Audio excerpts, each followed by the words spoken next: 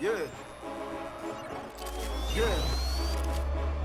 Hall of Famer, how did you not know? Championship, about to win a Super Bowl. Fans in the stand, love it when I'm in the dome. Touchdown dance, celebrating cause I'm home. Cleats on my feet, running routes all day. Shotgun, wildcat, I know all the play. Could've been a quarterback, just put me in the game. I was born a champion, and I just want the ring. MVP, I'm the best on the list. You can join the team cause we headed to the ship. Hey, you looking at a champ. Hey, you looking at a champ. You looking at a champ. You looking at a champ. Hey, all I do is win. All I do is win. You looking at a champ, and we going to the ship. We going to the ship. We going to the ship. Hey, all we do is win. You looking at a champ. You looking at a champ. Hey, all I do is You're win. looking at a C-H-A-M-P. Every time I do it, make it look easy. Better be prepared when you come for me. Don't talk me to death, you know that stuff cheap. I go hard on the west, I go hard on the east. It don't really matter either way, I'ma eat. You know I do numbers, 1, 2, 3, count on me like work easy. I can do it in my sleep, I do not know defeat. Championship rings on my hand, go bling in games when I please. Good night, R.I.P. Ain't no O.T. You are not a champ, boy, you don't wanna You be. looking at a champ. You looking at a champ. You looking at a champ. Hey, all I do is win. All I do is win. You looking at a champ, and we going to the ship. We going to the ship. We going to the ship. Hey, all we do is win. You looking at a champ. You looking at a champ. Hey, all I do is win.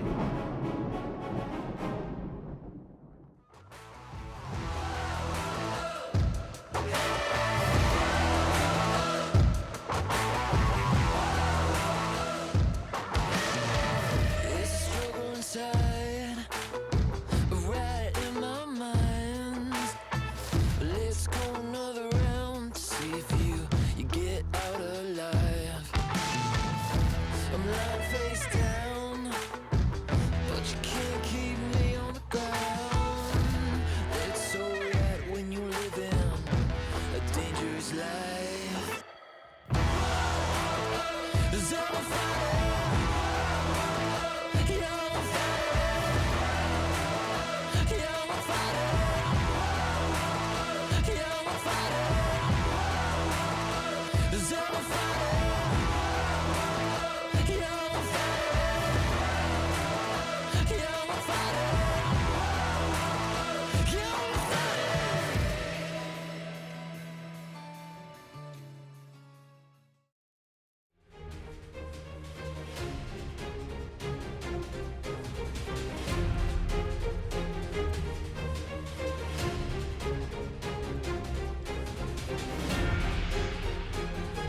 Welcome, ladies and gentlemen, to 2020 Spring LCK Playoffs. It is LS and I on this broadcast today. LS, welcome, my friend. You've had a bit of a long night. You know, there's been grand finals happening all over the world, and we're here for round one of our playoffs. Yeah, this is going to be Damwon taking on DRX. Damwon just recently ending KT's Cinderella story in spring 2020, and now they're going up against DRX. So this is going to be a really rough matchup for them, and I have had a bit of a night. I watched LEC, little, Yep. 3-0 there, and LCS 3-0 there, and I'm not sure what today has in store for LCK.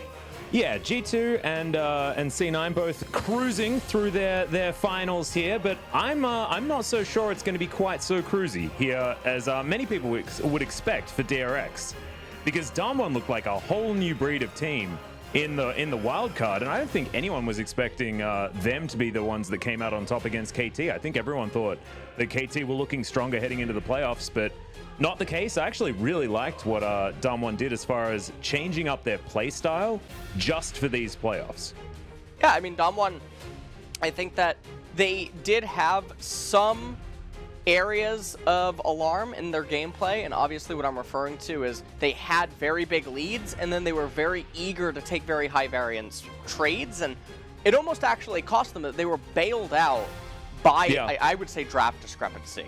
I think that the game one of Damwon versus KT was very even Fnatic versus G2-esque in terms of how big of a gap it was, and it really just carried them through. Here against DRX, though, I am a little bit worried if they take more high variance plays, because while KT was looking fantastic, I still would have said that KT would have been the underdogs against Dragon X. So I think Damwon, yet again here, have their work cut out for them. That is true, but this is all for the right to play against T1. As you can see here, the playoffs draw has T1 waiting in that semi-final, and then the finals against Gen G will be the victor of that particular match. In a couple of days' time, one of these teams will be able to vie for a spot in our grand final, which will finally be held back in LOL Park. None of this remote broadcasting anymore. We're going to have the amazing suits of an LCK final. Unfortunately, there's not going to be any audience, but I mean, as close as we can get is good enough, in my personal opinion. So very, very exciting to see that. But I'm actually not so sure whether DRX are going to be able to cruise through this one, despite the fact that they've had a winning record against Damwon almost every single time. It has never been there when it absolutely counts. And of course, I'm talking about the World's Gauntlet. And I know a lot of people will be saying, you know, DRX had already gone through all of that turmoil. They were on the way down. But still, the proof is in the pudding. And Damwon went to Worlds and DRX had to stay at home. Well, we can take a look at the match history as 18-7 in favor of Dragon X. 2-0 in Spring Round 1 2019 and Round 2, 3-0 in Spring Playoffs Round 1 2019. Summer, Damwon did beat them in Round 1, but Dragon X clapped back as I lose my voice right there. Take it away, Atlas. Yep, no worries. As you can see, that final was a 3-2, 5-game series. Last time these two faced in a best of 5. But let's have a look at some of the points here. Don't let Ornn through is going to be our first one. Yep. Ornn could be pretty big priority here today. For both of, I mean, even for both of these teams, obviously Chovy able to flex it. Doron probably would really like it up there in the matchup versus Nuguri. And I think one of the really key factors. Yeah, this was good. The flash just over so sick. The paddle star for Pyoshig. And I think the matchup today, it's really going to be about Deft and Kyria versus Nuguri and Showmaker all around. I think Damwon have a lot more strength on the top 3 side of the map, whereas Dragon X is going to get all of their strength from Chovy's stability, as well as Kyria trying to set things up. Deft, he's very up and down in a lot of the last series. So it's really hard to say what kind of a Deft we're going to end up getting here today. So I think that there's a lot of pressure that needs to be paid attention to there. Also, Ghost is here in this series, so it's not going to be nuclear anymore. Yeah, exactly. That might actually change up things for the better here for Damwon. We've seen that Ghost has been able to outperform what Nuclear did offer this Damwon squad, but also still had some of his Ghost tendencies that we certainly would remember. Because he does like to play a little bit aggressively. We saw that on his Kog'Maw, where he sort of went face first into a Baron pit for basically no reason in their loss in game number 2 against KT. So, look, we'll see whether he is going to be the Ghost that's going to save Damwon or the Ghost of BBQ's past. Well, we shall see. As going into the ban pick here, Dragon X, I believe, is on blue to start things off. Yep, and they would have had side selection as well moving into this game, so they've decided that blue side is where they're going to go. Means that oftentimes Dragon X do put a lot of priority on getting Aphelios, and we've already seen in the Fnatic versus G2 series that getting Aphelios is only the first step, as you then need to be able to draft the composition that's going to work with him as well. As we have a look at this incredibly close Nexus race, that if Damwon had won this, then it would have been that very even scoreline between themselves and DRX, at least for the LCK. 넥서스 야 넥서스 쳐봐 야, 제발 세트 이거 쳐봐 얘네 못 붙네 얘네 뛰어야 돼 3텔이다. 이제 아칼리 이거 버려 세트 무시해 이거 셀 자, 세트 바드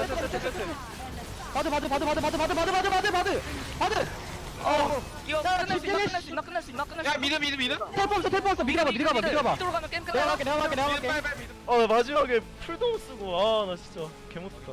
괜찮아 아 이거 판단 좀 하자. 칼다 했다. 너 멍청하게 했다. 그냥 캘 박아버릴 거야. 왜? 판단 너무 늦었다. 이걸 좀.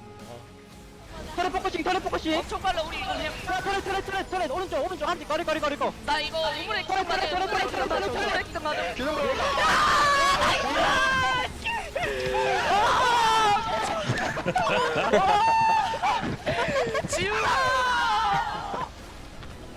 And they lose their minds, as you would assume, as we go straight into the points of the match. That moment was an absolutely insane one, and we'll see whether we do get one of those games at least in this best of 5 series. Long have we waited for today. The 26 match is back, of course, referring to the health bar of the Nexus. Angry Dom 1 couldn't go to bed. Can they start their miracle run? Well, the run's already started. They've taken down KT, and that was an upset. Yeah. So we'll see what they can do from here. And Doran at full potential versus Nuguri, who buries the opponent. Nuguri had a very good last series versus KT, and I think that that's going to obviously be pretty key coming into today's matchup, because Nuguri is going to be one of the driving forces for Damwon to try to win this. And given that Damwon's on the red side, that makes me a little bit nervous for Dragon X to have the side selection in like blue, because red is really valuable right now with all the counter picks that are existing inside of the meta. And yeah, there are power picks, but a lot of them are answerable. And so we'll see what they try to do with the blue side first pick as we take a look at the team stats right here. Regular season for both of them. First blood percentage, Dragon X extremely low. 10th in the league, 34.8%. And I think, obviously, a lot of this is attributed to the fact that Pioshik mostly plays World of Warcraft in a lot of the games until he ends And also, DRX constantly shove lanes. It's all about lane kingdom for DRX, and often they will still be winning in gold even though they lose first blood, because it allows the rest of their lanes to continue shoving relentlessly and denying their opponents. It's almost like they're happy to give away first blood, like they don't care about it in any sort of way, because they know that they can then leverage the rest of their players in order to get things done, and they have full information about the enemy jungler. So it's an interesting stat, absolutely. Well, the lineup for today, Doran, Pioshik, Chovy, Deft, and Keria. No surprises there whatsoever. Yep. Very standard stuff here for DRX. They have been a team that doesn't really like subbing for a very long time, and Damwon are very similar. Of course, they do move Ghost in after the first round robin, but otherwise, not too many changes, as Beryl has been very standard on the bottom side of the map for quite a few weeks now. Haven't seen too much from Hoyt, but we'll see whether we do see him subbed in for the remainder of the tournament, as this is, of course, going to be our key player matchup, and player versus player, 10-3. Chovy versus Showmaker, but you have to remember that Griffin's stats do skew this a lot. Griffin did a hell of a lot of winning in 2019. So regular season, KDA 5.6 for Chovy, DPM 555. Nice number right there. And take a look at Showmaker. He has a lot of the middle of the pack stats, which is not really reflective of how insane of a player he really is. And I think that's obviously a little bit surprising. Solo kills 9 versus 13. And the champion pool, Showmaker definitely more of the control-y side. Chovy a little bit more on the sinful side as we jump into game 1. And you were talking about side selection. Blue side has been selected here for DRX. We do have a lot of, I guess, questions for DRX as far as why they went for this one. Damwon do manage to utilize red side very, very well.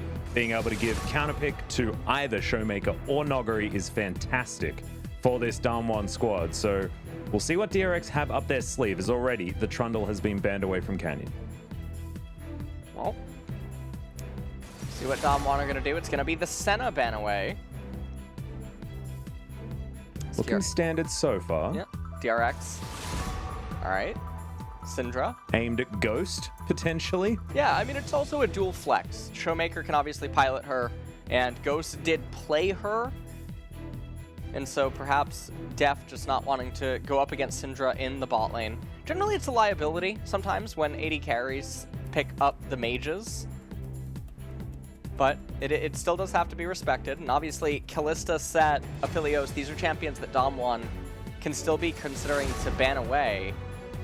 Yep, that Kalista, like you were talking about, is going to be taken off the board. DRX with their final ban. You could imagine that DRX very happy to lock down a Varus first pick if they can get to it. And I think it's likely that Dom1's going to have to choose between the Aphelios and the Varus ban, as DRX thinking about what they want to take away here. It's Jace from Noggery. I think doing anything to slow down that man on the top side is definitely a good idea. He was on fire, especially on the Jace. Didn't actually die in his last series against KT when he piloted that champion. And we all know what he can do on the Jace, so understandable to get rid of it at this point. Still, there's going to be a lot left available, especially in the mid lane. Between Chovy and Showmaker, they'll be able to have pick of the litter here. As the two of them certainly showing some pretty fantastic performances recently. Thresh going to be taken away here, so both Aphelios and Varus are available, and this is not surprising whatsoever, as we do have a look in at the Varus once again. Likely that if Kerry can get his hands on that Morgana, we will see yet another Varus Morgana lane, which has been very, very strong. Lethality Varus on top of the Morgana for just so much poke and damage. Aiming's damage in that in the series against KT versus Dom1 was just insane on the Lethality Varus. Yeah. And now Dom1, they're going to respond with Set being picked up, and obviously this is a potential quadriflex, as he is top jungle, mid, and support. And Showmaker going to take away the Zoe, of course. Chovy, probably the best Zoe in the world, in my personal opinion. He is extraordinarily good at this champion, so a pick away, but Showmaker is not far behind him, as we certainly do have some Zoe players here in the LCK. Kyoshik thinking about what he wants to do. So there are a few junglers left available, this one being a good example, as Sejuani is going to be there. We'll see whether Chovy decides that he wants to pick up his champion here. But Azir and LeBlanc both available, but both of them don't necessarily have the best time into the Zoe. So we'll see where he does decide to go. As man, if he just picks this, like self-counter picks himself because he's so confident in his LeBlanc play, that is that's up. That's definitely a move he can make here in the final, and he is going to do it. Well, the LeBlanc coming out for Chovy and DRX, I mean, they're starting things off. They're definitely from the School of Sin. And Dom1 now, they're going to want to acknowledge this and just try to dial things back to more mid-range and scaling, and try to just make sure that there's not real options for the LeBlanc. And there's the Ezreal coming in right now. Yeah, I like it a lot. This can make Deft go for the Lethality Varus and try to go for poke and create windows for Chovy to go for the assassination. So right now, LeBlanc has some targets on the side of Dom1, but things can definitely get dicey. Especially given that you have AP mid, you have AP jungle, Sejuani. Zoe's just going to get Merc Treads. It's going to feel very bad to play LeBlanc in the mid game, especially because Banshee's Veil is going to inevitably be picked up, and Ezreal probably going to end up getting a Hex Drinker at some point inside of the game. Things are already really good for Dom1, and the responsibility is all on DragonX. Yep, and now it's going to be DRX focusing the jungle. So far, the Aatrox ban to come in here against Doran, and we'll see whether another set counter-esque type champion is going to come in. Of course, set counter is a very strong word for an Aatrox, not generally something that has worked out, especially here in the LCK, as you, my friend LS, have been very vocal about. We'll see whether that's where the bans are going to continue, as Morgana I was going to mention, and is a very intelligent ban here from Dom1. And I think that the Morgana ban really signifies that they want to go for support on R4, which now you're reserving counterpick for jungle. And I want to see what they would have in mind for counterpick jungle, because with the Ezreal and the Zoe already, you're not thinking of like a heavy AP jungler by any means. You just need something that is going to be durable and good against the Sejuani. And so there's lesser common champions I don't expect to see, like Rost and Ivern and whatnot, but We'll Yep. see what Korea's take is. They might just actually handshake the Jarvan and actually have a self-counter matchup, thinking that, hey, we just need to still protect our Ezreal and Zoe, even though it has less effectiveness against Sedge and LeBlanc. Well, it looks like it is going to be the Yuumi locked in. Ezreal Yuumi for the bottom side of the map, paired with the Zoe, is very scary. Keria thinking about taking a different one out here as far as the caster supports are concerned, and his Karma has looked good in previous matches and does serve a similar role to that of the Morgana. And so wouldn't be surprised whatsoever if this is going to be the lock-in for support. Doran has, of course, played it as well and can work as a counter into the set if that's where Damwon are going to put it. I'm expecting Damwon to pick Sylas into the jungle, but we'll just have to see where things are going to be going here as Keria. What are we going to pick to round out this roster? If it's another support flex, it could be very confusing for Damwon. Well, it's going to be As Ornn. it And theoretically is. this is the thing, though, is Lethality Varus is going to hit like a truck, but now, I mean, Sylas gets insane value. And the Sylas wasn't actually something I wanted to see because you have so much magic damage on the Ezreal, Zoe, and Yuumi. I think that Graves here is actually completely fine because no one's going to build armor on the side of DRX. So I think GP, well, not GP, Graves would be super good, but GP pivot top lane against Ornn. Fnatic couldn't quite find this champion yesterday in the series versus G2, but they're going to pivot set into the jungle and now punish the GP. So Damwon's draft it's really scary, but DragonX, one of the few teams that really do play for Lane Kingdom, try to get super early advantages, and despite I think this draft is giga lopsided in Damwon's favor, I don't think that you can count DragonX out entirely, especially because Damwon has a tendency to donk off even with advantages.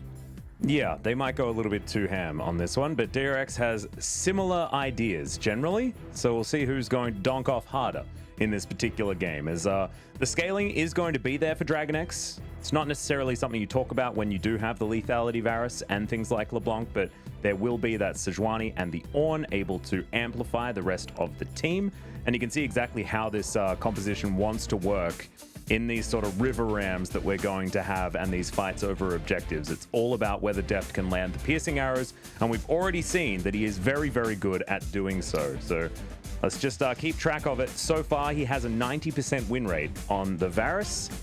9 out of 10 games he has won, and towards the end of the split, actually ticked over to being his most played champion so far in the LCK for 2020. So interesting that Deft has got full comfort, but he's up against an Ezreal Yuumi lane, which is very difficult to deal with. And Zoe, Ezreal Yuumi in the mid game, terrifying stuff as we get into game number 1 of round 1 of the playoffs.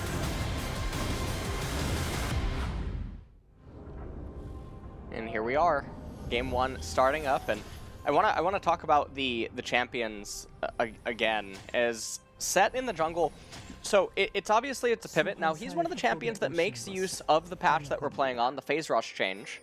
He has a lot of value out of that, obviously with Nimbus Cloak as well, as we would assume that he would have that. He doesn't have a reason to have anything else in that row. As the other thing is, Damwon scaling is absolutely bonkers. Everyone can get magic resistance. DRX have 4 champions dealing magic. Varus even deals a little bit of magic damage himself, even though he's going to be full lethality. And this is going to mean that it can be really problematic for them to win in the later stages of the game. However, the Set in the jungle typically has less resources. He has less base levels. He's not as effective as a champion. I think that Damwon really just did this to try to get the best possible edge in the draft than otherwise just picking some other AD jungler on R5, like Graves or Jarvan or something. Maybe they're viewing this as a better overall chance to win the game. DRX, though, they need to Lane Kingdom in bottom, and they need LeBlanc to really show up, because if this game goes the distance, they're just going to get completely smacked. Yeah, and DRX always play that style. And so let's see how they're going to go as the Electrocute proc here on to Showmaker, but he's able to answer back with a bit of a paddle star there. We'll just see how this top lane's going to go. I think this is actually going to show us a lot about what to expect in this series. It's how Doran is playing today. because we've seen that he's had certainly some ups and downs in recent series. As there's all of that poke that is available here from the DRX bottom lane. It's real scary to deal with. And one of the scary things is the Sejuani for Pioshik is a little bit bizarre, given that they are trying to play for Lane Kingdom, which a priority jungler, or one that can be really aggressive and coordinate dives very well without really falling behind or being slow at things, probably would have been much more ideal in this game. The other thing is that it deals the magic damage, so that's a little bit bewildering. The other thing that I want to point out is that I think this draft really tells us a lot potentially about the series overall, because if Damwon can actually just play safe and outscale DRX, this whole series is just going to be a nightmare because DRX is full of sin. Yes, they are, but it's Canyon that's doing the most sinning here in the early game, already trying to flash for a facebreaker. I'm not even sure whether that would have landed had he actually fully gone for it, as he's going to wrap around and try this once again. You can see that Pioshik was waiting in the wings, but he's currently trying to take down his red buff. Some zoomies towards the bottom side here to try and keep Ghost alive, who's doing his best to try and farm it out against Deft, and so far he's been doing okay.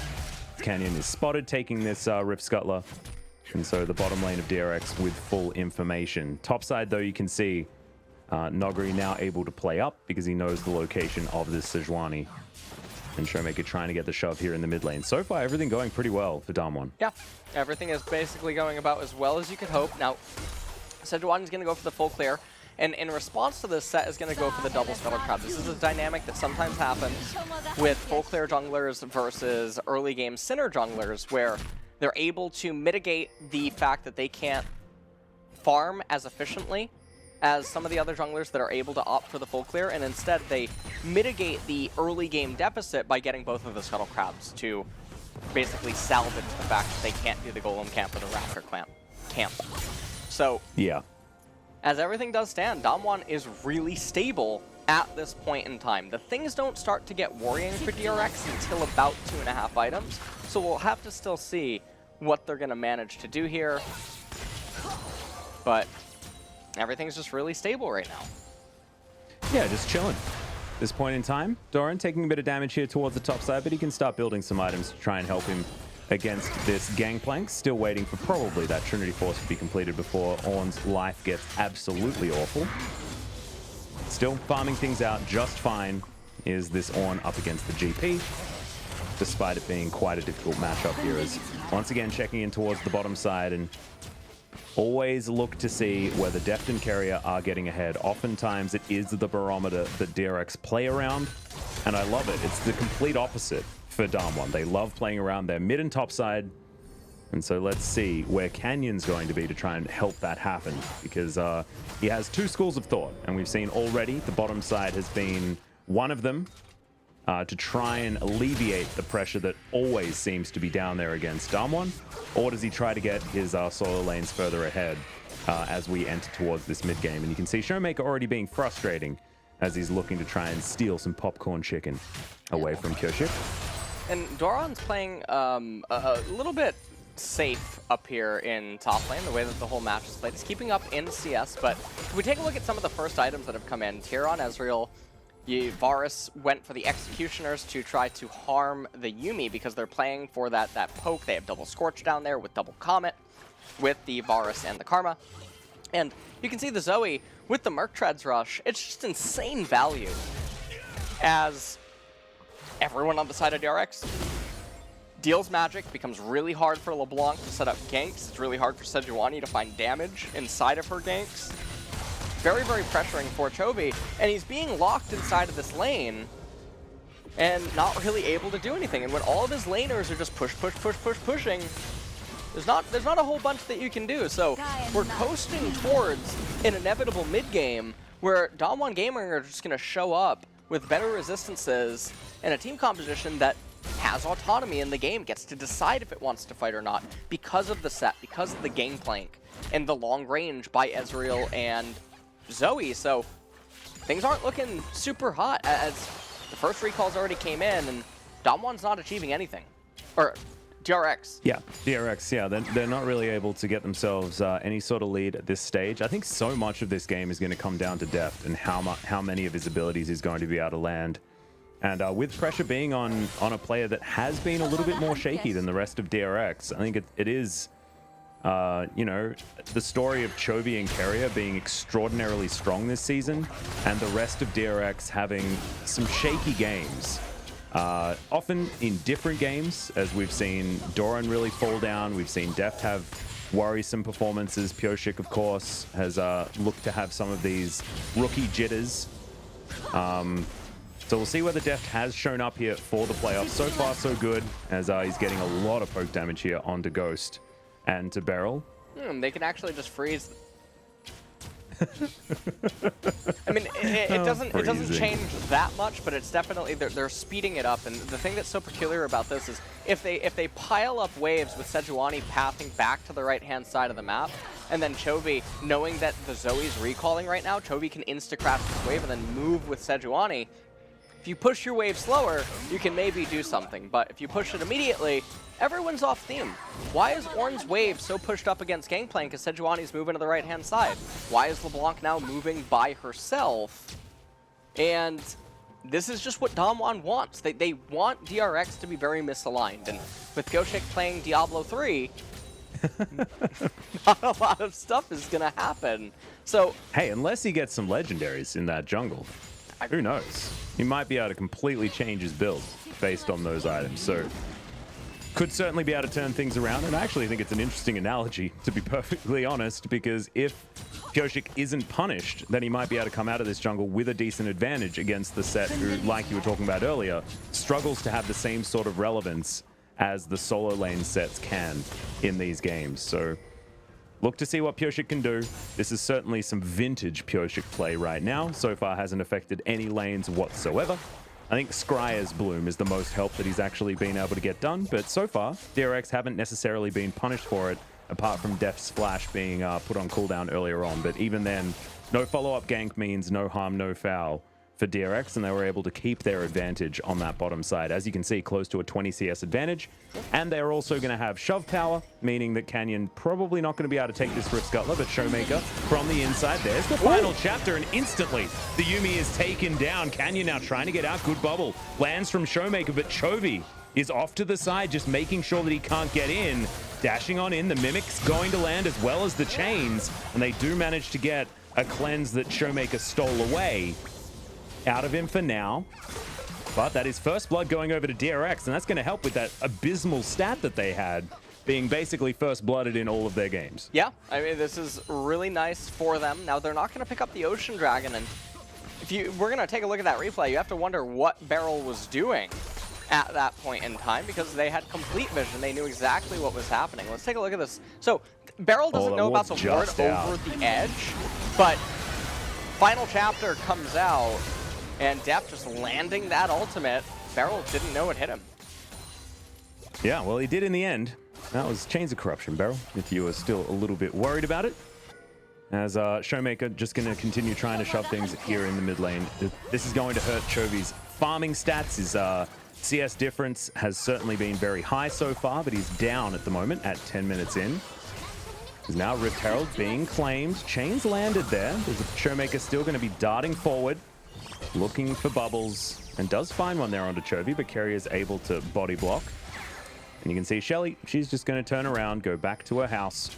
And Deft looking to steal away plates here on the bottom side. DRX love doing this. They're more than happy to give up Rift Heralds because they know that they can just continue to put money into their bottom lane. But Cannon Barrage is going to change things here. They are at least able to get another plate, but they'll have to wait for the next minion wave.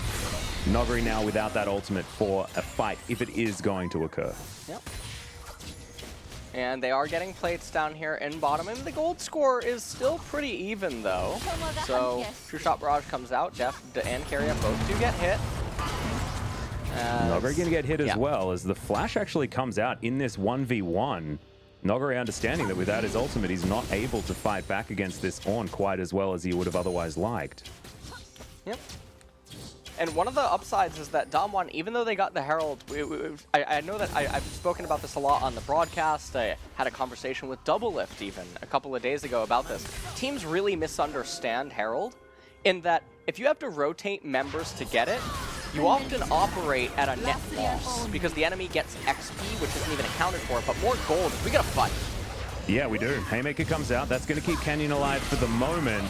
And now the final chapter is in. Deft has been stunned up. Canyon is extraordinarily low, as is Deft, but the disengage has to come in here for Damwon. Ghost going to get slowed down, but Pyoshik relatively low as well, and Chovy can't quite find his way into this fight, but he's still at full health and should be able to claim this Rift Scuttler for the moment. And they'll be able to pick that one up, so Crisis ends up being averted.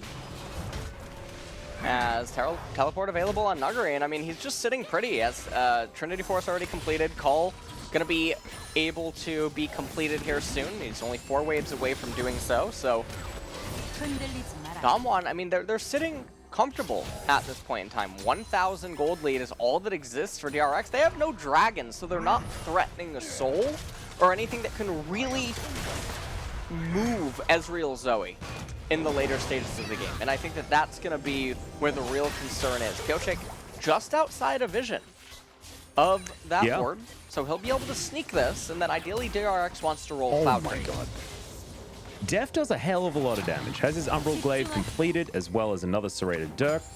Carrier standing over here, but Canyon just going to be Hex flashing around, seeing whether the Karma was going to go aggressive. You can see Deft at about half health at this point in time, as now they're looking to try and funnel some more gold into the Ezreal.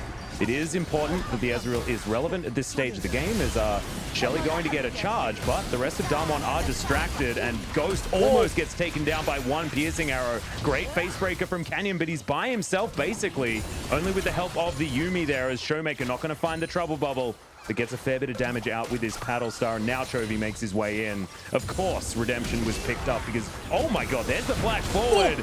And Chovy's going to be able to lock down that kill onto Ghost in the end.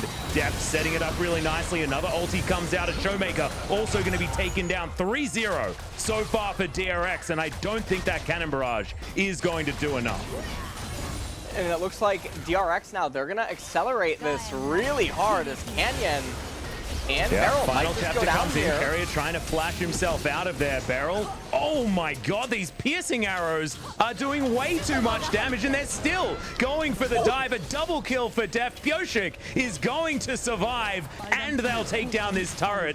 This is turning into a shellacking. Well, this is absolutely...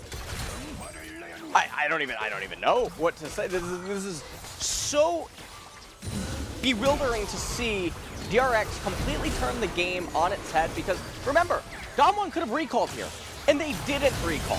So they chose to stay, they greeted for some sort of value. Deft goes forward, finds the opening, and Carrier moving around on the Karma. They didn't want to stop here, they were limit testing, and they managed to juggle the turret aggro in a way that allowed them to get the kill. And the piercing arrows, like you were pointing out, Legolas lives on. Oh yeah. As Pyoshik with the Karma Shield as well. Now they end up getting the bottom turret. And they have a 3,000 gold lead. It's only 15.5 minutes, but remember, this is something that could have been avoided for Damwon, and you have to wonder if they're going to tilt. The Varus is also the one with all the kills. Yeah, 100% kill contribution at the moment for Deft. 302, able to halve the health bar of an Ezreal with 1 Q. I don't know whether that was empowered with the W as well, but it doesn't matter. That is just obscene amounts of damage, as Damwon are probably confused about how much it is actually doing, and that's why we are heading into a pause at this stage of the game.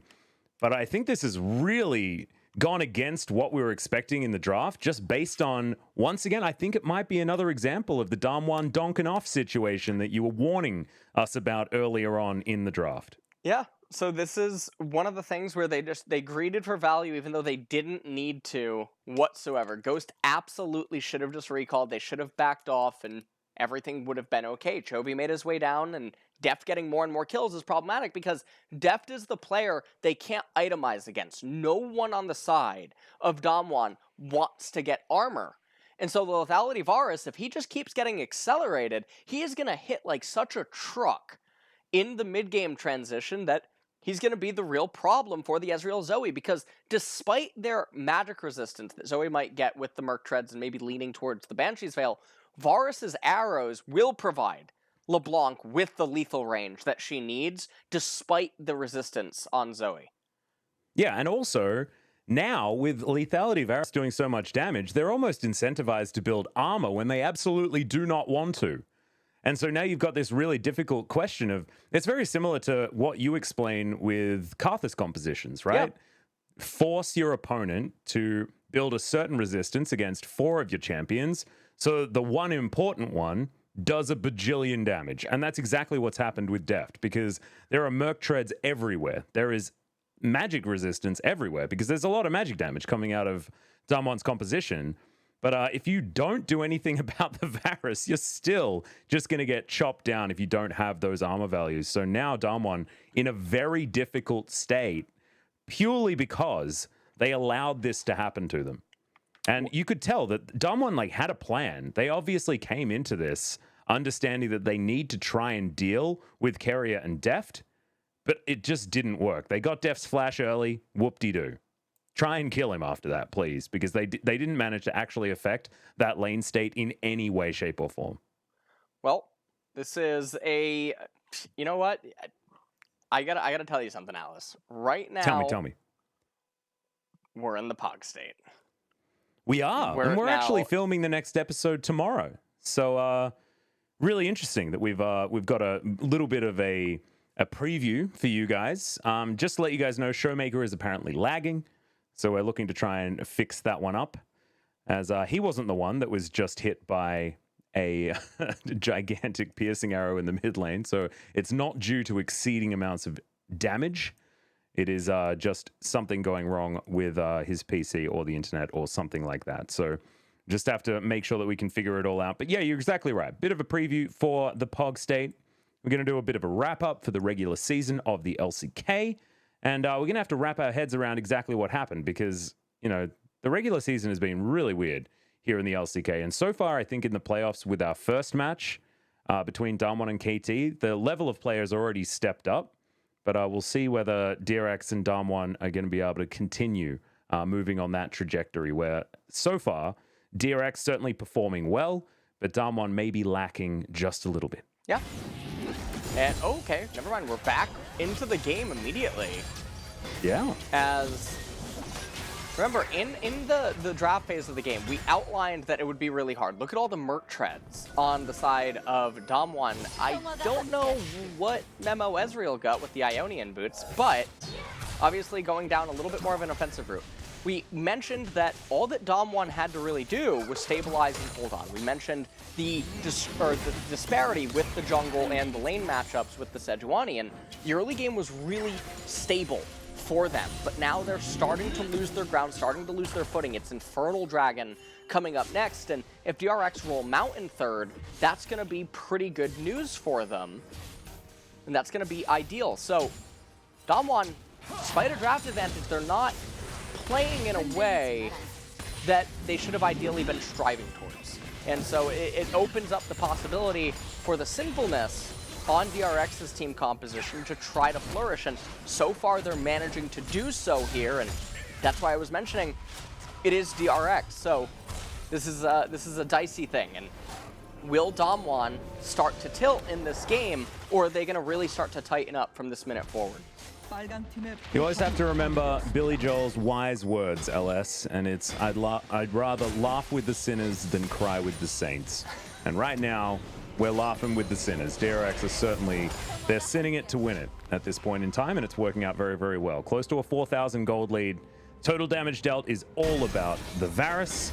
And you can see Nogri was able to get a fair bit of work done with his cannon barrages, but they haven't really been able to actually influence any fights. So yes, his damage number is high on the side of Damwon, but not very consequential because he's just throwing it out on the other side of the map when it wasn't actually going to be able to lock down kills. And so it's not over yet. Of course, Damwon, you were talking about it. They have a hell of a lot of scaling options with this composition, despite the fact that they're against an Ornn. And so still not end of the world or anything like that, but this gentleman on your screen right here is Canyon looking for Deft, will land the ultimate. They're trying to take down Deft and they will do so. Is Canyon probably going to get stunned up for the moment? And yeah, Chovy able to lock down Showmaker. He's burning. Does he have another? Oh, yes, he does. Finds the heal, keeps himself alive. Thank you very much, Beryl. As that is not going to be the one-for-one that DRX were looking for, and this is shutdown gold now being delivered to Damwon. And it's also coming in at a time where Deft's death timer is still, I mean, it's on right now. Now, he does have TP, but Infernal Dragon is live. However, Set is moving to the left-hand side of the map, and Nuggery is in top lane, although Doran's teleporting to Chovy. Deft is... Take it away. Yeah, I don't know why Deft's teleporting top lane when they probably want to be able to grab themselves a dragon. Looks like with Nogre using his teleport to get up there, though, it's going to be Kyoshik just taking this dragon for free. Yeah. And so that should be fine. They do have a lot of deep vision on the side of DRX, so they are able to do this without having to worry. This ward over here, I don't think gave Damwon nearly enough information to be able to stop this, so it is going to be the Cloud Soul this game.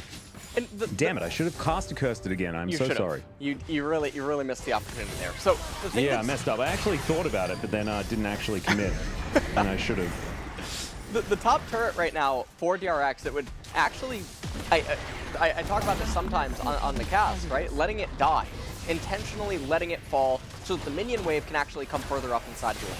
Even though Gangplank would get some of the turret gold, the map position post Drake capture would be pretty good for DRX, especially because they're looking to make fights and action happen. So if Gangplank doesn't have anywhere to go but to group with his team, you end up getting rewarded for letting the turret fall and thus creating a map state that's then beneficial to DRX's team composition. So they get the Infernal Dragon, Damwon just let it go. They rolled really well in that Cloud Dragon's coming up, but Nuggery, he's got a hot date, that's why he's pushing out the lane. Yeah, he wants to get to his Maw of Malmortius. He should be able to grab that one. Does have his cull completed now. We'll probably sell that one off relatively soon. We'll see when he's going to be able to complete these items. But with Maw of Malmortius coming in second for the Gangplank, it means that it's going to be a while before he sort of hits the CDR timings and the crit timings that he really wants with things like Essence Reaver and the Infinity Edge. I'd actually like to see that Caulfield's Warhammer turn into an Essence Reaver instead of actually completing the Maw of Malmortius. Of course, you do exceed the cooldown reduction cap. I don't know whether he took Transcendence. He may have in a secondary or something like that, but not going to benefit too much from having 50% CDR.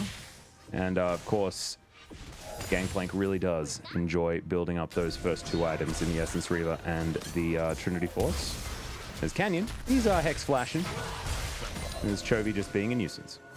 You can actually see the itemization on Damwon right now. Everyone does have the MR stack except for the Ezreal, who is going for the Trinity Force.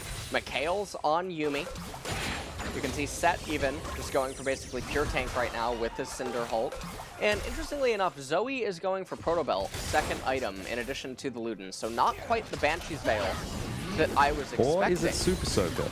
Might be the Super Soaker instead. That could be one of the possible options. But Dragon XR, they're sitting somewhat comfortable right now. It's only a 3,500 gold lead, roughly, for them. As they're going to play ping pong with the lane states, and this isn't good. So this is an LEC Atlas. We're not going to get any freezes. No, it's not about that. We don't like to freeze. It's turning into summer. And so, yeah, not going to be freezing any lanes anytime soon. That is going to suit Noggery, who's looking to try and find himself a back timing and might move one of DRX towards that top side to alleviate some of the pressure that Damwon have been dealing with. Varus going to go back home, has Edge of Night now completed. That is 3 items on the Varus, as well as a Luxury Executioner's Calling. Deft is extraordinarily strong, currently ahead by 50 CS against his lane opponent. But you can still see that Noggery is keeping up with Deft's farm right now, and he went back and completed a Death's Dance instead of any sort of crit. So this is going to be a very different Gangplank build this time around. Yeah, this is... So it's going to have the resistances as well as the sustain. And, okay, Nuggery does have a lot of magic resistance. He's at 147. This LeBlanc, she did pick up a Void Staff, also has the Sork Penetration Boot, so is getting quite a lot of value there, but this Gangplank is still just so durable, and with Grasp of the Undying, it's really hard for the LeBlanc to kill him in a side lane.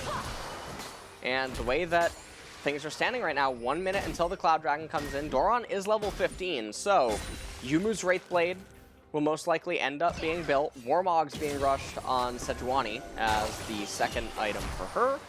But Luden's Pulse and Yumu's Wraithblade are the only options that I think are going to be on the horizon. Chovy probably way too far away from Death Cap, and why is Nuggery not freezing right now? Take it away. He's never freezing. When you ask that question, you always know what the answer is going to be, and you're always going to be disappointed, my friend. That's just how it goes. But I want to see Doran actually move over here. The Wraithblade is in, and Ghost just continues to get poked out here by Deft. However, it's not really turning into anything at this stage. Canyon, with his Chain Vest, not going to take as much damage from these piercing arrows. But Cloud Drake's going to be spawning in a few seconds' time, and this will be Soul Point. Of course, Cloud Soul, not exactly the most valuable, but that's absolutely fine. Deft throws an arrow into Narnia, which does thematically make sense. The thing here is bit that... of archery done there in Narnia. Yeah, exactly. Deft right now is effectively at 4 items, all things considered, because you consider the Yumu Wraithblade upgrade, and then you consider the fact that he has the Executioners, which is pretty good. And, okay, well, bit of a trade. Yep, free Drake going on over to DRX. They're going to be able to take the Rift Scuttler, and Pyoshik's going to be able to enter the enemy jungle and see what he can do as well. As Doran moving on over also. See how quickly he can get himself to level 16 and give away that Luden's Pulse as well. So looking forward to seeing what Chovy can do with a bit of extra statistics in his back pocket. Or whether perhaps they wait, you know. I'm hoping that it is going to be a Locket of the Iron Solari to come in next for Pyoshik so that they can at least utilize that extra money. And of course, Locket is able to offer a fair bit. He could even build a Abyssal Mask if he wants to. There is a fair bit of magic damage coming out on Damwon's side, but probably going to want that Locket potentially for, you know, Nogre's ultimate in a team fight, things like that. Searing Charge comes out here from Doran, but you can see both him and Nogre not taking too much damage based on this particular Gangplank build.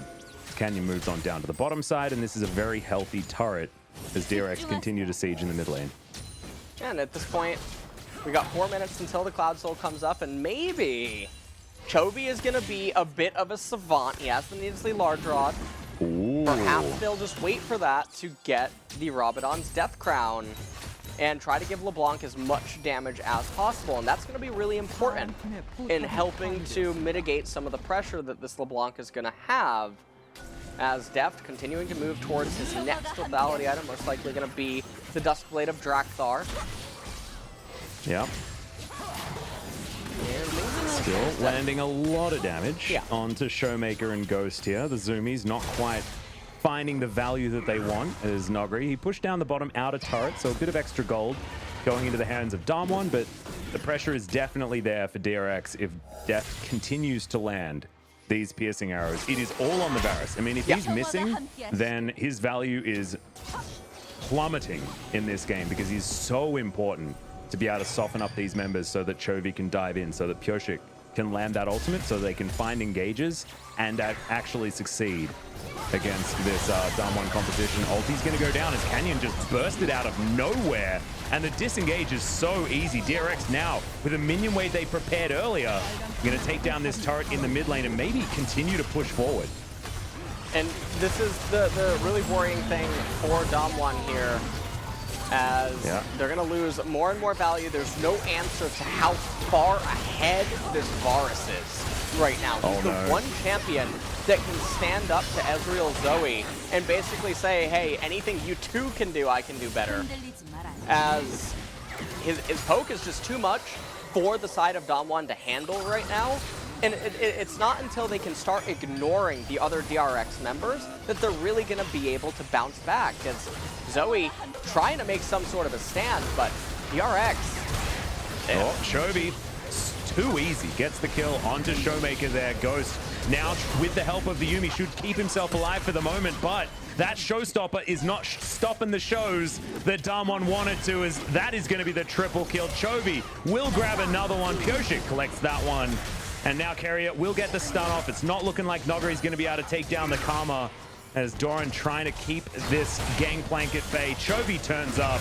Nogari does have a lot of ability to stay alive. I mean, this Death Dance is doing a hell of a lot of work, but they will be able to take him down. That's going to be the ace.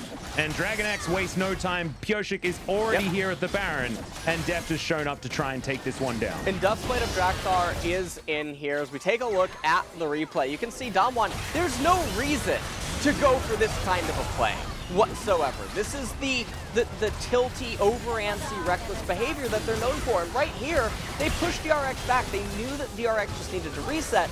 Again, no reason. There's no objective on the map for them to look for team fights. And DRX basically says, thank you so much, as they invite themselves out onto the map into the open, thus giving a lot of power over to DRX, and they all get picked off, and now it's an 8,000 gold lead. Baron buff on DRX, Dragon Soul coming up in 30 seconds, and Atlas, this is why I was mentioning in the draft phase that the tendency of these two teams, even though Damwon won in terms of the massive scaling draft, I thought that DRX would still win just because the manner in which both of them are going to play out the drafts, Damwon has the tendency to tilt, and they have a tendency to get over antsy, and I think that's really bad against DRX. Yeah, now DRX is going to be able to move down here towards the river, grab themselves the last Cloud Drake. That will be the monopoly of dragons, certainly being held onto here by DRX. And at 30 minutes on the dot, basically, we will have that Cloud Soul picked up. In fact, 30 seconds earlier, as Pyoshik's going to lock that one down. So a lot of extra movement speed, a lot of extra CDR on these ultimates, as Nogari is in trouble. He's just going to be taken here. There's just no, you can't eat enough oranges to keep you alive in this scenario. And DRX pushing up this menu wave towards the bottom side. This inner turret will be next on the menu. And there's only been one death on the side of DRX. That was that one forced death onto Deft in the mid lane that looked very difficult to gather for themselves and didn't really stop DRX's push forward, as Piercing Arrow lands onto Showmaker. Yeah, Deft is very, very big. Deft is, I mean... you know, Chovy and Doran pretty strong as well. As now we're looking for the knock-up onto Ghost. He's not going to be able to go anywhere. Flat forward from Doran, chains connect. And Chovy is trying to battle Deft for player of the game for this one. I have a feeling he might even be able to get over the edge as well, because you have to look at it. Deft is 100% of his team's deaths right now, and that's probably not good enough. If I was LS, I wouldn't be impressed. But these Nexus turrets are not going to have to worry about that one. They are just going to go down because the damage here from DRX is going to be too high. And game number one will be taken by DRX, who are waiting in round one of the playoffs. This is the team that got removed from second place by APK. You saw how depressed Carrier was, but this DRX team do not look tilted moving into the playoffs. No, they look extremely, extremely clean in this game number one. Obviously had to wait for Damwon to basically give them the opportunities in order to capture the game and bring it back. And that's one of the things that's going to be really worrisome, because now, going into game number two, DRX are going to have counter picks available. They're going to be the ones that are probably going to end up on the side of scaling. And with DRX lane kingdoming, seemingly regardless of if they have good matchups or not, it's really worrisome, because I think that the thing that's so important about this game number one is if Damwon can't win with that kind of a draft edge, I don't know how they're supposed to win at all. Yeah, and also, Damwon were gifted red side in game number one and weren't able to actually translate that into a victory. And that's also bad news. So now, with the ability to move over onto the blue, they might be able to pick away something like a Varus. But then they have to contend with Doran getting a counterpick against Nogari, having that lane go much better for Dragon Axe. Having counterpick for Chovy, which could be even more terrifying. Yeah. As we have a look at some of these highlights, as Deft helps pick off this kill very, very easily. As him and Chovy had one hell of a game. As LS, you need to vote for player of the game. All right, do I even need to? Come on. Yeah, that's true. Just write down the Chovy. All you need to do is write down Chovy. Do not speak of what my vote was, Atlas. You did an Atlas. You're not allowed to do that. That's my job. I'm supposed to go against our player of the game god, Chovy. Yeah. He got robbed. He got robbed by Dev. He did. Yeah. On the English broadcast. Yeah, on the English Watch broadcast, Chovy pick it up anyway, because everyone on the Korean broadcast is going to vote for Chovy. And we're like, well, we were part of the problem, guys. We were part of the problem this whole time. As he did play very, very well, but honestly, the points of the game where Chovy was performing was after Deft had done all of the work in the early game to make sure that Dragon X were in a position where this composition could win. Because if Deft wasn't that huge, this game looks very different, as you illustrated throughout that game. Yeah. And all of it stemmed from Damwon being greedy with the better scaling team composition. And they stayed in bottom, and that was the start of the snowball. Or, I don't even want to call it a snowball. It was an avalanche once that happened down in bot. And Nuguri, I mean, the way that he played out the laning phase against the Ornn, he actually lost, even though he had a call, which was also interesting and a good sign if you are a DRX fan, because Nuguri is going to be integral to Damwon's chances at winning.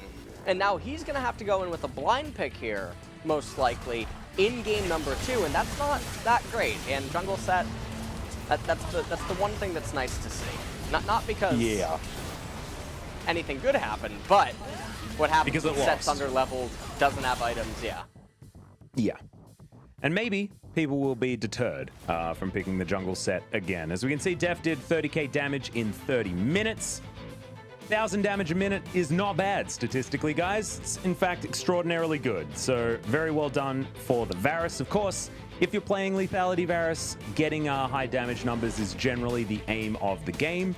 But it's just really good to see that Deft has his eye in here today, because he was one of the question marks. And I know it's really weird talking about it. If you've come into the LCK just to watch the playoffs and you hear me saying that Deft might be the shaky part of this team, it's certainly a weird thing to say given his pedigree, but certainly good to see that he's playing well. And we'll see whether he continues to do so as we move to game number 2 right after the break.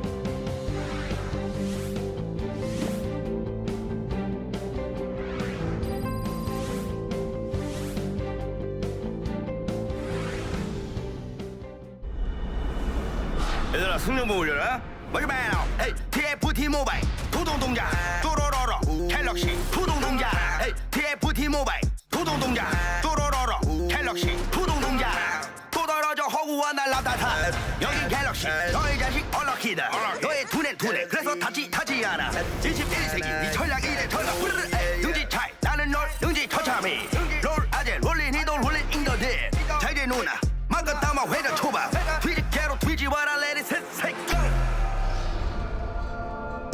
TFT 모바일 부동동작 또로로로 갤럭시 부동동작 TFT 모바일 부동동작 또로로로 갤럭시 부동동작 라이어가 멋이 부동동작 TFT 모바일 부동동작 온유월 서리 가득 찰노동작 또로로로 갤럭시 부동동작 하다 현타 부동동작 TFT 갤럭시 부동동작 유체 뉴 시너지 전설등장 멋이 팬츠 우주 부동동작 리그 오브 레전드 전략 게임 TFT 모바일 부동동작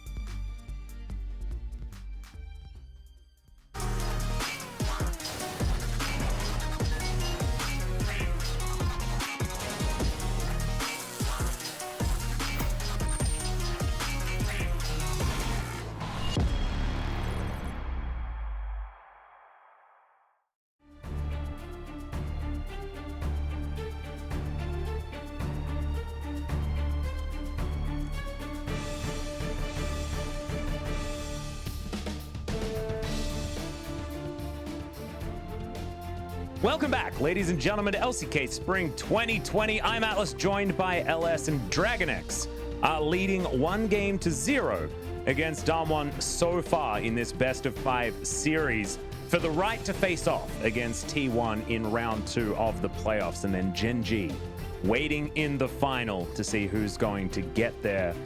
DRX looking pretty good in game number 1, even if the draft didn't necessarily lend itself to that. Yeah, I mean, DRX, they came out with a draft that has a lot of variance and it needs to get ahead. And we said that, right? They had a lot of responsibility on them. Now, they're known for lane kingdoming, which is why the Sejuani pick a little bit out of place. Player of the game goes over to depth. But remember, I just said on Twitter in between the games, if Damwon couldn't win with this kind of a draft edge, I don't think they're going to be able to win at all. Especially because going into game number 2, DRX on red side, even though that color hasn't been super favorable to them at some points, I still think that they're going to be the ones finding edges, and that could drive them to 2-0 in the series. And you have to wonder what that would do to Damwon's mental state. And we have to remember as well, so far in the playoffs, Damwon haven't won on blue side ever. I mean, there is a sample size of 3 games. However, still, their red side victories are what brought them here. And I love low sample size stats, so I'm just going for it anyway. As if we have a look at their regular season stats, it is a little bit of a different story. Damwon very even when it comes to blue and red. There's my so observers. 7 out of 9 is going to be the vote here as the observers. A couple of Chovies in there. As even if we had have both gone for the Chovy votes, LS, he wouldn't have got it. As the Korean casters are there with their brains switched on. Nice. Nice. Well, we're going to have to see what game 2 has in store for us. I already voted for player of the game. It's actually Chovy for game number 2. I'm going to make sure to set the record straight. I mean, he still has to win the majority of player of the games, right? And so DRX theoretically going to win 3. So 66% ain't bad at all. So no worries. Just hopefully Def doesn't hard carry in the next couple of games as well, and we're forced to give him player of the game based on that one. And I'm just looking forward to the draft, man. I'm looking forward to seeing what DRX have planned for us on the red side, because I think this Varus is going to be a very key takeaway for Damwon, or a key ban to take away as well. And I think the thing that's so important about Varus that a lot of people don't recognize is actually he's 2 champions.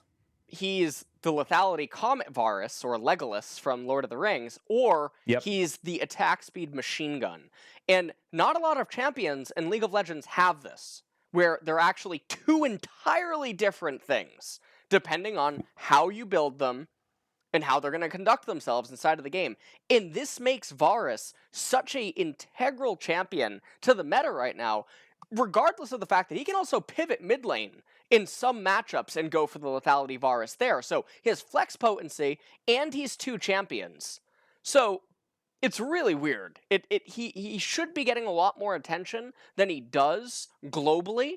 But obviously, we do see that LCK does tend to favor him, and Deft always does fantastic on him.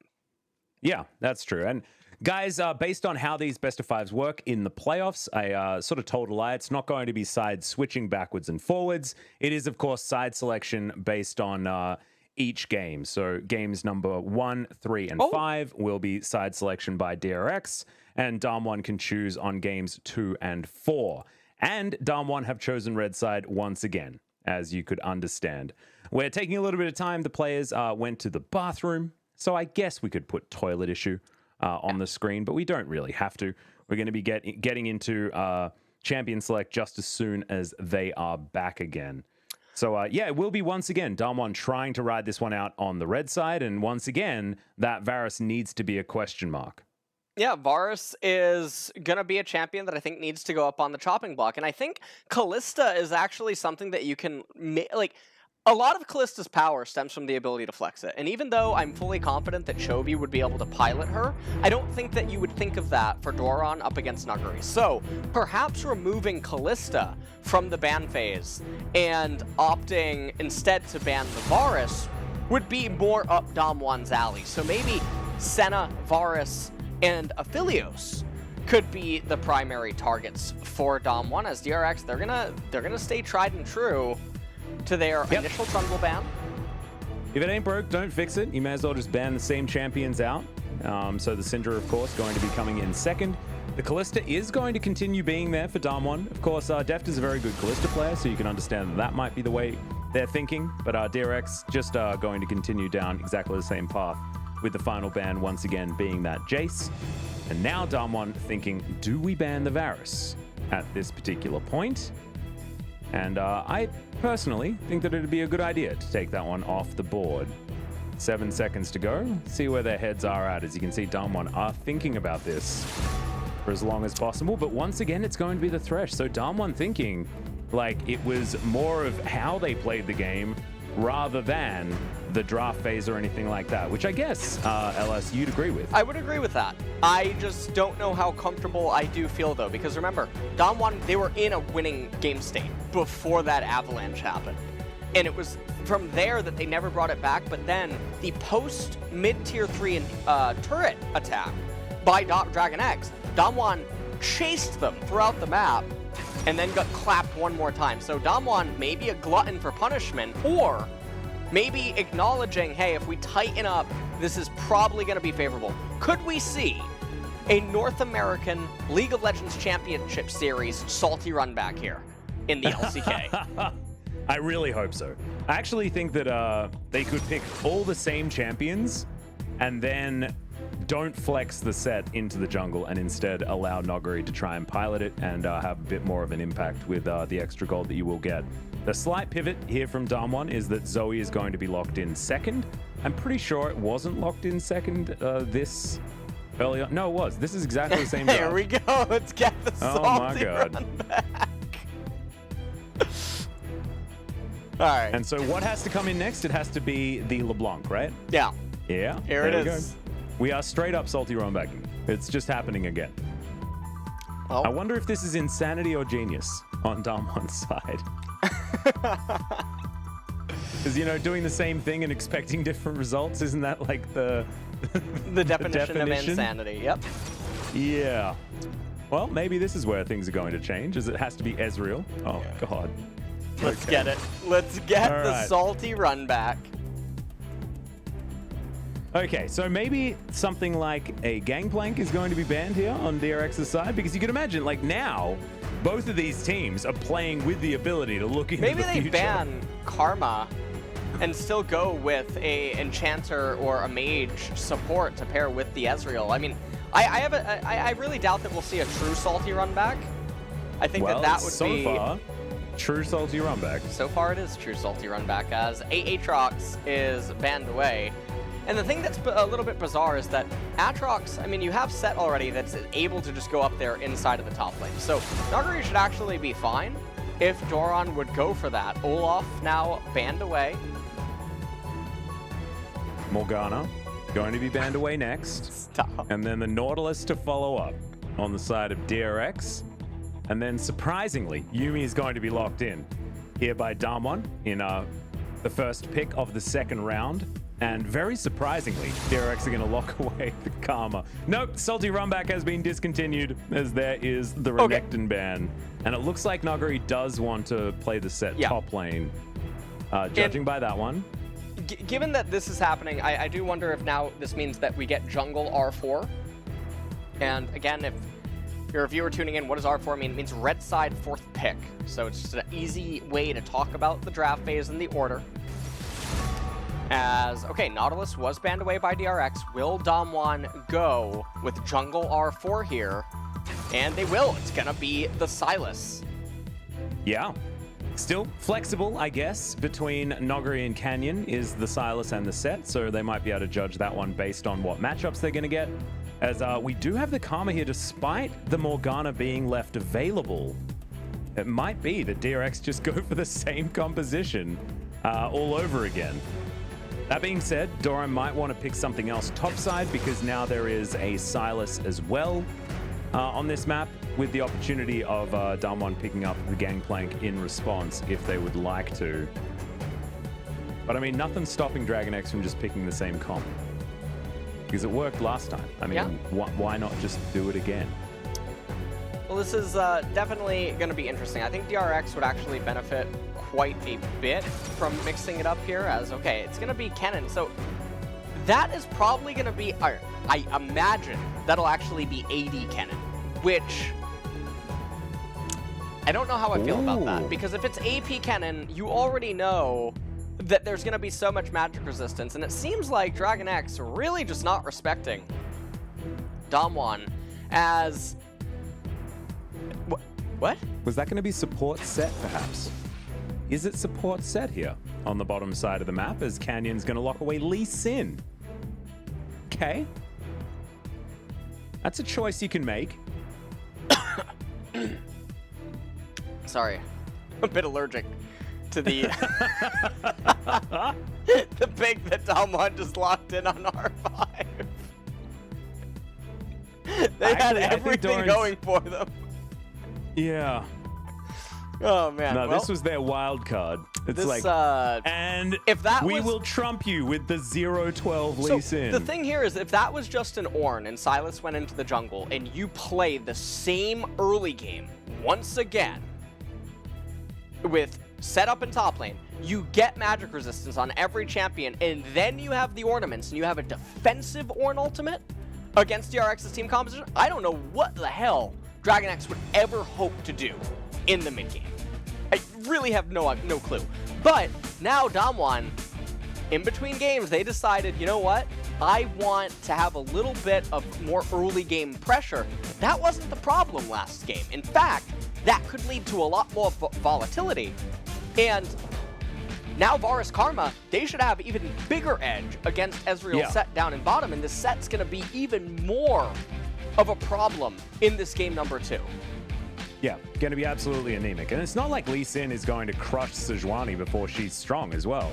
Both of these champions do like to get to that level 6 before they really do anything. And yes, Lee Sin's going to have a little bit of skirmishing power as we move into the early game, but I just don't think it's going to be enough here as DRX, it looks like the draft has worked out even better this time around. As we do have the Unsealed Spellbook, so it's looking like Doran is going to be going the AP variant. And I think many of us were expecting that. We only saw one 80 cannon so far this season, and it was pretty bad. Well, it's going to be Omnistone on set, and we'll see what ends up happening. As they're looking to cheese, as Lee Sin is on a 12-game loss streak here in the LCK. So here's the thing about Lee Sin. A lot of people, they'll say, well, if we play the early game right, we should be able to get advantages. Play the other side of the coin. The enemy can say if we play our laning phases right, we can't die to ganks. And then the Lee Sin just gets outstyled. He ends up being basically an anchor for most team compositions. And he's very out of place with the Ezreal, with the Zoe, with the Sylas. These are champions that they want to scale. And you can get an on-theme scaling champion in the jungle that is also really good with the Damwon team composition. But this Lee Sin, he might try to actually gank for lanes that shouldn't actually need any ganking. Whereas if he was a different kind of jungler, he could just match counter gank endlessly and show up with a massive edge in the mid game against Dragon X. But maybe they're feeling a little bit flustered with how passive the early game was last time around, and now picking the Lee Sin, it's I don't know how to feel about it. So think bad. Yeah, I definitely do feel bad. This is much weaker draft now here in Game 2. If the Ornn was locked in on R5, I actually think it would have been a stronger draft than Game 1, which is, I don't even know how that's even possible to achieve. But I think this is much more now in Dragon X's court than Game number 1, and that should be good news if you are a Dragon X fan. Yeah, we actually saw this exact trade as Chovy's going to flash very early on in this game, just to get a little bit of a better trade onto Showmaker. Very curious. That's going to give Canyon a target here in this early game, as he might need to go bottom lane, to be honest. As Beryl and Ghost are not having a great time. Well, I think Dragon X is... So my prediction, of course, yet again, is that Dragon X is going to win, despite that there is some problems as the game should drag on against the Ezreal Zoe. But again, it's them, so you do feel a little bit confident, as well as Damwon's tendency to do things. However, the early game has started out a little bit better for Damwon, in that Chovy did blow his flash very early on. And also, he doesn't have teleport here on the LeBlanc, so it's going to be Ignite versus Ignite in mid lane. And you can just see the problems with the set. Very different from the Yuumi. Even though Beryl is very healthy, there's going to be a lot less potency, and if this lane falls behind, it's going to be even worse. Yeah, and also there's no sustain this time around, so it's not like Ghost can stick around in the lane for the amount of time that he was able to with the Yuumi in his back pocket. So a little bit of a worry there as the cheater recalls that you talk about have been taken. Deft actually deciding to go for the heal this time around, so not with the teleport, so can't actually get back to lane as quickly. It is able to sneak one through pretty nicely there, as you can see. Noguri getting taken down relatively low, but still has 2 more of his Corrupting Potion charges, so he'll be absolutely fine, as Doran's just looking to try and harass him here in this early game. So far, Noguri hasn't been exactly zoned away from CS or anything like that, and so everything should be okay for the set, especially with Beryl making a rotation topside with Canyon. And the thing that's so peculiar about this is that the wave is actually coming back into Doran if he wanted it to. And so Beryl might go for flash here. Yep. And he's going to get hit by the Phase Breaker. Eventually flashes as in goes everyone on Damwon's side, and First Blood is going to be taken. A late flash is punished very, very swiftly. Yeah, Doran really greeting right there on his flash. He tried to get value out of holding it to see if he could outplay it, but in doing so, finds himself punished as, okay, double Doran's Blade for the Kennen up in top lane. Now, he does have the spellbook, but I'm still curious what he's going to end up going or committing to as the Kennen itemization. Take a look at this. So, the wave is coming back into Kennen, which he should be happy with. But he's constantly auto-attacking the wave, and Beryl and Canyon, they actually rotate up. And, you know, we talked about Canyon before. It was a bit of a sand gambler.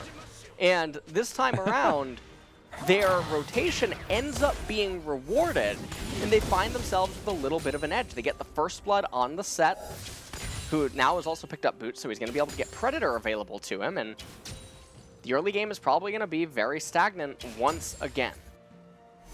We'll see whether that works out for DRX or whether it works out for Damwon here, because we don't have, you know, the Ornn that's going to be skewing things or anything like that. And this time around, Noguri does have a bit of an advantage in this lane, as Beryl finds the Haymaker, but Snare still comes in and Beryl takes way too much damage, as you can see underneath that turret. You get stunned up even for a moment, it means that all of Death's poke is going to be free. And that is very, very scary, as Canyon clearing out some vision. W lands there from Ghost, but it's all about just pressuring Beryl. Has to use the Haymaker defensively to avoid dying to the Q of Deft. Canyon moving on over here, as you can see. Inspire Shield coming in. He puts down the ward, but a control ward already there for Damwon. So going to deny that.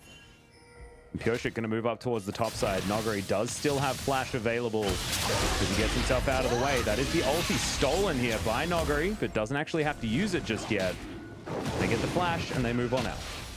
And now this is going to be Damwon picking up the Ocean Dragon here. That's going to be the first one going over to them. That's also going to buy them a lot of time, even if they would fall behind in later stages of the game. Because it's going to be it's going to be another 5.5-minute block that Dragon X would have to wait to capture a soul, unless they just steal it. Yeah, they just steal it with a Varus Q, as now Beryl's in trouble as well. 2-man Phase Breaker. That's a fantastic exhaust onto Ghost, who has to get himself out of there. And again, DRX have found the moment in the early game, and Keria just going 1 versus 1, still trying to find Ghost after he collects his flash. And Ghost can't wait under that turret because he is 1 piercing arrow away from dead as Showmaker throws out the flash. He has to land this paddle star, or does he? As he does have Ignite available to him. The Electrocute also going to help out as now Deft lands the Chains of Corruption. Pyoshik is here as well. Only level 5 as he flashes over to try and find this Zoe. That flash is going to be collected as now Chovy flashing on forward finds the Ignite as Beryl. I don't think he's going to be able to find any of the Dark Harvest stacks here, as it looks like he might just be one himself, as double kill comes in for Chovy. 4-2 here in this early game. And this is it once again, Atlas. It was so stable, and the game didn't need to have this happen, but Dragon X, they pounce like lions on Damwon's mistakes. And then it just keeps happening. It just keeps falling apart. And now they find themselves down about 1,000 gold. They're going to now make a rotation for the Rift Herald. They're going to pull some of their laners over to do it. And you can see Deft, he's just running back down to bot lane.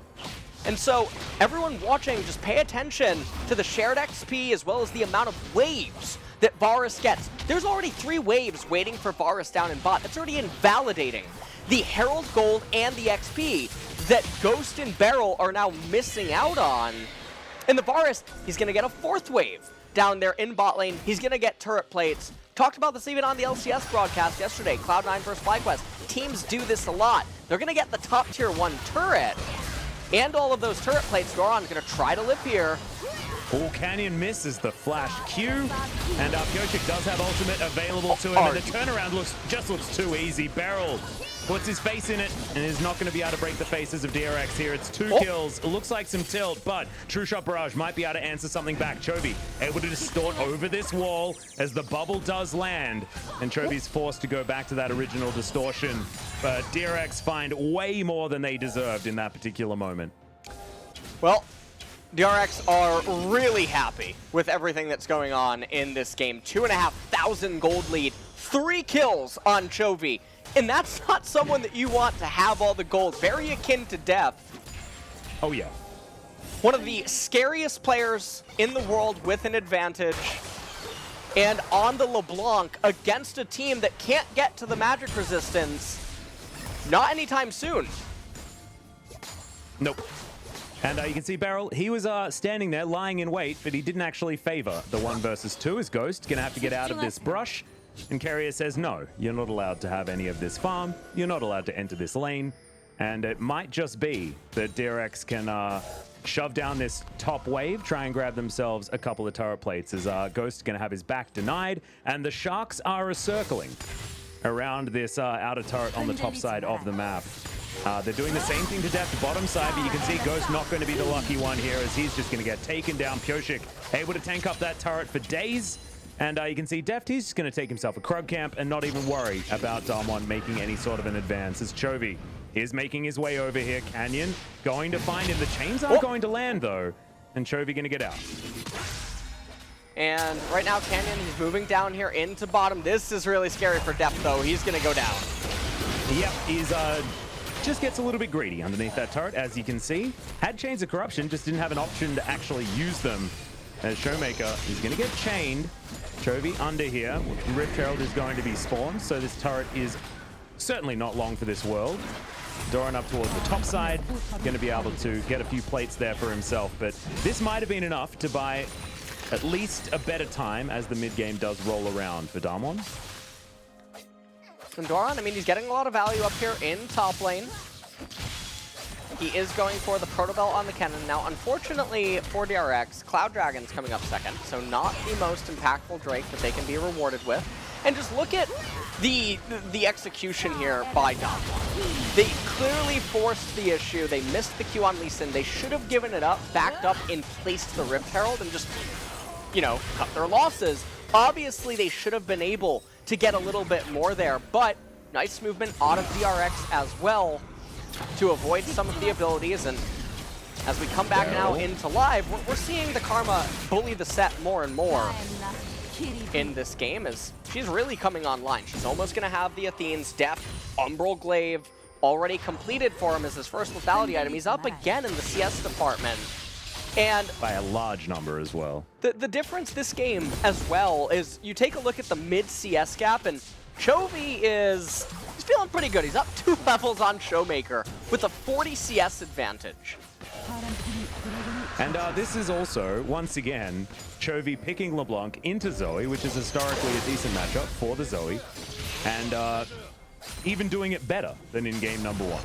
I mean, he was very close to picking up the MVP for himself, in my personal opinion, after game 1, is now getting chased out, Beryl with the Predator available, but Distortion's one hell of an ability, and that's going to get the LeBlanc out of there. This game feels like it's transitioned from game number 1 being all about Death to being all about Chovy, as Doran's going to turn around this little engagement very comfortably. There's the exhaust onto Noguri, and he's going to have to flash. The follow flash comes in. Stun onto Doran, though, does deny it as the chains come down. But the Q is going to be good, and Doran's going to pick up that kill as Canyon going to get snared by Carrier. And that's just the support telling the jungler that he can't go into a lane, and the jungler having to listen. And Doran getting a solo kill onto Nuggery is not something I think a lot of people would have expected, as things are just getting a little bit worse and worse right now in this game. Damwon, they're only down 2,000 gold, so it's not the end of the world. They still do have the late game insurance policy, but you can see yet again, and it makes me, I'll be honest, a little bit excited. It is my guilty pleasure. Lee Sin doing nothing.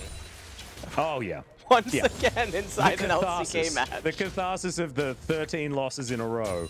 If this was a Friday, it would have certainly been an exciting time, as Deft is going to be delivered a blue buff. And yeah, 블루 나 먹어도 되나? 13 losses 나 in a 가는 row. 중이야. That's crazy. 먹어도 돼. 우리만 가. Doran's perspective is very bright 나도 on 갈게. his screen, as you can see. Yeah, I actually really like that. That's 그래? actually 나 really 미드 nice for 갈게. my eyes. As Shinobi comes in here with the Shuriken. 나 살았어. 이주공 생각, 이주공. 리신 탑이었어, 삼거리. Yeah, Lee Sin was some top. Ninja Gaiden stuff going on. As this is back to live, and once again, Noguri getting some attention here from both Pyoshik and Doran. Do have Sorcerer's Shoes as well as that Proto Bell completed. Doran's in a great position as he moves into the mid game, and fighting around this Infernal Drake will be very difficult here for Damwon, because the Kennen slicing Maelstrom really does have to be respected as ulti comes down from Pyoshik very, very quickly. Slicing Maelstroms are going to be channeled, but Noguri doesn't have the health bar for it. Haymaker comes in, Pyoshik times the flash beautifully and avoids everything. And Damwon just lose their top laner one more time. That 0-2 power spike that we talk about has come in for Noguri, but I just don't think it's going to have the positive effect that it's had in previous games. And Chovy and Deft just continuing to get solo XP in the side lanes, as Carrier is putting on so much of a show with this Karma. He feels like he's everywhere, feels like it's a carry champion, and really just living up to the power that Mage and Enchanter supports can have in games against melee supports. And Beryl not really finding his groove here in this game number 2. 3,000 gold lead for DRX. And the set support just hasn't done anything this game. I mean, yes, he got like one gank that theoretically almost worked. Even though it was a 1-for-2 trade, he did get a kill, theoretically, as Noguri throws out his Super Soaker, which is interesting. An odd item build here for the Sylas on the top side of the map. But yeah, this is Damwon looking out of sorts here in game number 2. After, like you were mentioning, the blunder in the draft. I don't know whether Beryl was necessarily planning on playing this set. And it really does look like they are not really figuring out what this composition is supposed to achieve as we move further into this game. 1 minute until the first Infernal is going to come up, and DRX can move to a soul point once again. And if they're able to get these next 2 Drakes, that means they will have had a monopoly on the Drakes this entire series. And it just shows that the DRX early game that they play around so well during the regular season is continuing to be just as immovable as we move into playoffs. And remember, this started as well with the Dragons, with the steal onto the ocean. If you take a look at this replay, and Carrier just doing such a fantastic job. Pyoshik managing to avoid the Lee Sin Q right at the very end. And because of that steal, they've now potentially threatened a 23-minute or so Infernal Soul Point. Things are just looking really scary in this game, as DRX, there's no way they should ever be able to win this Infernal Dragon. Noguri is up there planted in top lane without teleport at about 25% mana. Should be an easy pickup for DRX. And we have to remember as well the age of these players on DRX's side. If they win this series 3-0 and as confidently and comfortably as it looks like they're going to be able to, it's going to be really scary for T1 fans that are going to be waiting for this terrifying DRX in the next round of the playoffs.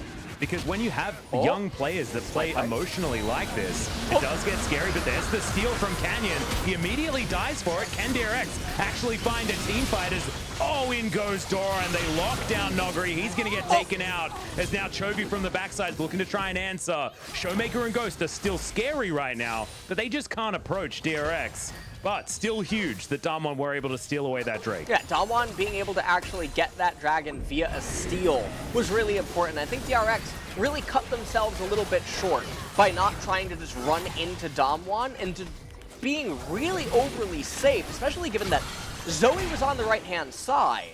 Chovy would have been the one, I mean, Chovy did have first move towards left-hand side river, and that's a lot of Infernal. Oh, Ghost looking for depth here. He lands the hail of arrows, but it's a 1-for-1, and you'll take that if you're Damwon. Yeah, anytime that you have the better scaling inside of the game, you always want to take the 1-for-1s, as it ends up being a love shot in the end.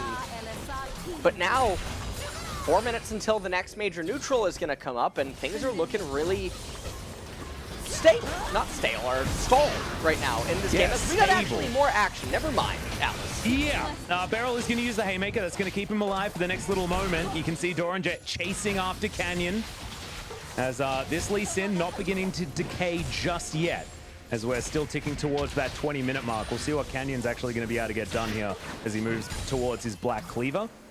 Showmaker clearing out this minion wave is going to be able to do so pretty comfortably.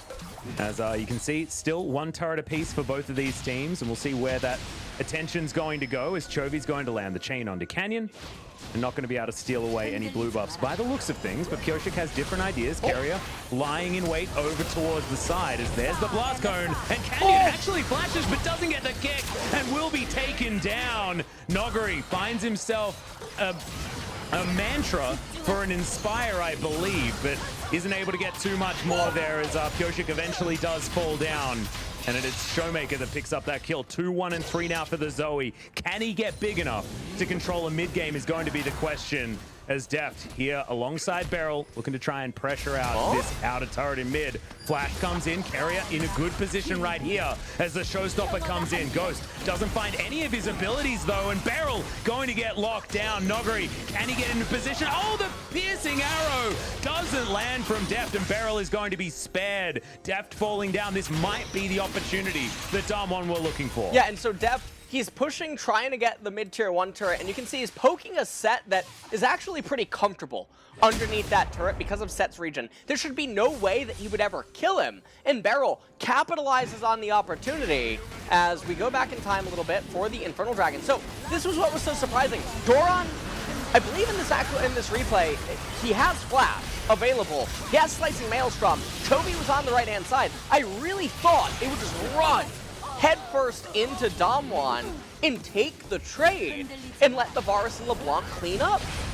But then right here, pay attention, this is the LeBlanc clone. Stops the kick by Canyon. Oh, wow, yeah, the untargetability as we have yet another fight. Doran is extremely low, and he's just taken down instantly by Canyon, who's turned around that scoreline that was looking abysmal in the early game and is now starting to cling to some relevance as we move further on in this game. Chovy not going to be able to find the chains there onto Damwon, and DRX is showing some shakiness in this game number 2. Well, 1 minute until the Infernal Dragon comes up, and you can see the Silas trying to get towards that Banshee's Veil. Already has the Merc Treads. He'll be extremely tanky against everyone. And this time around, Ezreal is at 2.5 items, and Varus only at 2.5 himself. So it is very different from last game when Varus was at 4 items to Ezreal's 2. Yeah. This is I mean, a very Deft is still hitting like a truck. Yeah. He's still hitting like a truck, but I think that Ghost nowhere near as anemic, like you were saying, as in game number 1. So here's the thing. You have Doran in top lane pushing the turret for free. You know that they're running up from bottom. In depth, the question that you have to ask yourself is 300, 400 damage onto the turret really necessary to win this game? The answer would be no. Beryl basically says, what are you doing? Straightens him up with a superplex. Carrier and Deft try to outplay it, but not quite able to. Doran running in with this play, going for the Slicing Maelstrom, didn't quite have the damage. The Shuriken hit, and he actually clicked poorly. Otherwise, he would have been able to weave in an auto attack and kill the Ezreal. And couldn't find the Q earlier as well. It's a bit of a cavalcade of errors right there as DRX now continuing to fight up against Damwon. The Infernal Drake is what they're fighting over right here as Chovy does create distance between himself and Canyon, but his safeguard is able to get him out. Ghost moving back to the rest of his team as a Glacial Prison has been picked up by Nogari. Beryl here does have the Dark Harvest available to him, but Canyon very low on health. And DRX should be able to start off this Drake and take this one down. Canyon getting his health bar back on this Wolf Camp. So, this is the part of the game where Ezreal and Zoe get so scary. You basically have one opportunity to crash on them like a tidal wave, and if you fail, they're gonna juggle all the aggro and manage to just pick you apart.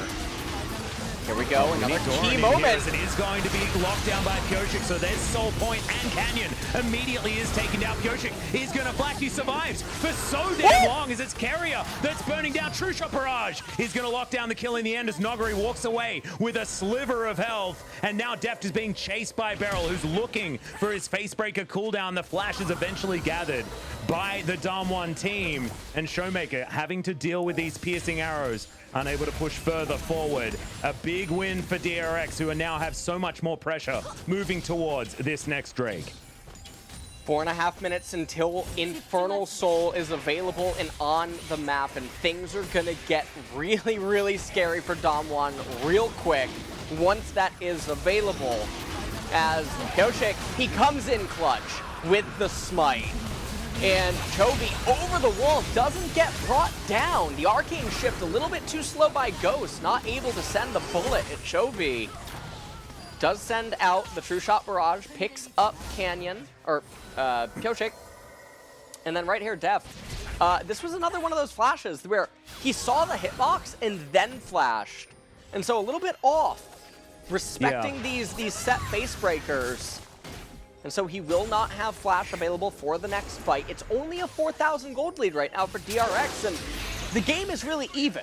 So take that what you will, and a lot of it stems from the fact that Damwon, they're itemized very well. You can see the MR coming in on all of the champions, and this puts all the weight onto the Varus, who's only at 3 items this time around. This time last game, he was going on to 5. Yeah, he was looking for that next one at this point in time as Nogari going to have his Banshee's Veil cracked, but Piotrek going to make his way out of there immediately. The Abscond not going to land onto Doran. That probably would have spelt his life, to be honest. But luckily for him, he is going to get out of there. Stopwatch now complete for Doran as well, as Chovy just wandering around the enemy jungle, seeing whether anyone is out of position. As Doran going to protect this outer turret top lane for the moment. Will be able to do so.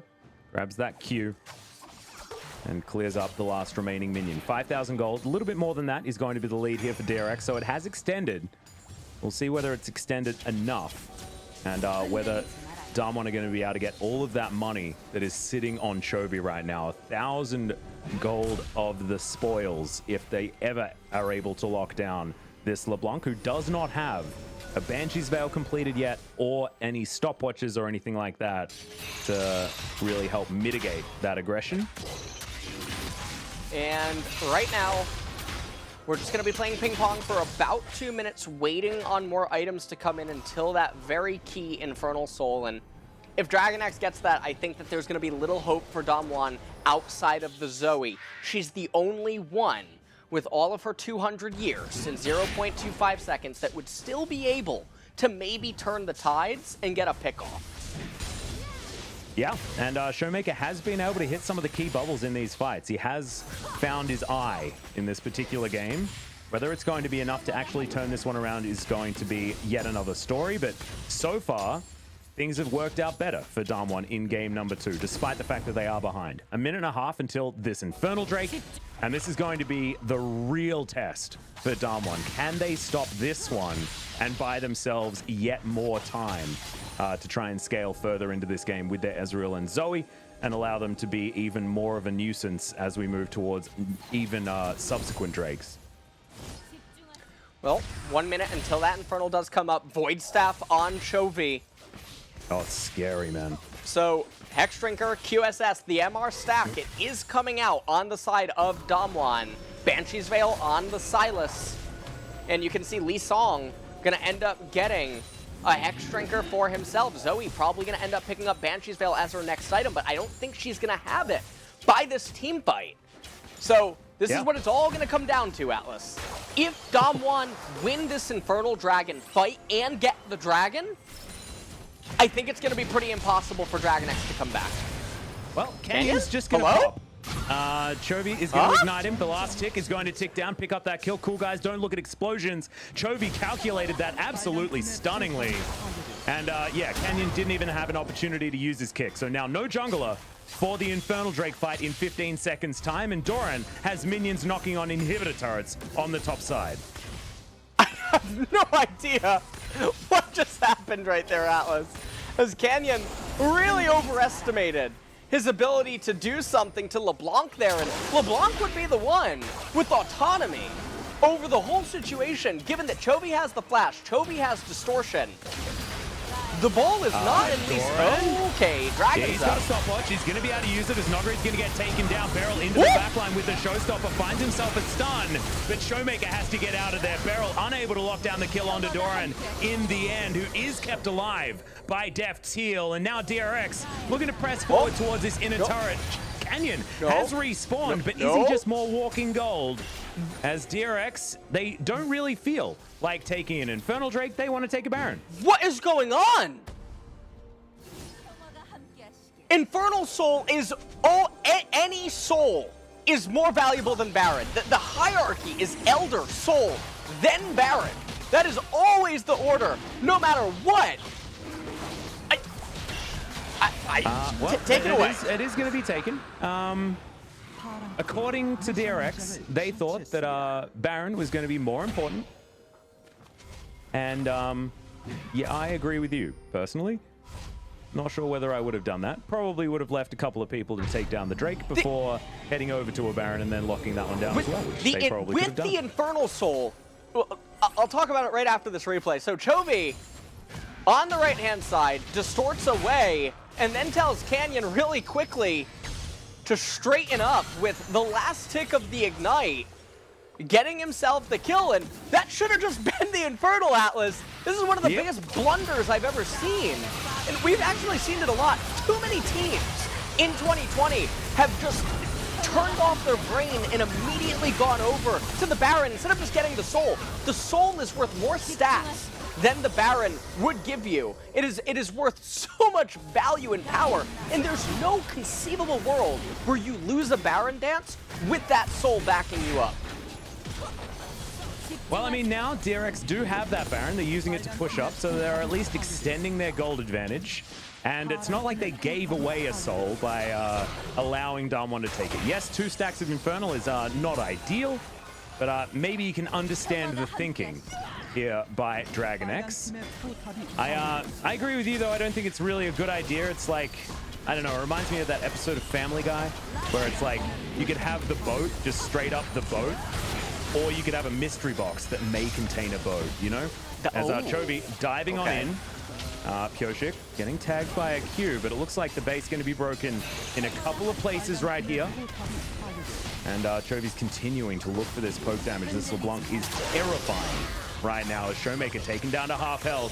Deft also has to be respected as the ulti comes in from Pyoshik, but in goes Beryl into the backline, lands a 3-man Facebreaker before going down, but the rest of his team unable to actually respond as Ghost gets himself out of the way. The Ignite continuing to tick down as Deft tanking the turret forever, but he is going to survive. Grabs the kill onto Ghost as well, as now Damwon looking to try and put up their last stand.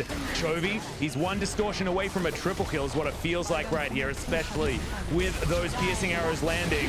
The portal jump's going to be good, not quite good enough, as Showmaker's still going to be taken down, and this, my friend LS, is going to be the end of game number 2, and DRX will move to match point.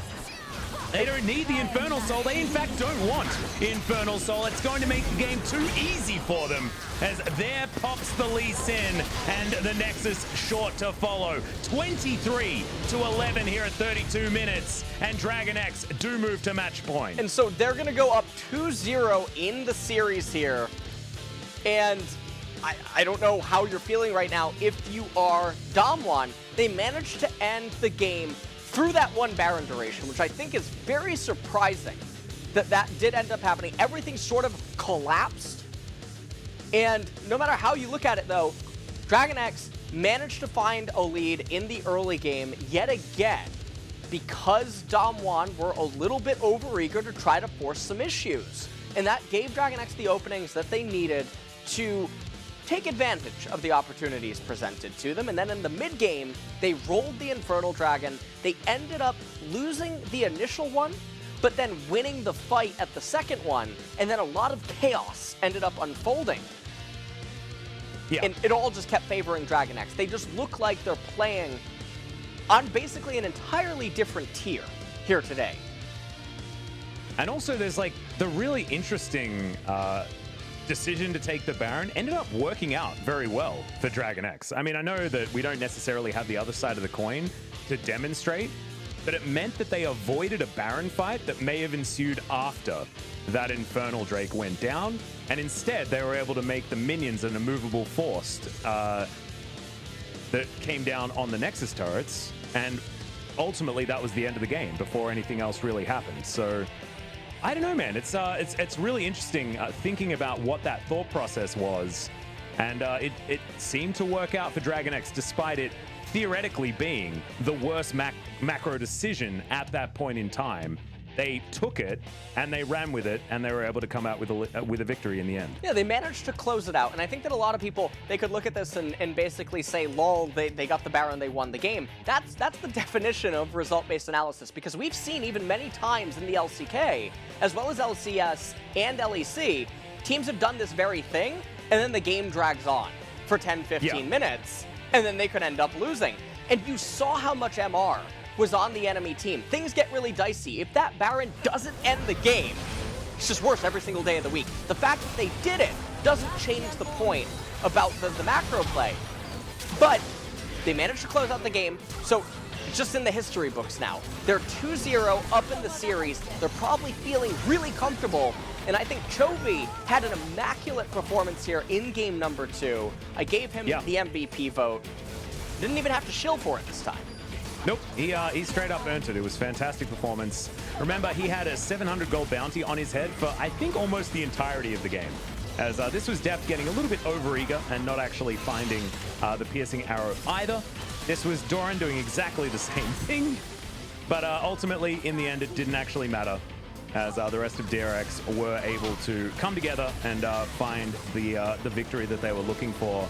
But it's looked a lot closer than in game number 1, and we'll see whether maybe that shows us that we might get more than just a 3-game series. Dragon X certainly hoping for those for just 3 games, because that will put them in the best position possible to try and take down a T1 that are lying very scarily in that second position, waiting for the winner of this series. But as DRX gets more and more advantages and more wins under their belt, it is getting scarier and scarier for T1, who are watching on and seeing these rookies and experienced players really styling here up against Dam1 Gaming. And this was the team fight right before the Infernal. So remember, Canyon was dead. As Doran, he rushes in, and look at the trust that they have in one another on all of their spell casts, as Keria doing so much work inside of the team fight as well. And they just, I think Keria is almost low-key the MVP of this entire series, to be honest. There's been too much flashiness out from Chovy and Deft so far. I think that Keria would I think Keria's are actually a really good argument for MVP this game, all around.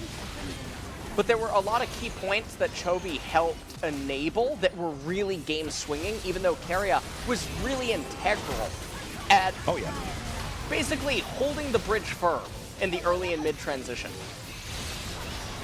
Yeah, and we're gonna see this fight one more time from a slightly different perspective. As you can see, Keria just, I felt like Dragon X were also diving in, just understanding that they'll get the big shield coming through from the Inspire out of this Karma. It's really, really cool seeing this team finally coming together and actually finding the teamwork that I think was missing in especially the first few games of the second round robin. So really great to see. Once again, Deft doing a hell of a lot of damage. 2k less than last game, but certainly didn't have the early lead that he showed us in game number 1. So DRX, 30-minute victories back-to-back. We'll see whether Dam1 can actually put up more of a fight as we go into game number 3. I do want to see some different champions picked up, though, because it's likely that once again we're going to have Dragon X on blue and Dam1 on red. It's real scary stuff, guys, but there is going to be a small break before we get to that game number 3 and see whether these 3-game best of 5s are going to continue even here in the LCK for our first of the season. It's just one of those things, guys. Sometimes it's just all the 3-0s in the world before we get to the more intense series. But hopefully Dalmon can find something, bring us back, and really create a series out of this one, because it's not looking like the same team that was matched up against KT a few days ago. This is looking like DRX are running away with it. We'll see whether they're stopped after the break.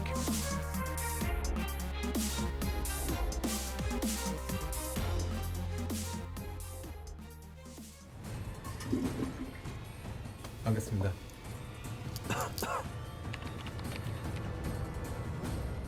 잠시만요. 치즈버거 세트 하나 주세요. 잠깐 손 씻고 드셔야죠. 감염병 예방의 시작은 손 씻기입니다. 올바른 손 씻기를 통해 감염병을 절반으로 줄일 수 있습니다. 이제 올바른 손 씻기 6단계로 스스로의 건강을 지키세요. 감염병 예방은 내 손으로. 올바른 손 씻기. 질병관리본부. 얘들아 승용보 올려라. 먹여봐요. TFT 모바일 도동동자 또로로로 갤럭시 도동동자 TFT 모바일 도동동자 또로로로 갤럭시 도동동자 또 떨어져 허구와 날라다타 여기 갤럭시 너의 자식 얼럭키다 너의 두뇌 그래서 타지 않아 21세기 네 전략 이래 전략 능지 차이 나는 널 능지 처참히 롤 아재 롤린 이돌 롤린 잉더들 잘돼 누나 막아 담아 회전 초밥 뒤집개로 뒤집어라 레디 셋색 TFT 모바일 도동동자 또로로로 갤럭시 도동동자 TFT 모바일 도동동자 또로로로 갤럭시 도동동자 라이어가 멋이 도동동자 TFT 모바일 도동동자 온유월 서리 가득 찰 노동자 또로로로 갤럭시 도동동자 하다 현타 도동동자 TFT 갤럭시 도동동자 유체 뉴 시너지 전설전자 멋이 팬치 우주 도동동자 리그 오브 레전드 전략 게임 TFT 모바일 도동동자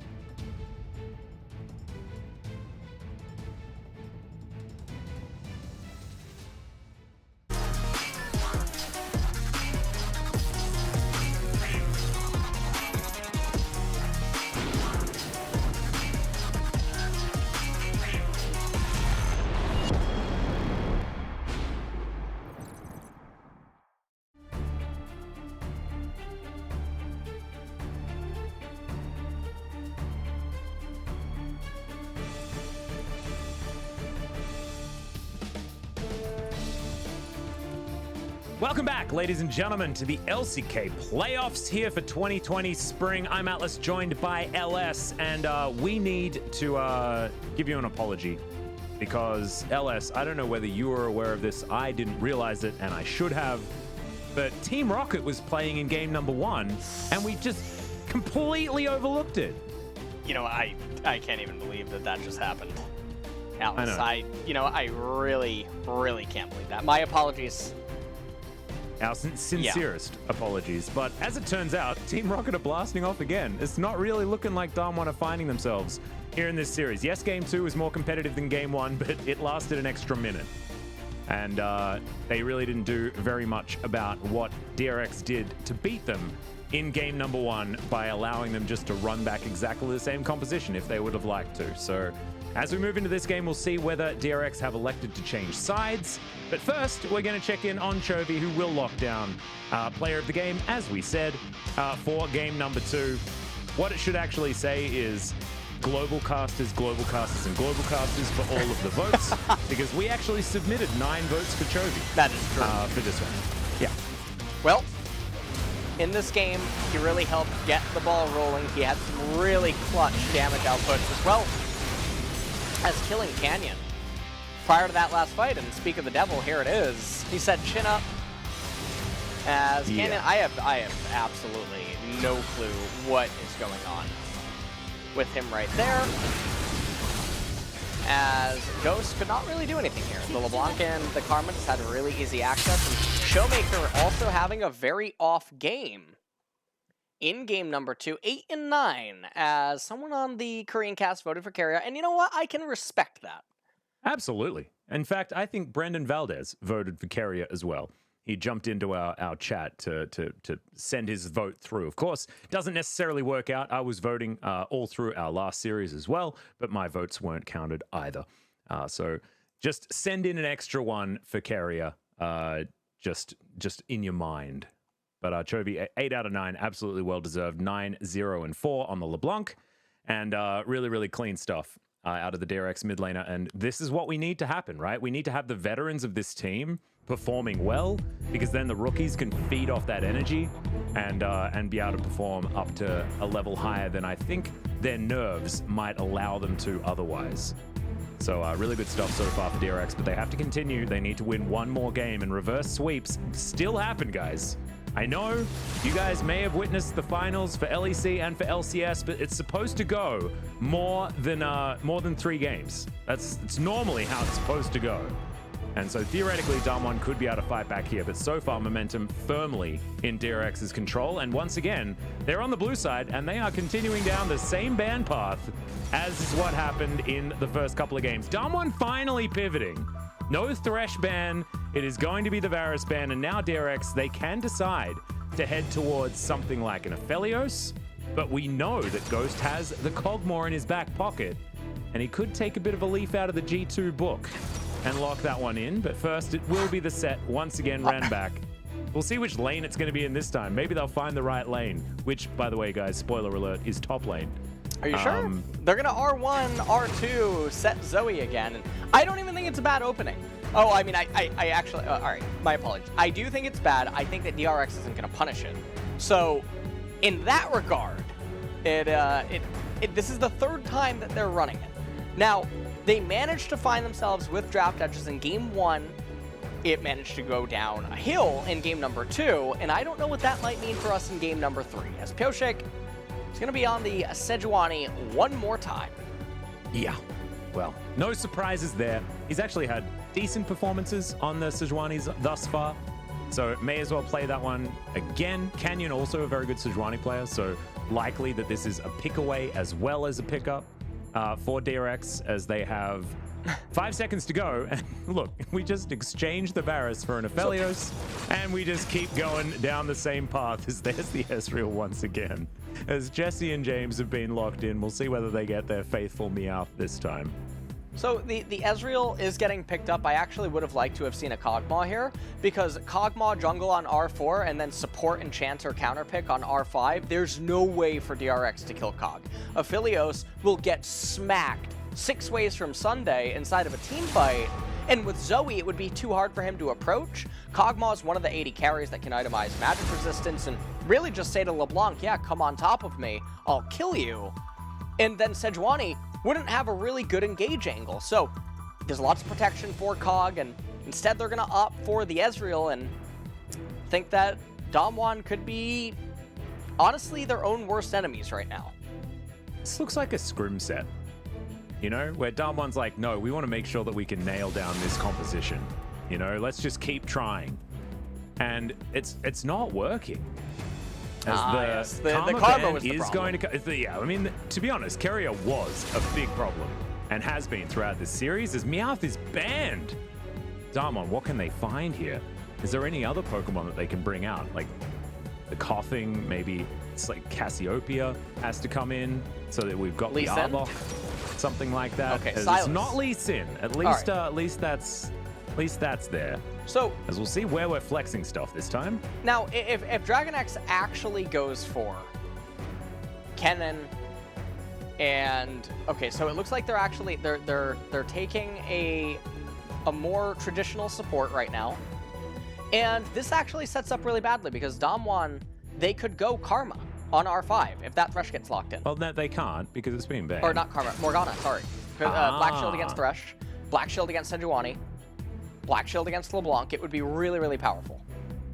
But And DRX that might is have going to been be why DRX, yeah, they pivoted, picked up the Morgana themselves, and now we're looking for Doran's option towards the top side of the map. See what it is going to be, of course. The Ornn's still available and will be locked in, and DRX now have one hell of a late game insurance policy in the Aphelios and the Ornn. Plus Sejuani being no slouch in the late game either, on top of a Morgana that will have a Zonya's Hourglass at that particular point in time. Beryl thinking about the Bard. Shout out to Wadid, newest member of Griffin, and of course our resident Bard One Trick. And they are going to lock that one away. So Enchanter support versus Enchanter support. And we'll see what Keria can do on his Morgana that is currently 100% win rate here in the LCK.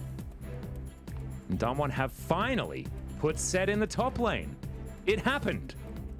Well, they finally managed to locate a pretty good lane for the Set. So third time's the charm here, Atlas, as the Bard is quite good, does answer to the Morgana, provides the Ezreal and the Zoe with even more obnoxious insurance in the later stages of the game. Deft on the Aphelios, yet again, is going to be the only source of insurance for DRX. There is the Ornn this game, but Damwon, they have a lot of good champions this time around. This is much more akin to game number 1. I would actually say it's even better of a draft for Damwon in game 1.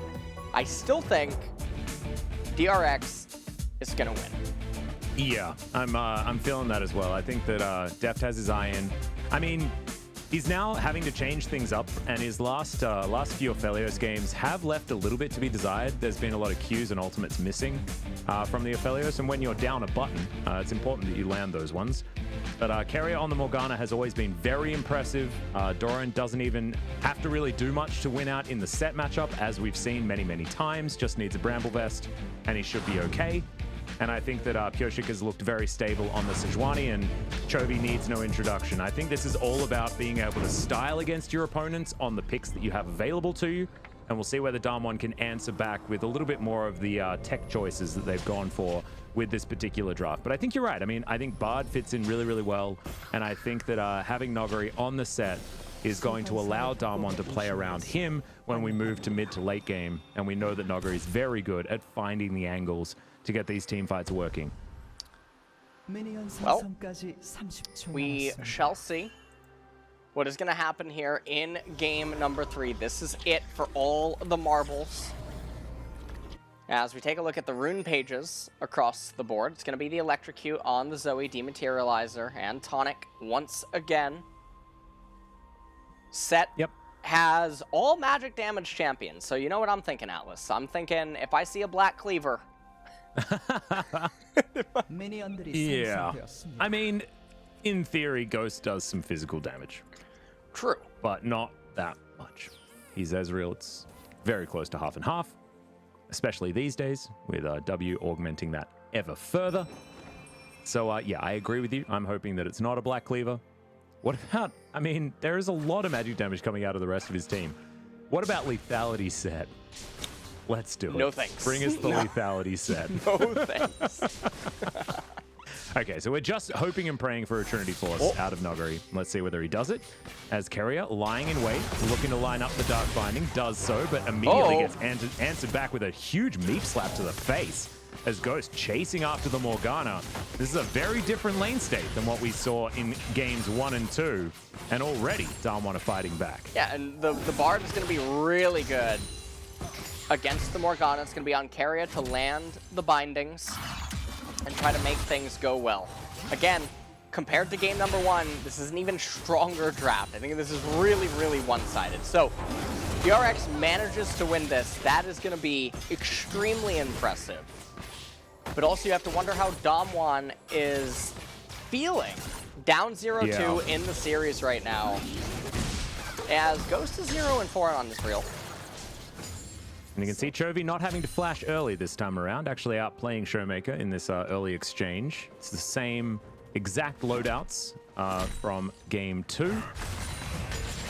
As Doran's going to get his face broken just a little bit, and the Haymaker comes in to do a fair bit of damage to this minion wave, but it's just Nogari things. He's just going to shove this lane as far forward as possible, and that CS gap that he's brought up for himself is going to be equalized pretty much completely by the time Doran's eaten up these minions. Is Showmaker actually trading very nicely here at around the level 3 mark, but hasn't actually equated to anything in the CS so far.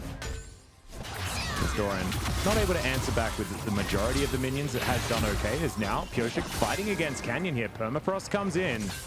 The Aftershock finally being procced, and that's going to allow the Piggy to walk away. And as it stands right now, all the lanes are going okay. Whoa.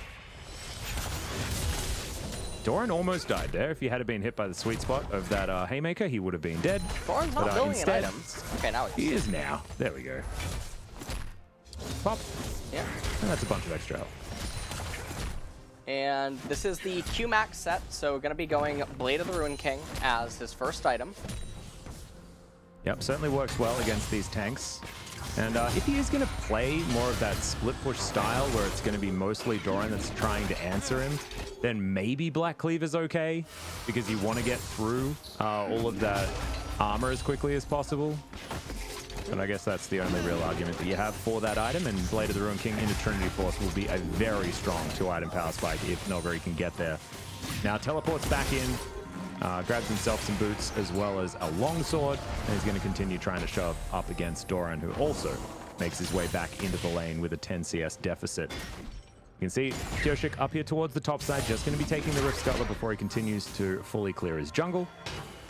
And Deft has just, once again, organically pulled ahead by a pretty decent margin on this Aphelios on the bottom side of the map. So it is, once again, bottom lane kingdom here for Dragon X, as Doran does manage to lock down that cannon minion.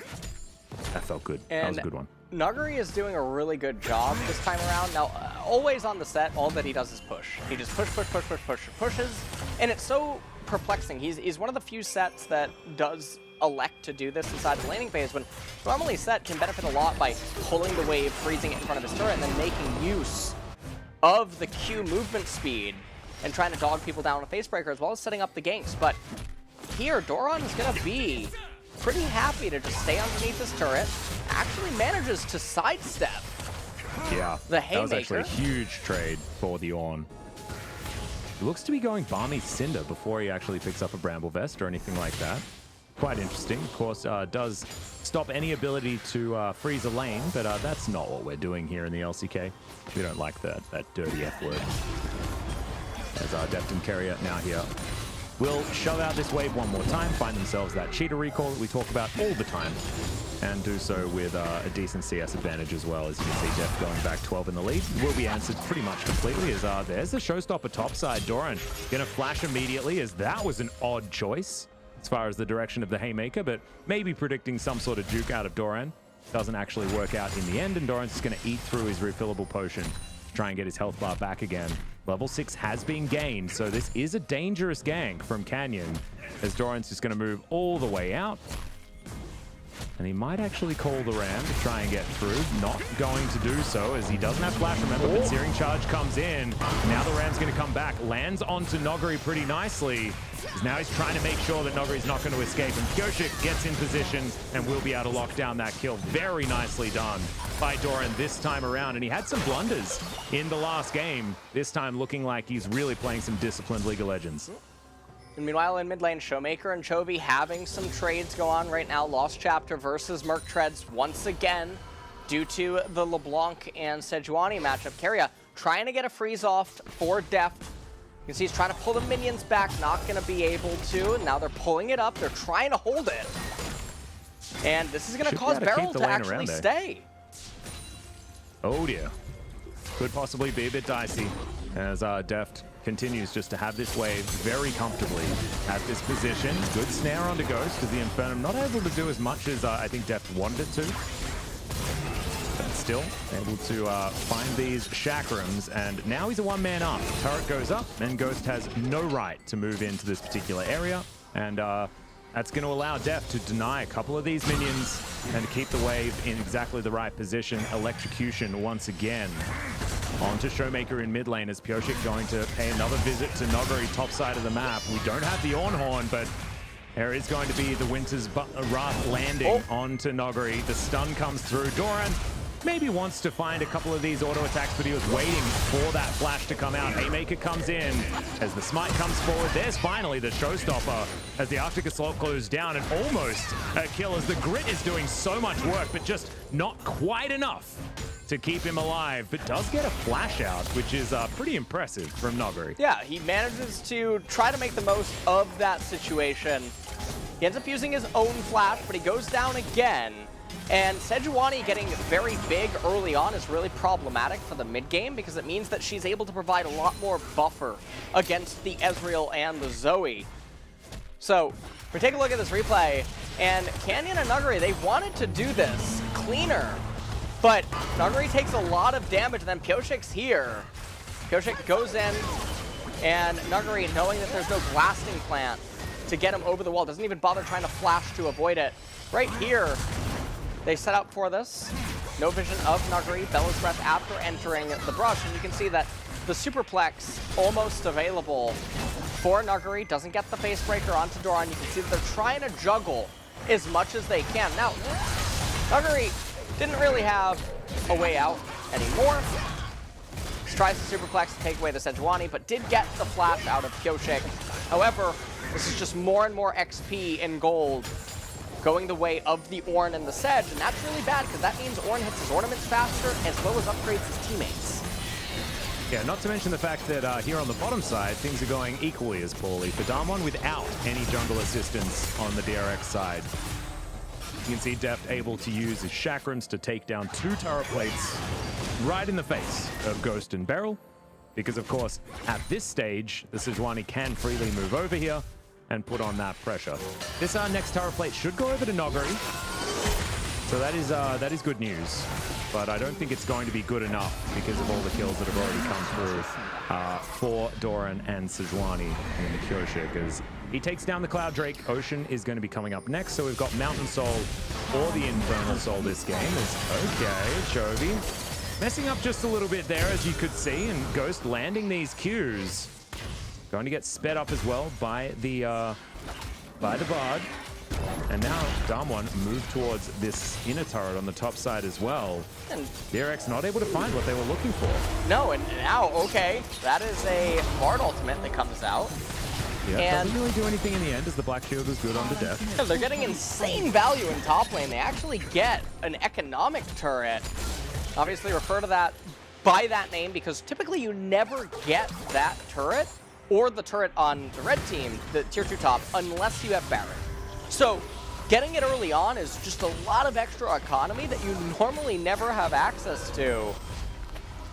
And now here in this game, this is the best position Damwon has been in the early to mid transition out of all 3 games. And also, this is the one where they have the best draft that I think that they've had in all 3 of their games. So Ocean Dragon's coming up in 3.5 minutes. Deft trying to make his way towards the Infinity Edge, but Ghost keeping up in the CS department much better this time around.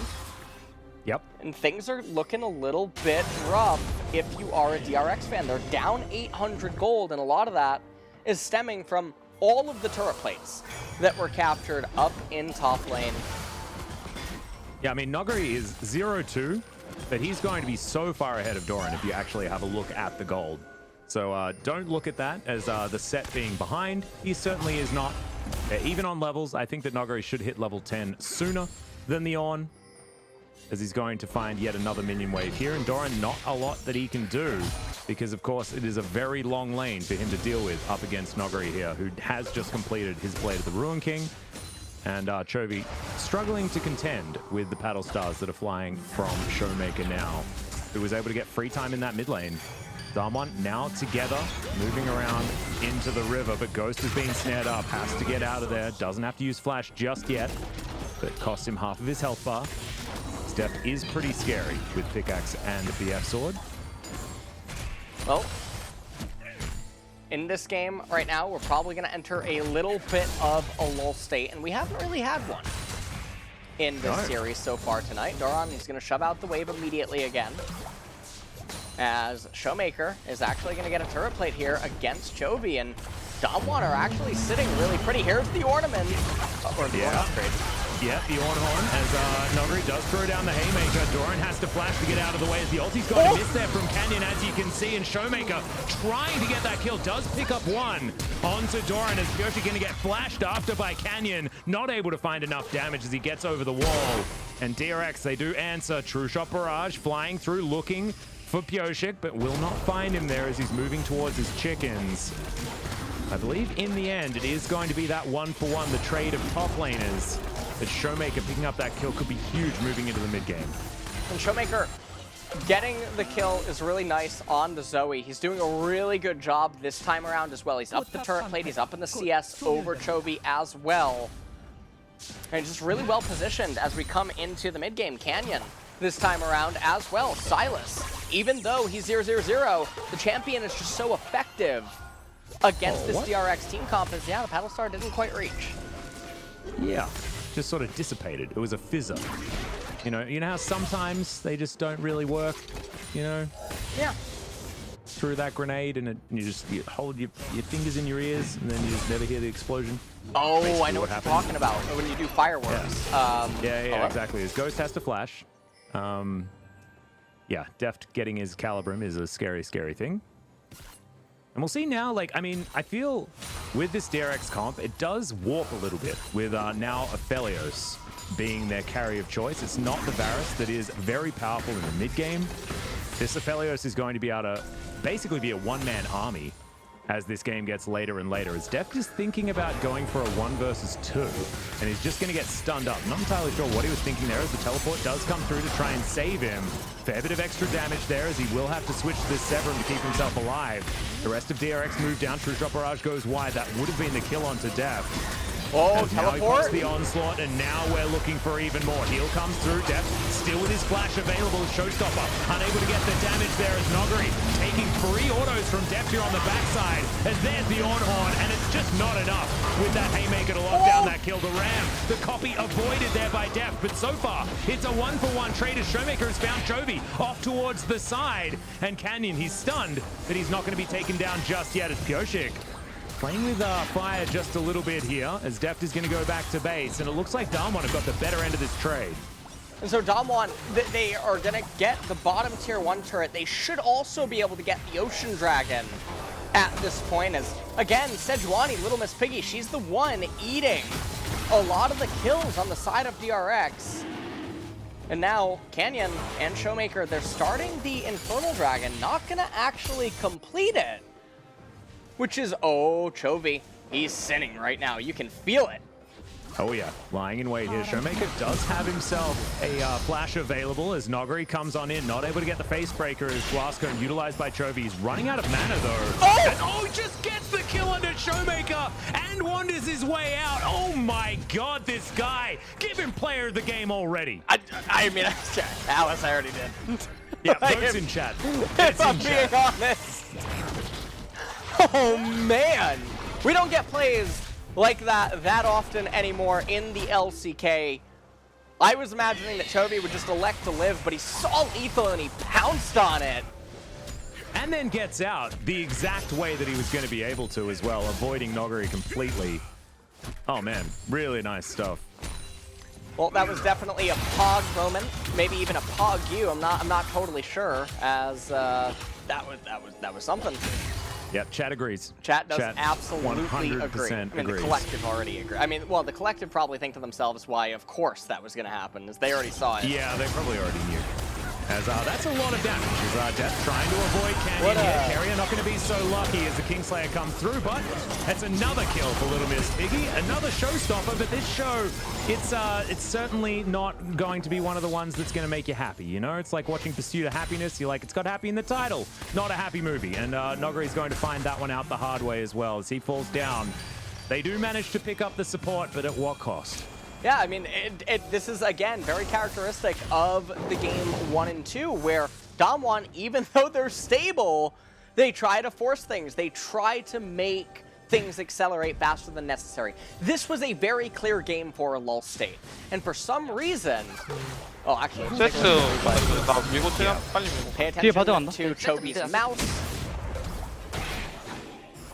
이제 한 라이프 가고 싶어 한다. 이거 용 안 쳤다. 얘네 용 안 쳤다. No, they didn't start 용살했어, Dragon. They didn't start Dragon. 일단 이거 전용 He ends up getting out. 나 안 갈게. And right here, I have no idea what they're doing. I really wish I could break it down for you here, Atlas, but DRX just basically saying, or probably even thinking the same thing. The fact that they got Carrier is okay, but there's a world where things just go cleaner for DRX and they don't even get that. So this is Damwon doing the same exact thing they did in game 1 and 2, and also even against KT, if you recall. Yeah, well, we are going to land one of the trouble bubbles as DRX. They can't just sit around and take poke damage out of Ghost and Showmaker. I don't think they're going to. They still have a Ram available.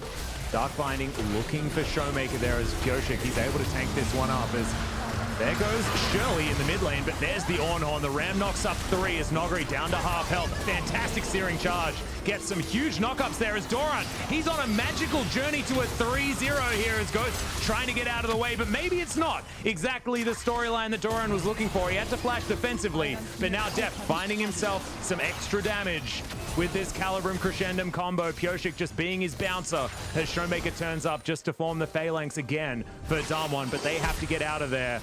The Drake was taken, but it was secured by Damwon. the Orin headbutt into the wall like he was angry. Okay, so it was Ocean Dragon secured by Damwon. The gold score still favors Damwon. They're up about 300 gold, which that's not the end of the world by any means. But let's take a look at how this all starts off. So the Zoe bubble not able to put Pyoshik to sleep, and a fantastic Ornn ultimate by Doran into the searing charge as well. He takes the magical journey to a land that he probably did not want to be in, as Noguri wasn't able to find the kill onto Doran, who eventually makes it out. Pyoshik just barely missing that Sejuani ability onto the set. Would have been able to slow him down. And now that we're in a lull state, this is the part of the game where it's very easy for Damwon to control things and try to continuously scale up. And we'll see what they end up doing with it. Kill score 8-3, but that's not reflective of what the champions are probably feeling inside of this game right now. If you're Damwon, you should be feeling pretty good. But Infernal Dragon, that's going to be the soul of the game, and that's going to be exciting. Yep, and that's going to be 3 Infernals as well if you're going to pick that one up. So a lot of extra damage to augment either of these teams. Damwon, they will utilize the Infernal Drake extraordinarily well if they can start stacking them up. So it's about time that they stabilize the game state. We saw shades of it. We saw what this composition is capable of as Chovy's just going to get murdered. by Showmaker. Okay. Well, both of these mid laners really showing their stuff here today. Yeah, that was a really, I mean, it's a really key death at this point. Now, because of the length of that lane, though, Chovy will be able to come up and should be able to catch all the minions that are going to be sent in top. So it's not like he's losing the XP and the gold, but it's definitely a nice kill for Showmaker. However, he expended his Ignite and his Flash to do it, which means that he won't have them available for the dragon fight. Oh, that's true, and that's coming up in 2 minutes' time. Death, on the other hand, does have his Runon's Hurricane now completed, so if these fights do get messy, he's going to be doing so much AoE damage as, yeah, Showmaker just obliterates Chovy there. Even finds the more sparkles from a pretty gigantic range, as we're going to check his perspective on this kill. 앞에 아래. 파밍하러 다니기. 위에 살짝 텔 볼게. 잡았다. I got him. 나이스. Everyone said nice. Nice. Nice, yeah, nice. Yeah, you can see there's not exactly the high-pitched voices of a team that is feeling fantastic at this stage, though. Still a lot of work for Damwon to do in this series. They're going to be feeling it here, mentality-wise, as Dark Binding does go wide.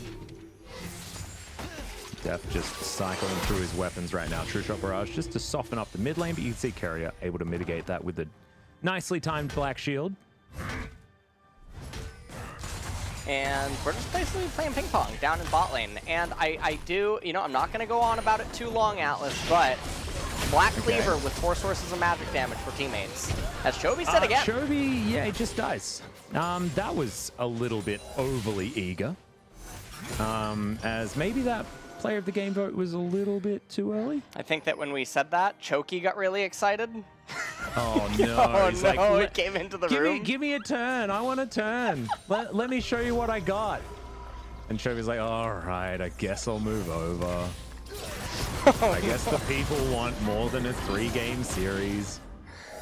Man. Yeah, well, maybe now Chovy's picked up the keyboard and said, look, not again. I'm not putting up with this one again.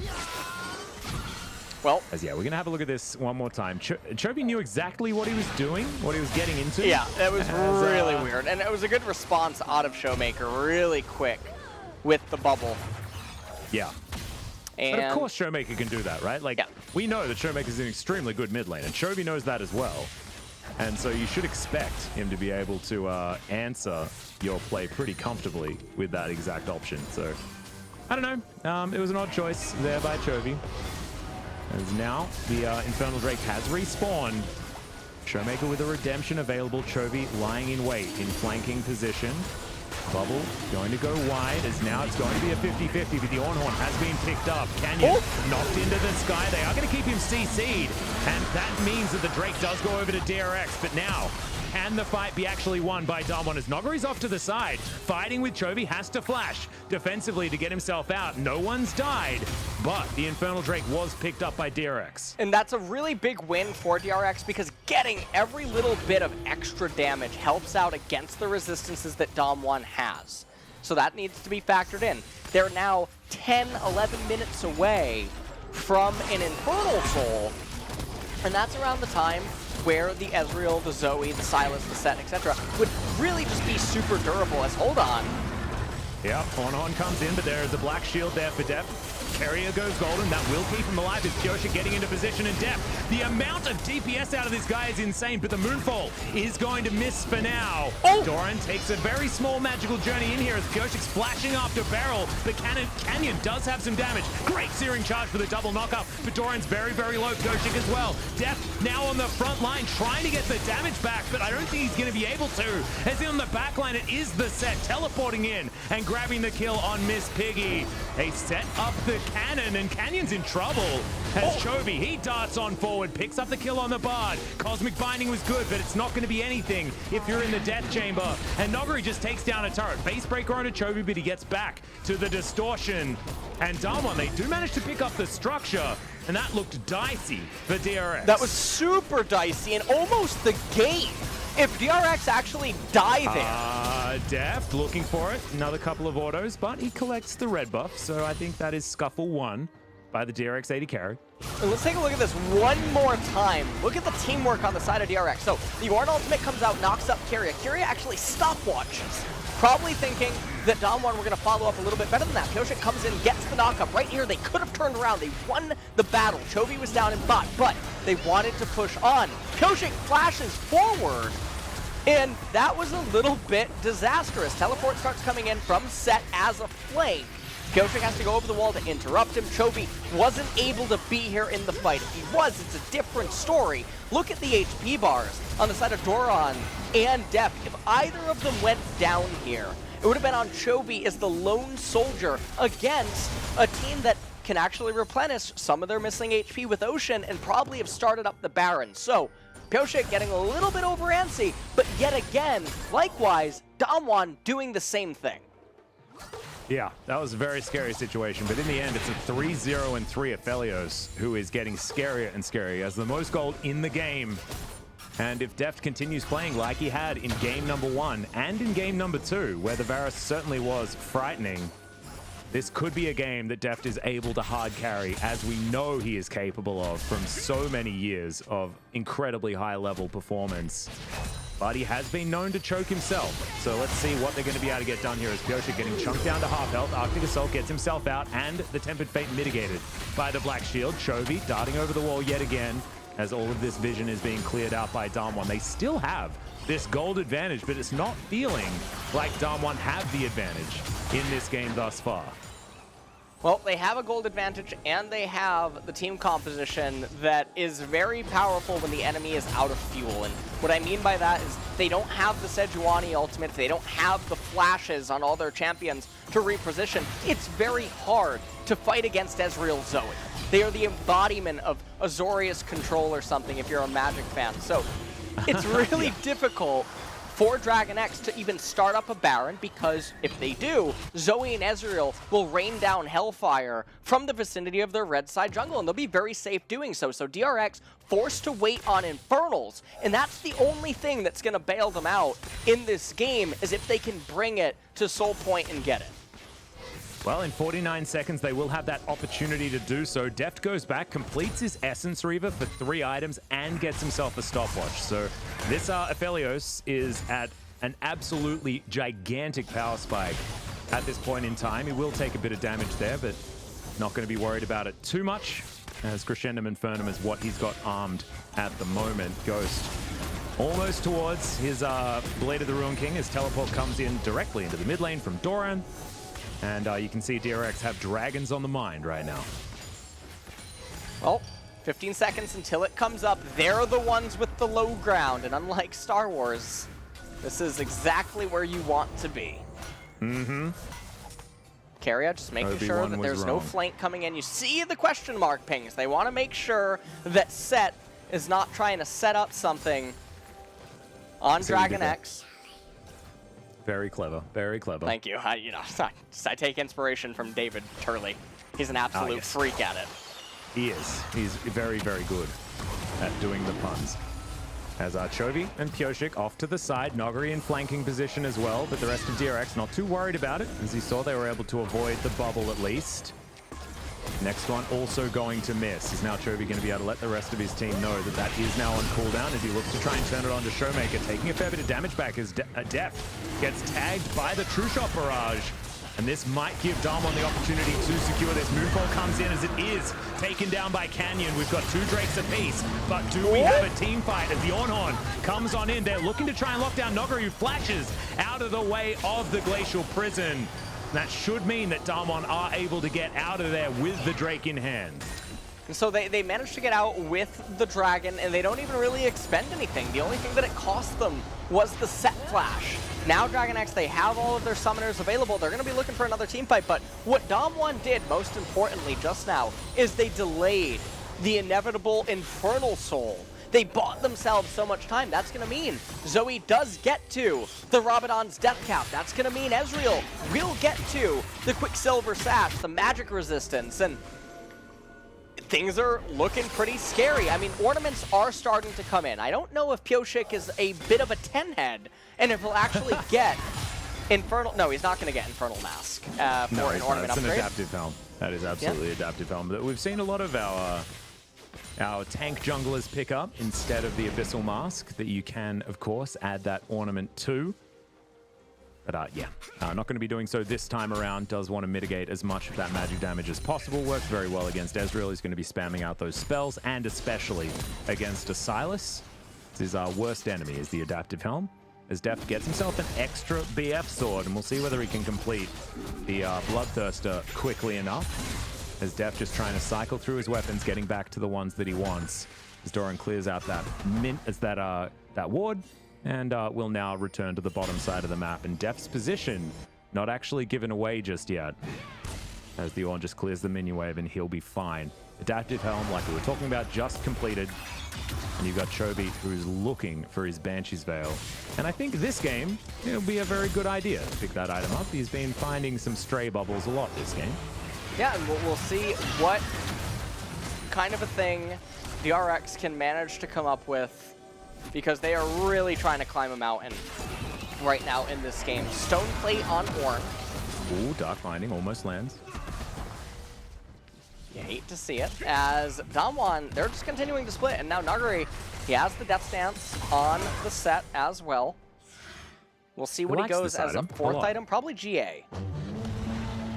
Wouldn't mind it. Well, we're looking to try and turn this onto Nuguri, who does get knocked up by both parts of the Ram. Haymaker comes down, Searing Charge.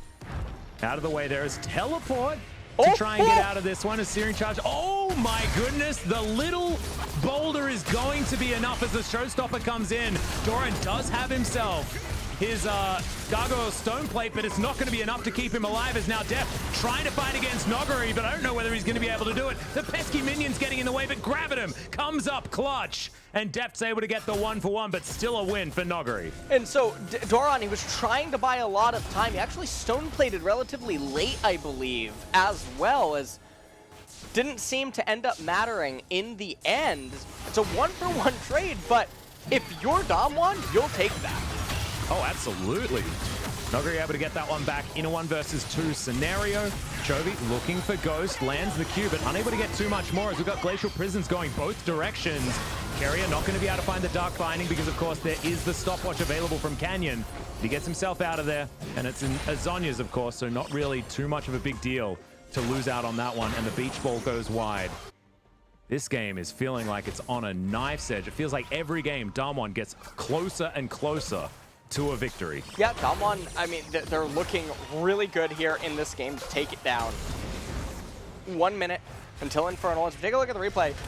Pillar displaces set, and you can see Ornn, he gets superplexed, ends up stone plating, does the Searing Charge, and then right here he flashes into the true damage, point blank. So could have been down a little bit better. Depth. Take it away. Yeah, he was very close to actually falling down to the set as well, and that would have been 100% disaster, especially with the amount of gold that would be going over to Nuguri in that case. There is the full bounty now onto Deft's shoulders. 4-0-3 at this point in the game. And we know the DRX do like to play around their AD carry, and right now he's got 4 items, and he's still sitting on his stopwatch. This is a very, very large Aphelios. Yeah. And this is the Infernal, and this could have been Infernal Soul if they played it a little bit better at the last one. But now Damwon, again, they bought themselves the time. And here it is, the death cap on Zoe. She's coming over the steps of the base, making her way into mid lane. Gandalf herself, basically. Not quite sure about that, but we'll call it Grandella. Grandella? Okay, Yeah. I like it. As Viger is, of course, actual Gandalf, just so you guys know. He has a Gandalf skin, and therefore that's who he is. Nemesis was trying to be Gandalf last night, but didn't quite get there. Not a good look. Yeah, if you were watching, that's okay. Don't. Gandalf, he wasn't 100% successful in Lord of the Rings either, as the gold is within 600, and now Damwon are thinking about trading Soul Point for the Baron, but the Drake goes down very, very quickly. Keria with a bit of a late Black Shield. But This is actually good for DRX, this angle. Yeah.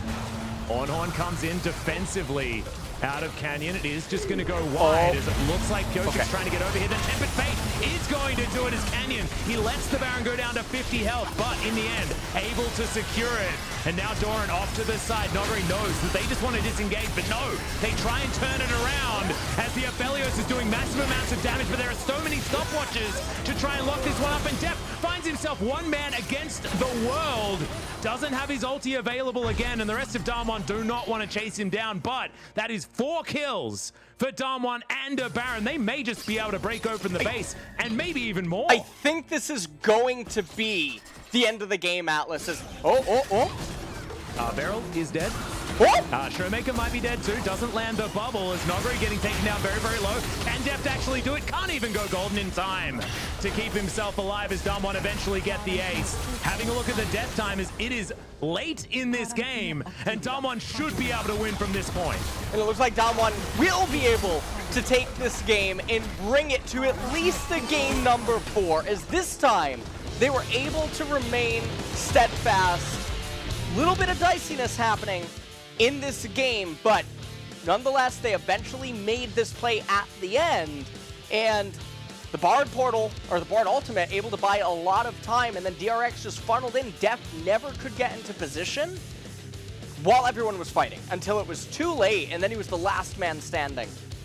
Yeah, and the Black Shield so early from Carrier wasn't actually necessary, and then it was on cooldown, so he couldn't give it to Piotrek as he was making his way into the Baron pit to try and make it a 50-50. It was very well played by Beryl on the Bard, as we need to vote for player of the game at this point. And look, to be honest, I was thinking about DRX throughout most of that. I still thought that they were going to be able to come out on top in this game, but that last team fight was all Damwon. As I just don't even really know who necessarily deserves this one. Well, I put honest. Showmaker because he got key isolated pickoffs onto Chovy, and I think the Zoe was really integral in a lot of the team fights. Can't give it to Nuguri because of his lane phase performance. Can't really give it to Canyon either. And then Ghost also, I don't think is a candidate. So I think it's between Beryl and Showmaker, but I feel like Showmaker's impact was a lot more important. He also managed to do really good inside of the laning phase this game as well. Yeah, I agree. I think that Noguri deserves an honorable mention here as well. He was taken down to his classic 0-2, but was then sort of this gigantic force in side lanes as well, and it just wasn't enough to just have Doran down there, so he was really able to provide way more pressure than he was able to in the first couple of games. As Choki came in here, and not a good look. Hopefully he's removed from the house. And that was, I mean, that was it for game number 3. Had the Infernal Dragon been captured prior, and if DRX had Infernal Soul when fighting around that Baron, things could have maybe gone a little bit differently, but nonetheless, they do end up losing. Couldn't quite make their way over there, and then they panic fought after the Baron was already gone. Def just wasn't able to be in position, and so teamfight just... the game ended in a blink of an eye. Yeah, it really did. And it was that fight around that Baron. This was a decent fight back from Dragon X. And this interruption was very cute, but still 1-for-1 for Noguri. And this was the highlight. Doran flashes point blank into the Haymaker. Def, this time they're going to show the full replay. Yep. Does end up getting the kill. And here's the fight. You can see Piotrek, he had flash available, but even if he flashes over to the left, he's still not in range to push himself into the Baron pit by flashing onto the terrain. He goes over onto the Ezreal ultimate. You can just see Dev can't get in to the team fight. He finally gets in, but it's after his entire front line is gone. Chovy not able to do anything. The healing on set. Right here, this was a really good attempt by him to try to make something happen. He ends up kiting in towards the turret rather than to the right. Not sure if he would have been able to buy himself more time. But at the very end of it all, Damwon come out on top. So we're headed to a game number 4. Will DRX now finally draft the scaling team composition? And is Damwon going to be trying to send? Because I think if Damwon's going to bring down DRX, they need to have these kind of draft edges that are going to be able to carry them through multiple stages of the game. Yeah. Well, we'll see whether they can do it, guys. We do have a game number 4. Apparently, best of 5s can include more than 3 games. And we'll have to find out what happens in game number 4 right after the break.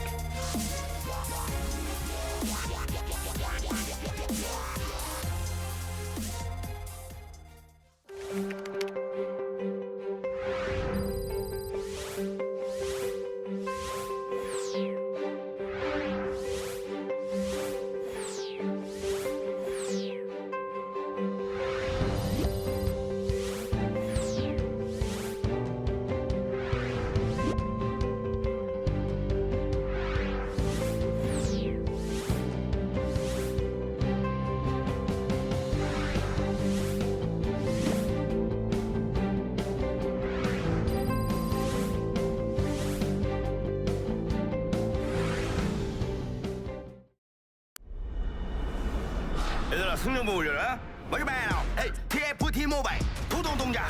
또로로로 갤럭시 도동 동작. 헤이 TFT 모바일 도동 동작. 또로로로 갤럭시 도동 동작. 또 떨어져 허구와 날라다타. 여기 갤럭시 너의 자식 얼럭키다. 너의 두뇌 그래서 타지 않아. 21세기 네 전략 이래 전략. 능지 차이 나는 널 능지 처참히. 롤 아재 롤린 이돌 롤린 인더들. 잘돼 누나 막아 담아 회전 초밥. 뒤집개로 뒤집어라 레디 새끼. 에이 TFT 모바일 도동 동작. 또로로로 갤럭시 도동 동작. 에이 TFT 모바일 도동 동작. 또로로로 갤럭시 도동 동작. 라이어가 멋이 도동 동작. 에이 TFT 모바일 도동 동작. 에이 온유월 서리 가득 찰로 동작. 또로로로 갤럭시 도동 동작. 하다 현타 도동 동작. TFT 갤럭시 도동 동작. 유체 뉴 시너지 전설 등장. 멋이 팬치 우주 도동 동작. 리그 오브 레전드 전략 게임 TFT 모바일 도동 동작.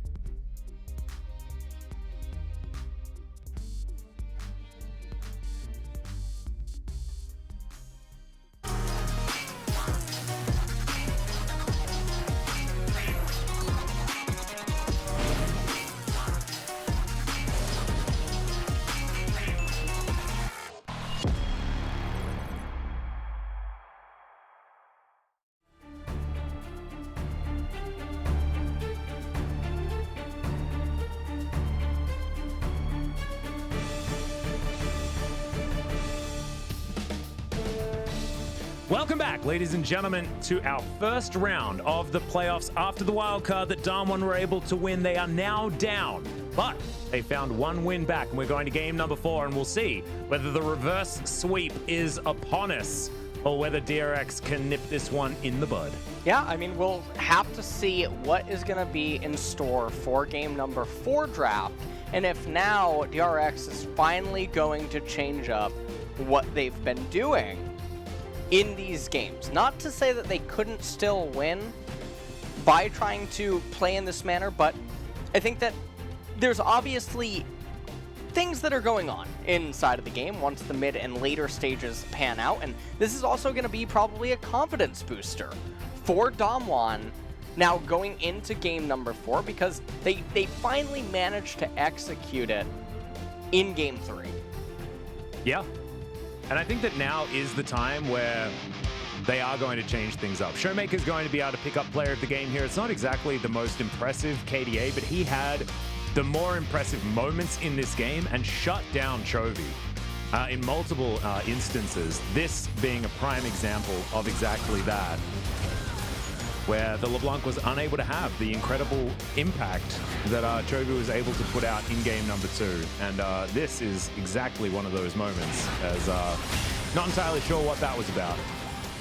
Yep, this was Choky, and then Chovy, he retook back over the computer, but it wasn't until it was too late. So, Showmaker gets the MVP vote unanimously, 9 out of 9. Yep, 9 out of 9 there. And there were, you know, a couple of other performances in this game that almost warranted some votes, but I'm glad that Showmaker was chosen here unanimously, because he was the man that got them over the line after what felt like an entire series and the majority of game number 3 where DRX were in control. And so now we'll see whether Damwon can fully turn it around moving into a game number 4, because reverse sweeps happen because teams figure out how the opponents are winning and then counter it, and then it feels like that shoe is now on the other team, and oftentimes they just can't figure it out, right? It's almost like you finally get the ball back over the other side of the court, and sometimes the team's just not able to actually hit it back. So let's see whether DRX can shore things up, and I think that completely changing up the bans and the draft is going to be a really good idea here for DRX, because it felt like slowly but surely in this very similar draft situation, Damwon were downloading what DRX were trying to do. So now completely change what you're doing and force them to do it again. Yeah, and we'll have to see what is going to end up happening here in Game 4 as we go into it. As what side are both of the teams actually going to be on? Because DRX now gets to choose, right? If they're going to be on blue or red. No, this is Damwon's choice, because this is Game 4, and it's Games 2 and 4 that Damwon gets side selection. So it's likely that we're heading back to exactly the same situation again. Okay, well, this is going to be interesting, as that should mean that Damwon is again back on the blue side, and they're probably going to keep their same exact bans. So we'll have Senna, Kalista, and Varus probably banned away, and then DRX might trap themselves again with a B1 Aphelios, and then continue down the same line. Now, I would be very surprised if DRX tries to salty run back it. Yeah, I'm hoping that they don't. I think that it's time for DRX to really change things up. I think maybe getting Chovy, the Zoe pick this time around, and then trying to play out something similar, because we know Chovy is so good at the Zoe, and take it out of Showmaker's hands, who does, you know, of course, like to mix it up with, you know, his Corky pick, things like that. But it's been him slowly getting his eye in with his bubbles and things like that. And I think now it's time for Chovy to show him what's what, as we get into this ban phase, and we'll see whether DRX do change things. They haven't yet. Well, Syndra, okay. Yeah. Kalista. Jace. Yeah, here we go. Ready? Jace, and then Varus. Yeah. Yeah, they don't call me a leak script for nothing. Ooh, set instead. There we go. Mixing it up. Yeah, this is so different. Yeah, sorry. My accent, you probably heard Jace, but this is like one of those Yanny and Laurel things. Actually, yeah, I said set. Yeah. God, they're pronounced very similarly. You know, it was like set and ses. Yeah, I think that's how the pronunciation's supposed to go. This Damwon, you don't need to think about this for too much longer. It's Varus. It has to be Varus. Every single time Varus. And they're going to ban LeBlanc. So, okay. Varus is going to be locked in here by DRX. And congratulations on your round 1 of the playoffs victory. No, that's not true. That's not what Varus means. 15 seconds now to go as DRX are going to think about it for a moment. They were considering maybe picking away the Jace from Damwon. 25 seconds. Let's see what they're going to go for. The Zoe likely to be picked up alongside the Jace, and it will mean that Damwon have even more poke potential. Yeah. So now Jace and Zoe picked up in DRX.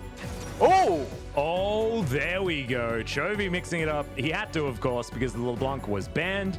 But now the Aurelia into the Zoe potentially might just be Doran's pick up into the Jace. So I think this is actually Doran against the Jace, or... It should be. Not exactly the best matchup anymore, is it, the Aurelia into Zoe? Let me tell you what should probably go on here. So, if you want someone piloting Aurelia, we could get Pokemon Trainer Red up in top lane against Snuggery on the Aurelia, and then send Doran to mid, because there is no universe where Doran pilots the Aurelia better than Chovy. That is true. Doran has been putting a lot of time into the Aurelia, so maybe DRX are going to assume that this is going to be more of a comfort pick for Doran. But I see exactly where your head's at. I think Pokemon Trainer Red needs to come out, because you can't, there's no choking rhymes with Pokemon Trainer Red. That is true. You know, it's just not going to work. That's how you mitigate the issue. Well, we'll see if that ends up being the case. We haven't seen it all that often lately, where laners are just swapping lanes in order to get the leg up, but Aurelia is one of the answers to the Jace and the Lucian, because if she clips them with the Flawless Duet, they can't really run from her. She ends up getting on top of them. She also punishes them pushing into the turret, because Aurelia's ideal spot is a minion wave in front of her turret where she can keep her stacks up and then just all in you. So there's a lot of value up there in addition to her W. So many things go in Aurelia's favor in those matchups, even though it is a super knife fight. Well, the Silas is going to be the final ban here, as the Olaf was already banned away alongside it. We'll see what Chovy's going to do as far as trying to add some more magic damage to this composition. They do probably want it, considering Aurelia's more physical aspects. There's Damwon with 10 seconds to go, probably going to lock away a support, but no, it looks like Canyon's going to be able to pick up the Clid BDD duo with the Rek'Sai being locked in. This was the original pick for Canyon when he debuted, and it is going to be locked in. So Rek'Sai Zoe coming in now for Damwon.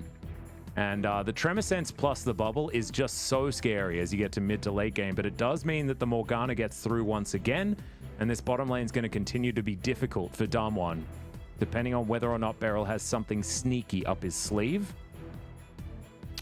Well, the Morgana is being hovered. Will she end up getting locked in? This is abusable by Damwon. No, it's going to be the Ornn. And so again, this still doesn't mean that Chovy couldn't go top lane with the Aurelia, but the... Okay. Hello there. hello. Darlin. Okay, that's fine too. Yeah, even more of that poke on the bottom side of the map would be a little bit more of a dangerous choice, because you don't have the Black Shield to mitigate the CC, and you want that into the Zoe, so that's why Morgana is locked in. As that is going to be the Ornn, likely to be in the mid lane. It's who's piloting it. It's going to be the question, as Beryl back on the Bard once again. And the poke flavor coming out of Damwon's composition is just insane. Even Rek'Sai with poke options. There's a lot more stick in this DRX team composition. Also, want to point out the itemization is much more difficult now for Damwon on their team. So they're not just going to be able to stack MR. The Jace is also going to be less potent than the set, the longer that this game goes. So we have a very similar draft, but DRX have a lot more gears available to them, and they also have a lot of scary scaling on some of their champions. So doesn't look like it will be the Aurelia on top for Doran. He's going to have the Ornn. Ornn historically was one of the answers to Jace alongside Yorick back in the day. And we've seen this matchup play out and go both ways. It is Ornn favored. Ornn's the one that has control, but if he messes up, Jace can just run away with the game. Yeah, and Nuggery's Jace is always with the ability to run away with the game. This is a terrifying draft. Out from Damwon, if they have any sort of control around the mid game, it's going to be so hard for this more team fighting based comp to actually win out of DRX. However, on the side of DRX, the Varus is really standing out. This lane has been fantastic for this team so often, and Chovy is choosing to play the Aurelia into the Zoe, even though nowadays it's not the matchup that it used to be, with the fact that you used to be able to mitigate magic damage as well. That is no longer the case, and these paddle stars will still ring true despite the W coming out from the Aurelia. So Chovy just must be feeling himself in this matchup, and we'll see whether it is going to be for better or worse. Well, here we have Jace riding on his, I don't even know, you know. Like, Hammer? Is it still called it's a like hammer when it looks like almost, yeah. Yeah. You know what, it reminds A me of, mace? no, Harry Potter didn't have like, what was the television series? It was like guitars that looked like brooms that, you know what I'm talking about? Or maybe it is Harry Potter, like the Quidditch. You know what? Yeah, but they were never guitars, I don't think. I think they were just brooms. Unless Harry Potter's changed. I don't know. Maybe I'm very Papega right now, Atlas. Potentially. Yeah, I will look that up as you take a look at the runes. There's a Scorch on Jace. Yep, he's going for that early game, as that's probably going to be about the extent of his relevance as far as doing damage to the Ornn, as Nuggery does have a penchant for going towards the more lethality-based Jace. So you can understand why he's doing it. He's gone Cull Start yet again. This is exactly what Nuggery does into the Ornn matchup every single time on the Jace. So very happy to pick this into Ornn's often, and Doran's decided that he wants to go down the more scaling route, as they do discover that the blue buff is where the Sejuani's starting, and Doran's going to wander back towards this top lane to try and deal with what Nuggery's going to be throwing at him. Well, we'll see how well Doran can stabilize here against the Jace. Has a very easy time itemizing against the Jace and the Rek'Sai, but Nuggery, in true Nuggery fashion, with the Cull Start, Doran, in very disturbing fashion, elects to take a trade against a Jace that was able to proc the Conqueror, and now has a fantastic lane state. So, yeah, and Doran I don't think has actually killed any minions yet. So this is tough times for the Ornn, but he's able to get back and, you know, uses his little Smith's hammer to try and take down some minions. Does so with his little boulder there, but you can see Nuggery is just going to shove this wave in and continue to put on the pressure, as he should have the acceleration gate and his shock blast. As Chovy is going to take a lot of poke in this lane. Currently 8-3 so far in the LCK. And we'll see whether that is going to continue to rise, because of course, remember, this was back with the old Aurelia that was a little bit more powerful, one could say, than in her current state. Yeah. Chovy is going to be hard-pressed to try to win this matchup. This is Zoe favored, and we'll have to see what ends up happening. Now, it's not a common matchup, though, that much anymore. You don't get a lot of practice on this in solo queue, nor probably do you get a lot of practice on this in scrim, so we'll see how Damwon can react to it and play around it, because if this Aurelia gets ahead, it's very oppressive and difficult to play against. As Chovy looking like maybe he wants to recall. I think it might realistically just be a fake recall. Yeah, he's going to try to use Fog of War. Zoe's going to go run around for a little bit. Still has the Proto Belt, as this is Chovy's first pick this season. Yeah, hasn't actually played it in 2020. Certainly put a lot of time in it when it was more of the relevant pick in the mid lane. But it has been played so far by Doran as far as DRX are concerned, but not Chovy just yet. And so we'll see whether it is a similar story to that of the Aatrox, where as soon as Chovy picks it up, it looks like a much more scary champion. As, so far we've had DRX avoiding a lot of the abilities on the bottom side, but oh my god, okay, as I say it, Deft is going to very handily win out a trade, as Ghost is going to attempt to pick up some of these leaves and keep himself healthy, as Keria might be face-checking at the wrong time. There's the flash forward, but a brilliant Black Shield is going to make sure that no knockups do come down. Magical Journey, not going to find anything there as Beryl's still taking a lot of damage here from Deft, who's completely out of mana. We'll have to eat some of these bickies to try and get that mana back, and does so as I say it. Now Doran up here in top lane. We'll see what kind of itemization he goes for. As Pioshek is actually coming in here. Q should be... Oh, no. Yeah. Nogri going to get knocked up here as Pioshek looks to come in, but isn't able to land the Arctic Assault, and Nogri is just going to turn it on its head. That could have almost been a kill there onto Doran, but Bellow's Breath is going to lock down these minions. Nogri almost able to get that kill as Doran's going to teleport back to this lane. And Doran teleporting back, if he builds the Bomby Cinders, it's a massive mistake because you barely get any HP. And then in addition to that, you're never utilizing the Bomby's passive. So going immediately into Bramble Vest is pretty ideal against the Jace. It makes it that much more difficult for Nuguri to try to do anything as the Jace up here in top lane. Teleport does come out. Now, Spellbook's going to be available in 30 seconds. All the other lanes are pretty stable, as Chovy is actually slightly ahead of Showmaker in the CS department.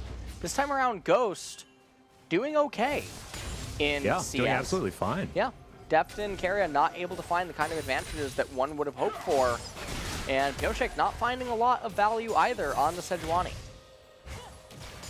It feels like Ghost is still getting poked about as much as he was in the previous games, but this time around, Beryl being on the Bard has helped Ghost stay in this lane. As able to offer a little bit more than the Yuumi and the Set were able to, is now Deft taking a really bad trade there as the rest of DRX are taking down this Ocean Drake at 6.5 minutes in the game. But Deft, with the minion advantage, is going to be able to lock this one up. We do have Mountain Soul or Cloud Soul this game, as Doran at least avoids the Empowered Shock Blast, but he needs to try and keep this within about 20 CS, I think. And then the Ornn is not going to be feeling too bad. The Black Shield comes in, that's going to save Keria for the moment. Arcane Shift does the same for Ghost, as Canyon should be able to take down this Rift Scuttler without too much of a problem. And you can see Damwon already with a lot of control vision-wise around this map, but still unable to lock down the Drake in with priority, so not able to capitalize on it just yet. And, oh, Ghost going really hard at Deft. Going to use the, True Shot Barrage. And Beryl actually a little bit slow to move. Maybe actually would have been able to get Deft's flash if he anticipated that Ezreal ult to end up hitting. And this is a good, oh man. Okay, Acceleration Gate. Flash from Nogri is going to get himself out of the way. As you can see, Canyon, he's on his red buff, so he's not actually coming up to try and help out at all. And the amount of pressure that Nogri is absorbing this game is just insane. Yes. As there's the ulti out of Deft, able to land a lot of damage, and Beryl is going to give first blood over to the Varus. Yep, and that's going to be Deft having the first blood, and that's going to be really good because they're not finding a lot of success in the jungle nor the top side. And Pioshek not even really playing Path of Exile this game, as he's behind. Several camps, he's behind in a lot of tempo because he went for those ganks and it just really didn't pan out. And Doran he's falling further and further behind the Jace right now, and I say that mostly because normally this would be fine. You're down 19, 18 CS to the Jace at 10 minutes or something. That's pretty reasonable. But Nuguri has a call as well, and Doran shared a lot of XP. Yeah, and wasn't able to actually get any kills or anything like that. Now we've got Noguri without a flash, but they need to come back and actually capitalize on it as Deft gets level 6 and immediately flash ultis. And that is a very dead Beryl. Well, let's take a look at what is going to happen, though, as the first dragon did go over. Oh, no, yeah, Nuguri, I'm actually a little surprised.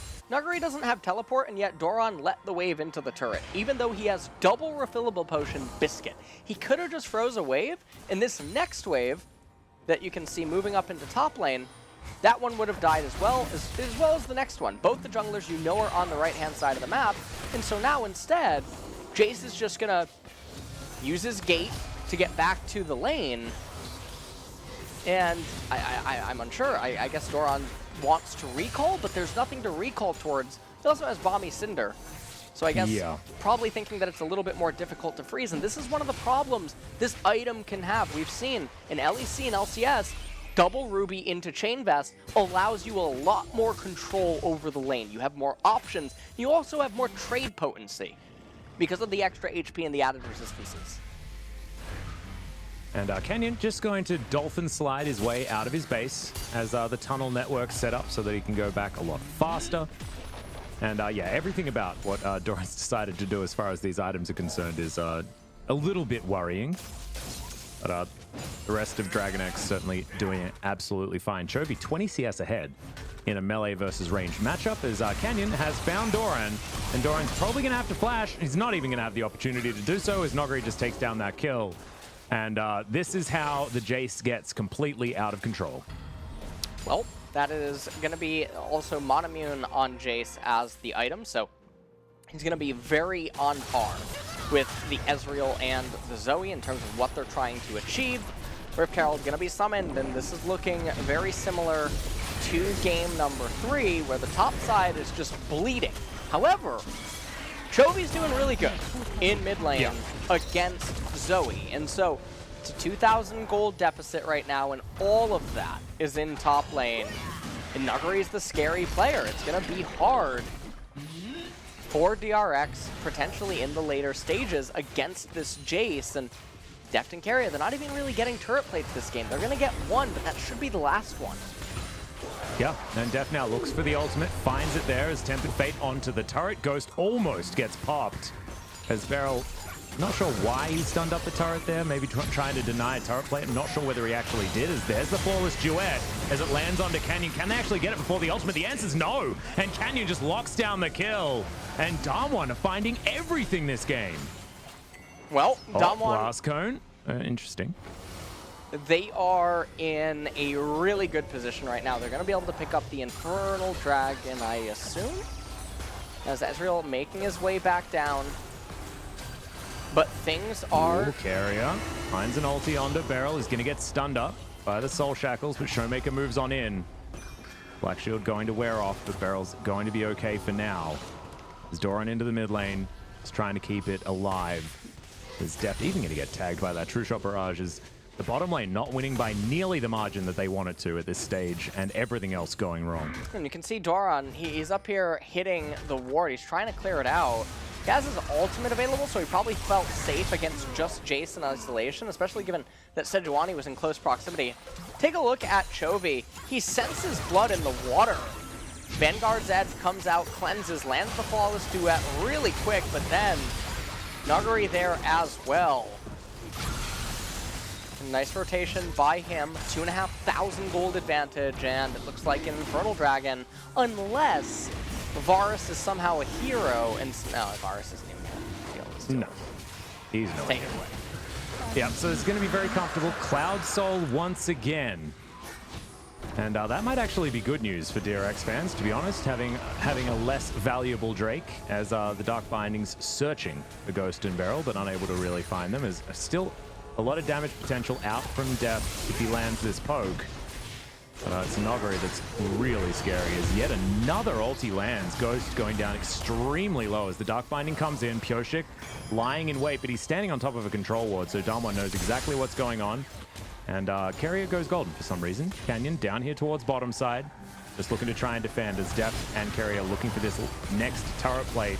Another Dark Binding lands as Beryl's going to go down to the Tormented Soil. As Ghost half health, but no more minions remain. And DRX, they're able to get at least one there as Pyoshik off to the side. Will have to flash, I believe, Arctic Assault on cooldown, but the rest of Damwon not actually going to chase after him, so he should be able to make it out and hold on to his flash at this moment. Yeah, and they're finding some success on the bottom side of the map. This is actually going to be the third turret plate down in bottom, so they actually did manage to get a couple more than I think that I would have given them credit for. But again, the story still remains. This Jace is massive. Black Cleaver, Monomune already. Don't know how close to... Oh, man. Yep, this Paddle Star is going to hurt, but avoids Well, the ultimate was avoided there by Canyon. Permafrost is going to come in though, but not before that kill actually comes down. Great knock up there from Doran, but the portal jump is going to mean that Showmaker avoids that CC. Knock up from the Searing Charge, but it looks like Doran's still going to fall down as Noguri grabs it with a Shock Blast. Chovy clears out the minions, and Keria does land a really nice Dark Binding as the Magical Journey gets Beryl to safety. And DRX, they just don't have the damage or the manpower to lock this one down, and Noguri looks like he's literally shooting fish in a barrel. Yeah, and basically what's happening here is like Chovy can't manage to find any sort of an opening, and Doran was greeting so hard under the mid-tier 1, was completely unnecessary to go for the trade that he ended up taking, and then flashes away too late, ends up getting killed. And also remember, Pioshek whiffed his ultimate, and this is feeling like all of the weight is going to fall onto Deft and Chovy to somehow come up with a miracle inside of these team fights. As we take a look at a replay from a little bit ago, as the binding just lands pretty point blank. I mean, that was a really standard kill. It went over to Keria, which I don't really mind when it's a mage or an enchanter support. And right here, Chovy does lose a lot of his HP, but the ultimate goes wide on the Sejuani.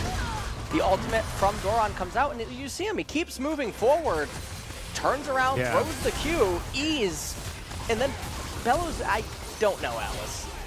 Don't know what to say, and Damwon probably were very grateful for his decisions there. Yeah, pretty gifted, as Chovy does at least still have that 30 CS advantage. We've got Shirley being taken down as Pioshek moves on over. He's not going to go for any sort of steal or anything like that. You see control vision here for Damwon in the mid lane, so Beryl and Showmaker are very comfortable. Showmaker even picking up an exhaust there to help him out even further. Chovy's now in a side lane though, and the Aurelia can be scary, as his Blade of the Ruin King also completed, as we've got 3 turret plates going over to DRX, but that is a lot more that belong to Damwon, 8 in total, and very close to 1,300 gold accrued just for that. 16.5 minutes ticks over. We've got a minute until that Cloud Drake that we were talking about, as Doran once again finds himself having a bit of a headache as Shirley comes in. Great Dark Binding is going to land there, but it's not going to alleviate anything, not going to interrupt any Rift Herald spawns or anything like that. And that economic turret that you talk about is once again going to be taken down by Damwon. Yeah, Damwon end up getting it. They extend the gold advantage to currently 3,000 inside of this game, and things are just looking... still 100% top lane, by the way. Yeah. It's all on the Jace, and so it's still going to come down to the team fights regardless. And we will see what ends up happening. But Clouds, it does mean that DRX is bailed out. They're allowed to try to scale up a little bit more. And more wiggle room for them. It's not like Cloud Dragon is completely irrelevant to Damwon, but you look at their champions and nothing really stands out as a champ that says, wow, I really need to cast my ultimate off cooldown. Yeah. It's not exactly the highest value Drake. I'm not going to give them too much more there, as Pioshek is a little bit behind enemy lines, but has Chovy down here. Canyon, Prey Seeker does find the Piggy. Keria is here. Deft is moving on over as well. Looks like DRX do want to fight, as Noguri is going to flash the ultimate. Still, Ornhorn is available, and there's Chains of Corruption landing onto Canyon. He's going to try and flash away. The Ram is going to land, but it's not enough damage, as Ghost's able to avoid a lot of that. Paddlestar does so much work, as now Noguri, once again with the Shock Blast, is very scary, and there goes Chovy, trying to find Ghost, but Magical Journey gets him out of the way. Pioshek gonna get body blocked and flashes to get himself over. Meep Slap, not enough, as now Showmaker finds himself a Blade of the Ruin King, and Chovy, the flawless duet, doesn't do it. Brambleback actually saving the life of the Aurelia. And now Doran just trying to be a meat shield here for DRX, but the damage has been done. Damwon poked them out and should be able to take this Drake. It's True Shot Barrage. Not going to take down Pioshek there. Oh, Keria. Okay, never mind. Whoa! He stole the Cloud Drake! I hope it was a Tormented Soil. Especially because that's not the name of the ability anymore. You know that would be the best if it was indeed a Tormented Soil. It's the best kind of a steal. Mm-hmm. I think it's 100%. Almost better than a Rakan Gleaming Quill steal, because that does negative damage. Well, we'll see what it was as we're going to take a look at the replay here, and this is definitely a bit of a chaotic team fight. So Chovy goes in, Vanguard's Edge onto Ghost, and you can see Ghost and Beryl, they take the magical journey over to the left-hand side. You can see Deft trying to act as a gatekeeper and try to suffocate Damwon from being able to get over to Chovy. Brambleback sort of getting in on the action, blocks the Zoe bubble. And then let's take a look at this. What is it? Is it the Tormented Soil, or? I think it's just a Dark Binding. Okay. Wow. That's almost killed Canyon as well. That would have been a 2-for-1 for the ages, as still 3,500 gold is the advantage. Aurelia trying to build Blade of the Ruin King. And interestingly enough, that's good synergy with the Varus because Aurelia does Barrel's get dead. in. Chovy grabs himself a kill, has the Black Shield as well. So Chovy's going to be very scary as this game goes on because he'll be CC immune and right now has a 60 CS advantage, as you can see. This is going to be very interesting as he's forced to use the Blade of the Ruin King. Try to steal away as Canyon is also getting a Black Cleaver. Jace, Black Cleaver, and Lord Dominic's regard up there for him. Very anti-tank. Yeah. Wanting to extremely. sit in that side lane and deal with Doran. I was expecting him to continue down the lethality path, but it looks like he has atoned for his sins in the past. As Doran goes back, he's building towards his Abyssal Mask now. And, you know, he's 40 CS behind. This is not an Ornn that's having a very good time this game, but he will still be on as the game progresses, and that is good news here for DRX. He's already dinged 13, and so not too soon until he ends up upgrading ornaments.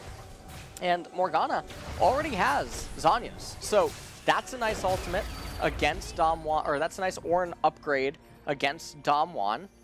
Generally, supports don't really get anything of value in terms of ornament upgrades. Often it's just Salvation or Circlet of the Iron Solari. Yep. He's going to be exhausted. Doran had to use that one himself. We'll cycle that flashback now with heal still available. Now, Showmaker on the top side, not exactly the greatest of side lane champions, as Chovy clears out this minion wave very easily. Kyoshik is just lying in wait as defense, as Winter's Wrath not going to be able to find anything. Dark Binding also going to go wide, but this is all just about clearing vision on both sides, and the gold gap of 3,000 has not changed for the last 5 or so minutes. No, we're just playing ping pong over and over and over. And not a whole bunch is happening right now in this game. DRX. Deft is going to go back. He's 15 CS in the lead, going to finish his third lethality item, I believe. As he decided to cancel it, wants a little bit of extra gold so that he can afford what he wants. And now, going to go back home after reconstructing his bow. Hopefully it's going to work as well as possible. But with the Iceborne Gauntlet build, I actually like this a lot more from Ghost up into the lethality Varus. He's not going to take quite as much damage, and he was ignoring a lot of any sort of mitigating stats the first time he faced it with the Ezreal. And will now be feeling a little bit better as Beryl hops on over, looking to try and lock down Kyoshik. Tempered Fate is going to land onto the Piggy, as we'll see whether they're going to actually lock her down. The answer's no. Ulti lands, but they still manage to get that big button out, and there's 30 seconds on this Cloud Drake. We might end up seeing a fight around it, but honestly, if you're DRX, just give it up. Get to that Infernal Mask on Ornn, get to the Black Cleaver, get to the next lethality item. It's only 10% CDR on an ultimate. It is not worth losing summoners over when you're so... Oh my god, okay, Chovy. Sorry, Showmaker. Able to pop carrier there, and also got the Zhonya's cooldown out as well. He's going to be up again in 20 seconds, but I have a feeling Damwon will be able to take down this Drake in the meantime. And this poke composition, they've really figured out how to use it around this mid-game. And there it is. Cloud Drake finally picked up by Damwon. I sort of assumed that this would be moving to Soul Point, but Carrier stealing that last one away has certainly changed things, as Deft now does have the Wraith Blade available. Yep. And we're still yet to put Might of the Ruin King onto Chovy, but Doran able to divvy out a lot of extra money. So you can see, as far as the gold lead is concerned, I mean, it's very, very close given actual battle stats on this map right now. So it's all about how these teams play out their compositions, and so far Damwon look to be doing it better. Yeah. Damwon are ahead right now, about 3.3, 3.5k, so that has remained true.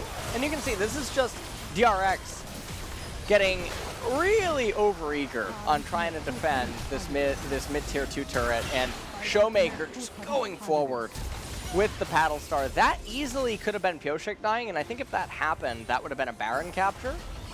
Yeah. Almost for sure. As Chovy was faking out a Black Cleaver and instead finishes off his Trinity Force. I love it. I was really worried that we were going to get Black Cleaver Aurelia, and that was going to be really, it's just, my co-caster would have maybe left, and that's not what we want. Chovy does go in on lots of people and tries to apply lots of Black Cleaver stacks, and that's valuable for the Varus, who is the lethality of Varus, because he's going to be raining arrows as Aurelia's front line as, okay, Doran. Well, ulti going to be thrown back there as the Rek'Sai's just exploded. Doran, the Tempered Fate does come down, but now Chovy is getting control of this fight. Showmaker picks up his Zhonya's, doesn't have to use it just yet, but Damwon Gaming are on the run. Piercing arrow, flash forward, Showmaker presses his buttons, but it's not over yet. The Comet comes down, the next piercing arrow, enough to deal with the Zoe, and now there's barely any defense for Damwon. There's only the bottom laner left standing, and Dragon X, they waste no time. They've started the Baron already. And well, Chovy now is, I mean, he's the commander in this game on the Aurelia. He's so scared. The Dark landed. Ghost is going to be able to take down Carrier, but he has to sacrifice himself for it. Feels very similar to the KT game, where it was Ghost putting himself in harm's way. As Def not going to take that magical journey. They'll take the Baron, and they'll move on. And so right now in this game, let's take a look at this replay here. Nuguri jumps on to Doran, and then he was doing really good trading away and said, no, no, no, your team's over there, as he knocks them back into safety of DRX. The Bard ultimate also not getting a whole lot of value. Showmaker barely able to get away, Deft chasing down, and like a sniper, comes in on Varus, manages to bring down Showmaker as well. As Carrier doing a really good job this game, by the way. Super fantastic performance. As that binding, that was it was collected. Yeah, that was like a magnet or something. I don't even know what to think right there, but Baron buff. It was a Heat Seeker. Yeah. Heat-seeking Dark Binding. That is one that you get when you're very good at Morgana. That's how that works. Trinity Force picked up, actually, by, or Trinity Fusion, I'm sorry, was the construct. Yep, I like calling it Quadra Force. Okay. Makes me happy. What about the Ornn Force? Ooh. You think it? Okay, I'm okay with it. Bellow's Breath here keeps Doran out of any sort of CC lock. Pyosik moving on around as well as DRX with their Baron buff, using it to take down this outer turret in mid lane. Proclaim themselves the gold lead finally in this game. As Arctic Assault, not even necessary there by Pyosik. There's 1 minute left on this Cloud Drake, and it will move DRX to Soul Point. Now able to move through the enemy jungle towards this inner turret bottom lane if they would like to. Thinking about starting a fight potentially as Searing Charge gets Doran out of the way. Doesn't take too much damage there either. Another Bellow's Breath, and he avoids all of the CC. And DRX now just moving into the mid lane. This is some pretty clean macro play coming out from these guys, and they should be able to have inside track. Probably should be able to take this turret down, and they do so in a few auto attacks there by the Varus. He doesn't attack fast, but when he does, he hits real hard. As Ghost gets taken down to half health, just as if to prove my point. And Cloud Dragon is coming up in 20 seconds, but the gold lead right now in favor of Dragon X. Remember though, the Infernal, that is giving over a lot of stats. The scary thing though is that the ornaments are all online now as well. Unfortunately, a stone plate built yet again on Ornn. You know, you can't win them all. Sometimes lost to Shopkeeper. Just it's a thing that happens. And look, he lost lane as well, so he's allowed to. He's allowed to do that. It's totally fine. DRX are going to be able to get themselves to that Soul Point like we were talking about, as True Shot Barrage attempts to steal it away, but isn't even able to soften up the members of DRX. as Chovy is a raid boss. He is very, very large in this game. 80 CS in the lead, 84. Should probably give him full credit for the amount of minions that he's taken down this game as Chovy moves into the Shock Blast, which is not exactly what you want. Flawless Duet, not going to be able to find the mark either. As now Damwon move a little bit too late towards the bottom side river. Well, this is one dragon now away from Cloud Soul. And the added bit of movement speed, I mean, it helps with Varus repositioning, helps with Morgana even, with her ultimate. And, I mean, the added mobility, it is something. But the game is still going to be really close. Even if Dragon X gets it, it's not a game-ending dragon. It's not on the same level as Ocean. So I think Ocean is the Z tier dragon. Yep. And then Infernal is like S tier, and then Mountain's like A, and then Ocean or Cloud is sort of like B tier. F. Yeah, I mean F's in chat for Cloud Soul. Yeah, that's going to come down again. I mean, Pyosik does want to throw out a lot of ultimates, I guess. Fishing. I mean, you can do that a lot more effectively when you've got a 3-stack of Cloud Drakes, and being able to move faster afterwards is good for Carrier, Deft, Chovy as well. He'll be able to reposition without having to use Blade Surge.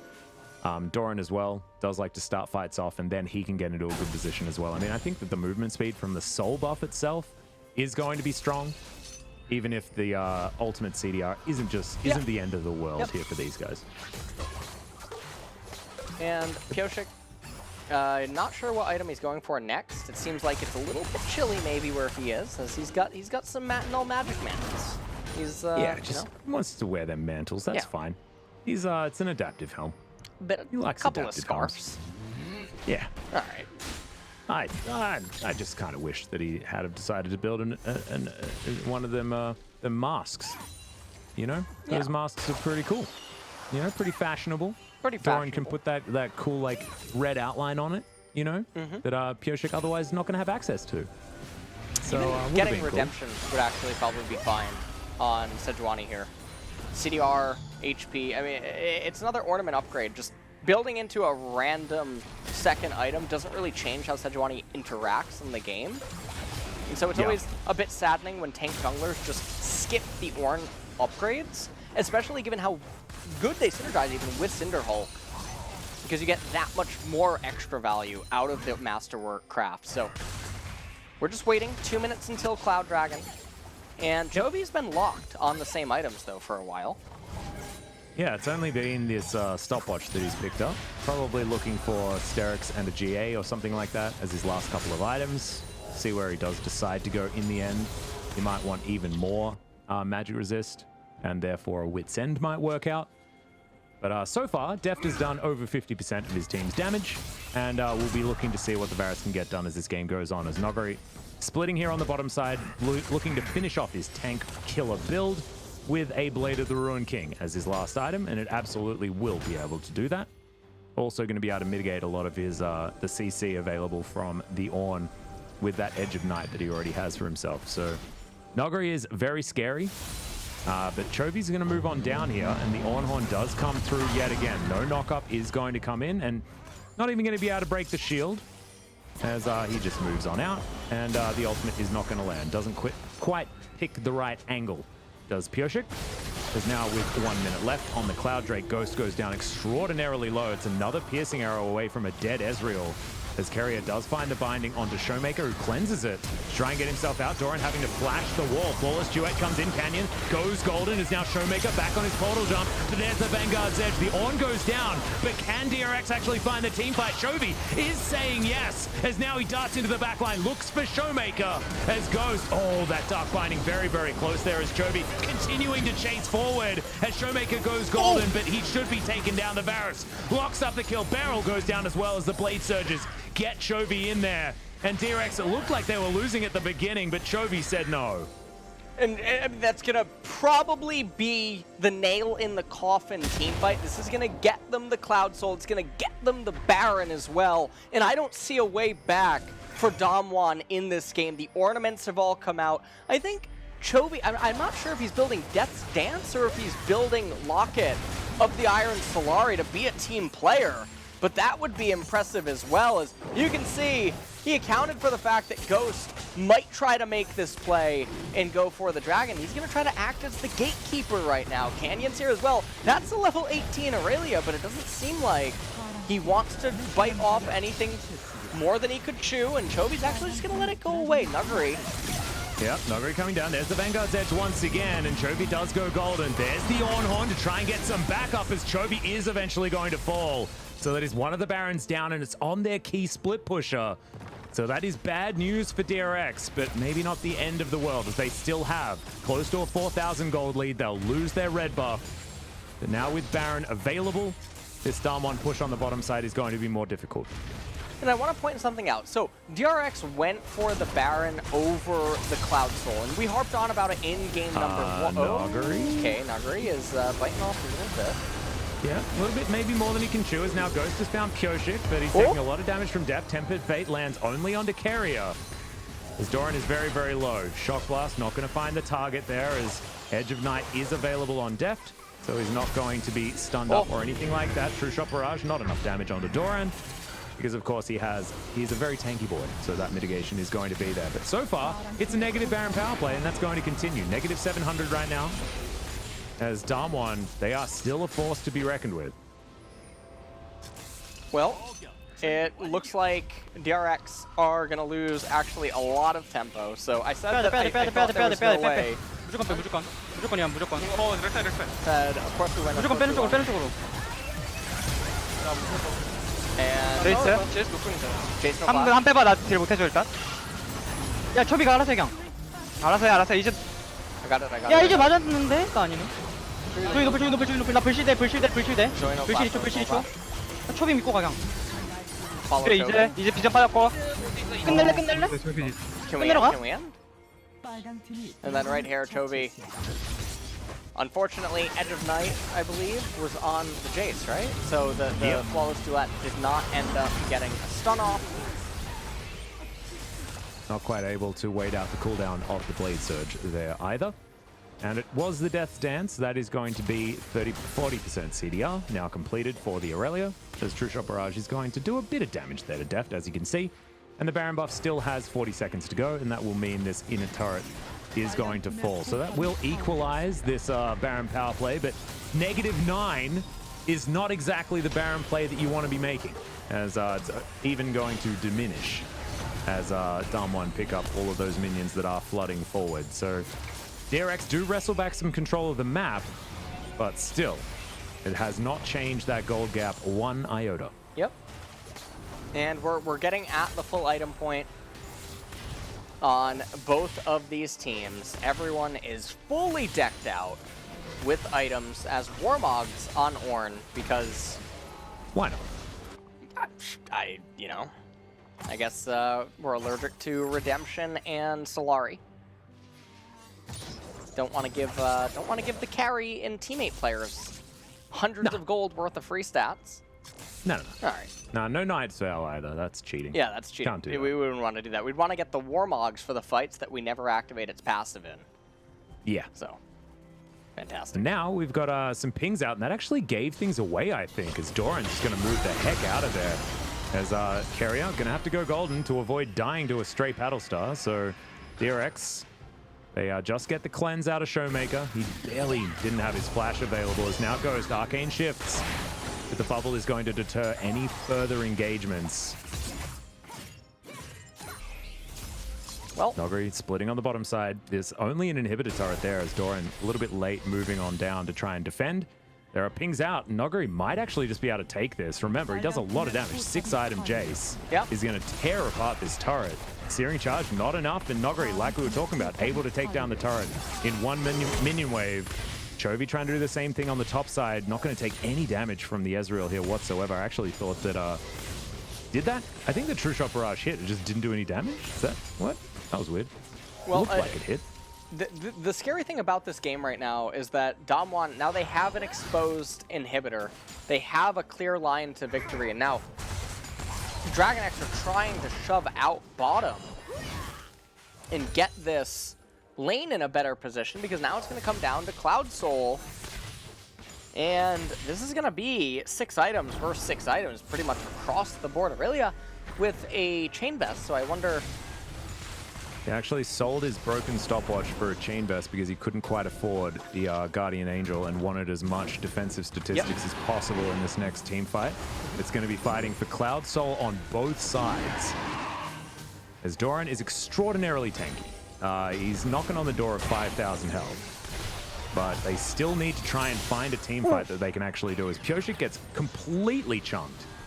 And level 15, not exactly at the level that you want to be right now, as Canyon has the level advantage in the jungle, so this smite is going to be more effective from him. Nogre splitting on the bottom side, an impossible decision for DRX. And Damwon, they've made it to the Cloud Soul. Yeah.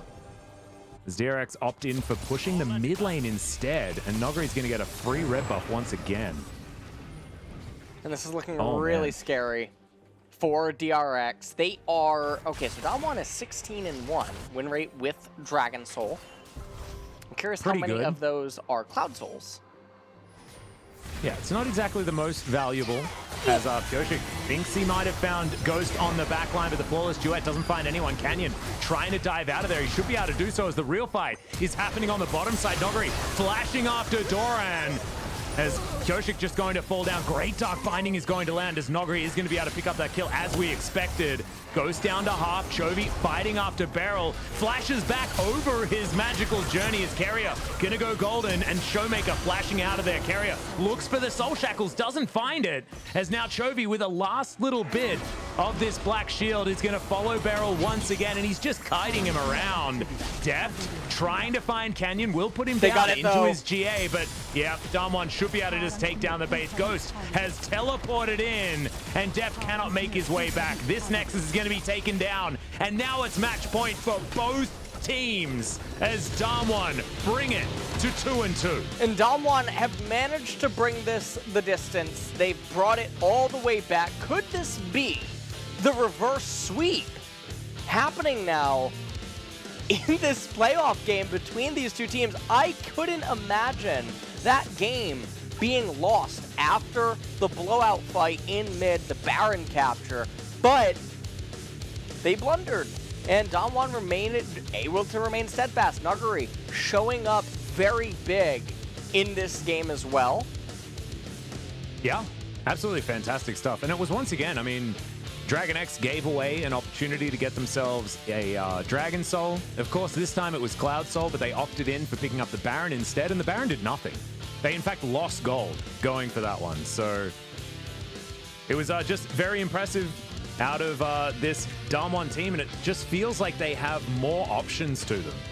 It feels like Damwon have figured out Dragon X, and they now understand how to mitigate the strengths of this team, and are able to fight forward. I mean, it's not what I was expecting moving into this series, especially not after the first 2 games. No, I never thought that this series would be one that would go to 5 games, and yet here we are.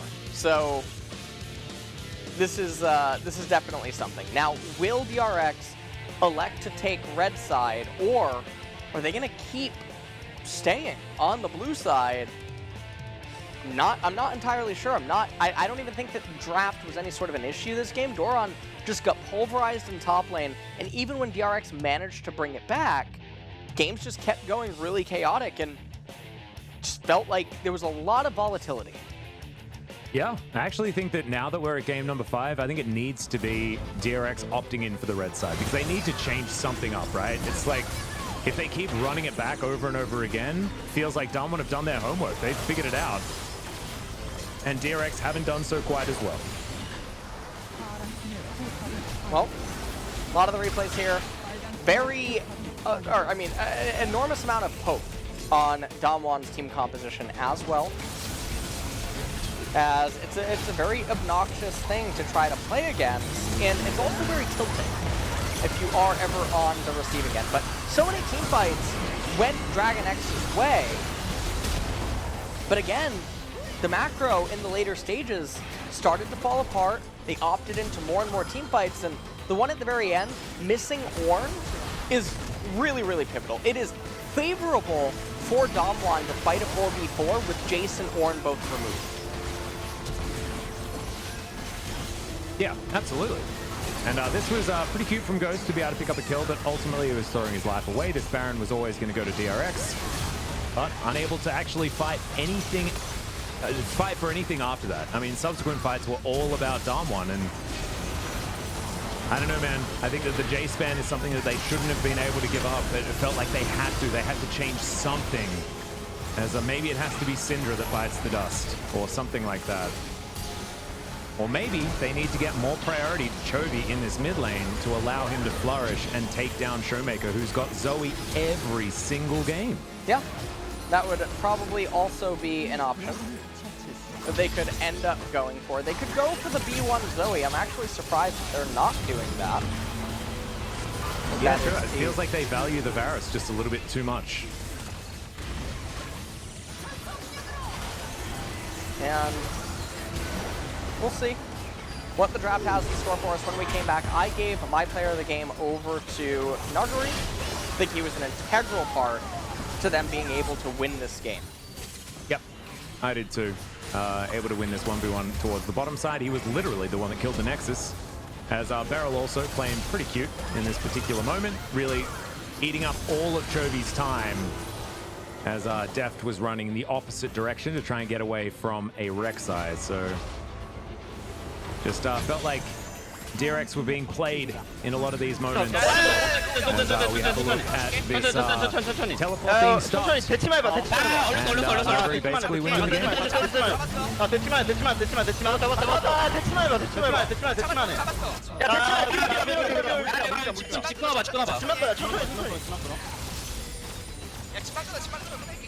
야 바로 수용. 바스 끌게. 바스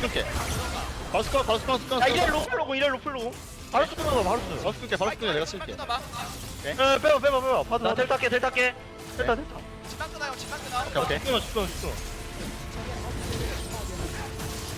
아 죽었어. 바로 스피해. 찔게. 오케이. 야 카이스 뭐 오케이 이번에 26 안 남기다. 26 안 남기다. 야 다밖에 안 했어. 끝내지 마.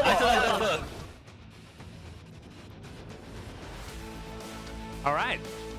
So good to see that they didn't leave the Nexus on 23 health this time around. Damwon have gotten that particular monkey off their back.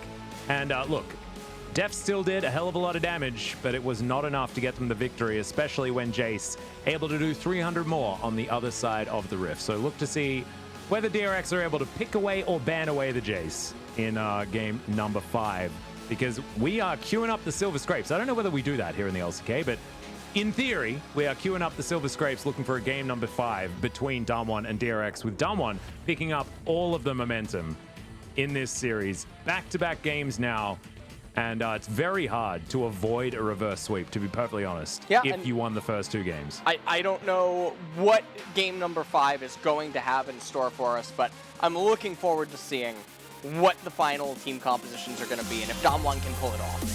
Yep, so let's go to our final break before we get into that pivotal match coming up in 5 minutes.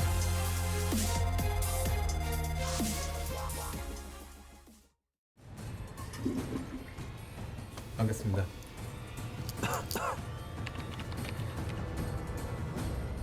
잠시만요. 치즈버거 세트 하나 주세요. 잠깐 손 씻고 드셔야죠. 감염병 예방의 시작은 손 씻기입니다. 올바른 손 씻기를 통해 감염병을 절반으로 줄일 수 있습니다. 이제 올바른 손 씻기 6단계로 스스로의 건강을 지키세요. 감염병 예방은 내 손으로. 올바른 손 씻기. 질병관리본부. 얘들아 승용보 올려라. 뭐지마요? 에이 TFT 모바일 부동동작 또로로로 갤럭시 부동동작 에이 TFT 모바일 부동동작 또로로로 갤럭시 부동동작 또 떨어져 허구와 날라다타 여기 갤럭시 너의 자식 얼럭키드 너의 두뇌 그래서 타지 않아 21세기 네 전략 이래 전략 능지 차이 나는 널 능지 처참히 롤 아재 롤린 이돌 롤린 인더들 잘게 누나 막간 따마 회전 초밥 뒤집개로 뒤집어라 레디 셋 새끼 TFT 모바일 도동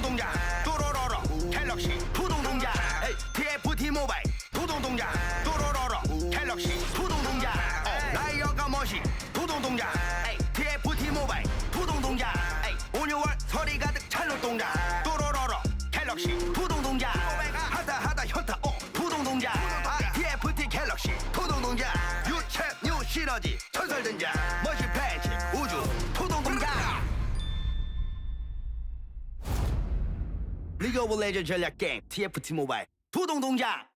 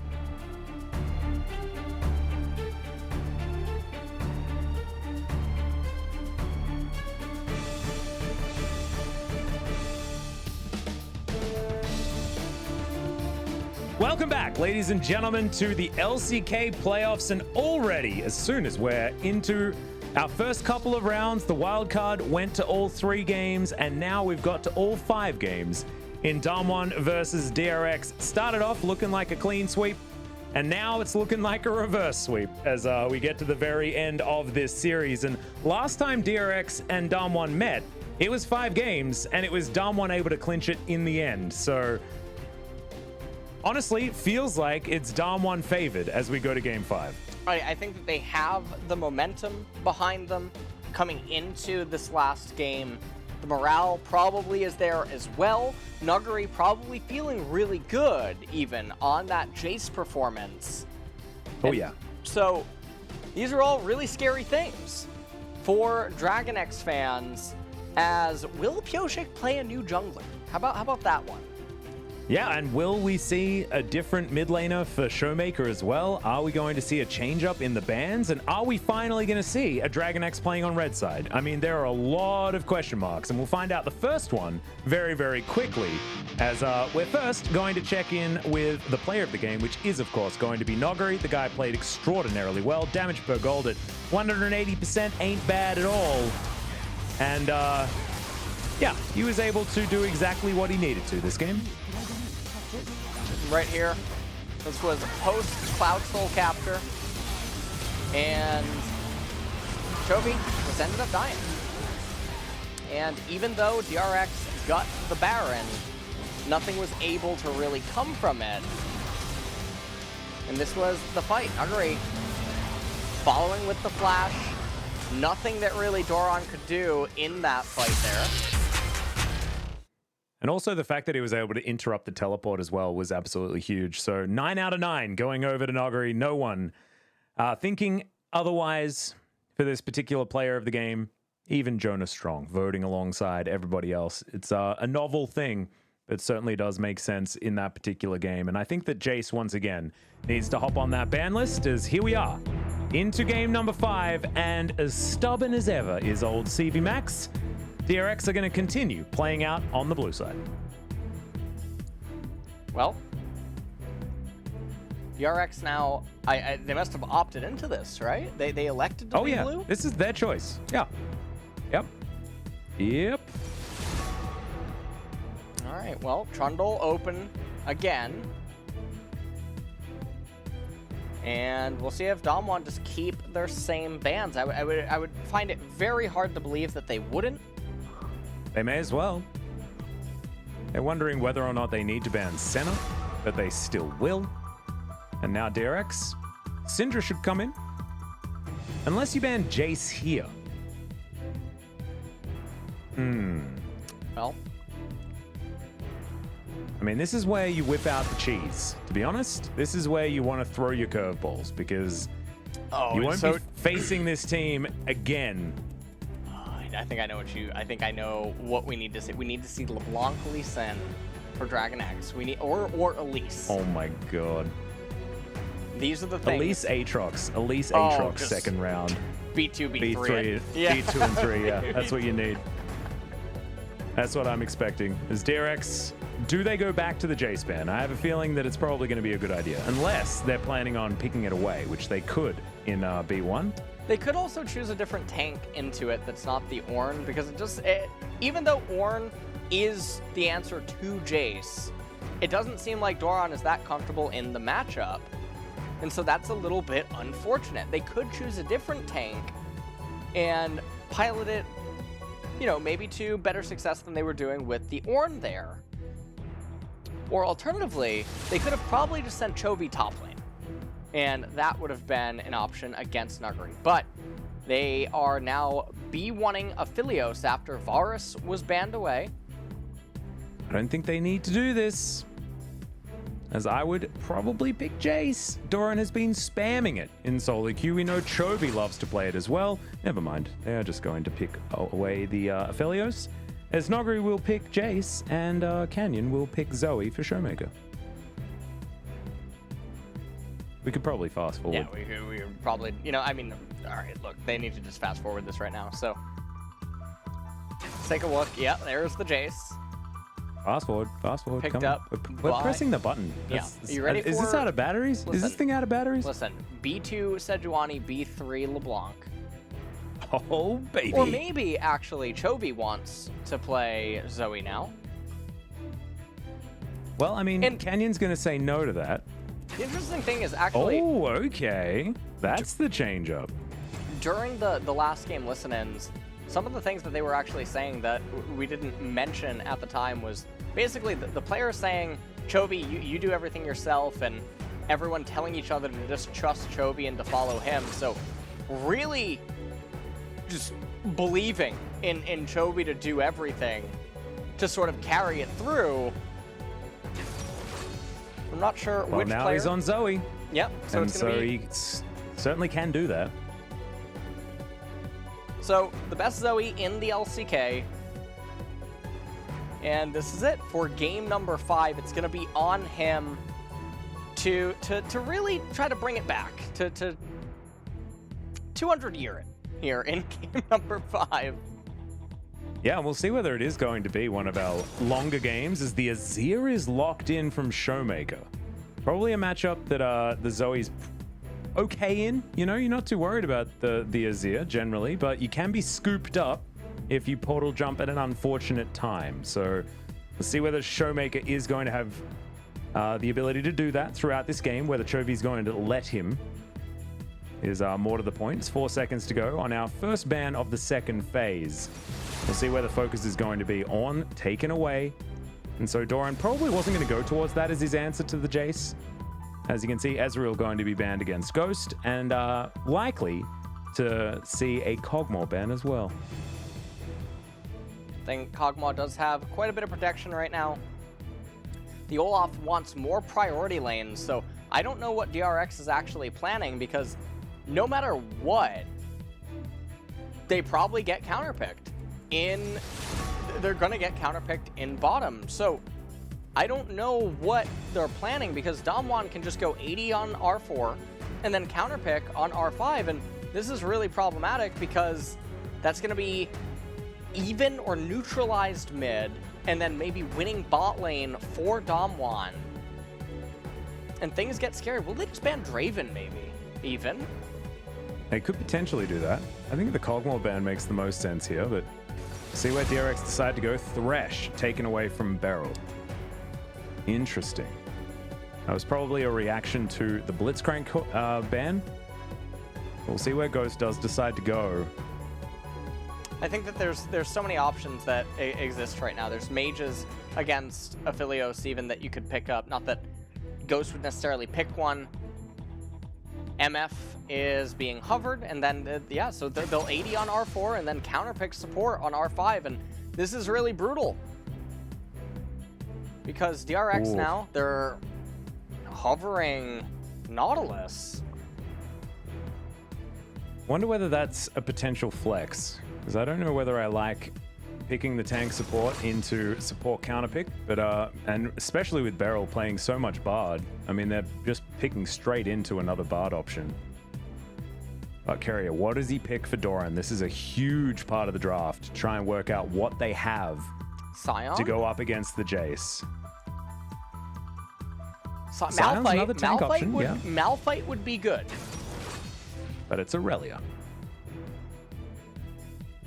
All right. The only thing that can make this draft better is an R5 Tahm Kench or an R5 Braum. These are the only things. Bring us the Braum. That can make Take us this to better. the promised land. Ooh, Taric is a bit of a nightmare for DRX. Taric will invalidate the Olaf Nautilus and the Aurelia. Yeah, the Olaf absolutely hates the fact that this Taric came in the last pick. I think Damwon looking like they have a pretty splendid draft at this point of the game. And they're going to be able to scale alongside DRX very happily. DRX need to get things done in the mid game. And if they don't, this steam train of Damwon is going to just run them over, because the team fight is looking so skewed as we get later into this game, because Beryl's just going to be able to mitigate so much of what DRX wants to do. And DRX's composition is very front-loaded. I mean, Doran wants to be explosive in these team fights and pop off with the Vanguard's Edge, but when you run out of resets on your Blade Surge, he's a sitting duck, and especially alongside Olaf, who's going to do absolutely nothing. And this is an Olaf without any sort of support. It doesn't have the Taric there to give the heals. It doesn't have a Yuumi. It doesn't have any of this extra healing option.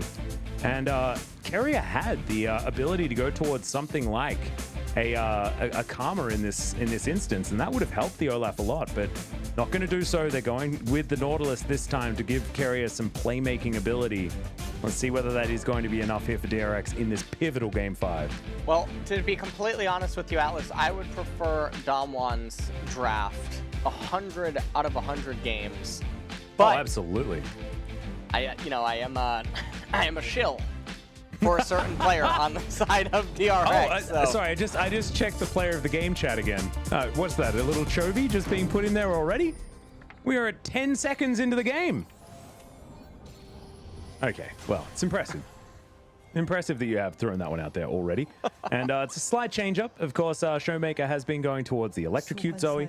In this matchup, Chovy has decided that he's picking up the Unsealed Spellbook, allowing him to teleport around and things like that. And Showmaker, of course, is going to be incentivized. Oh, okay. Very early flash there from Noguri. And they're not even going to check. They're just going to say, well, he's flash. They have a look. They see the, I believe you can see the flash animation. And so they're like, all right, we'll take that. Trading flash for a bubble.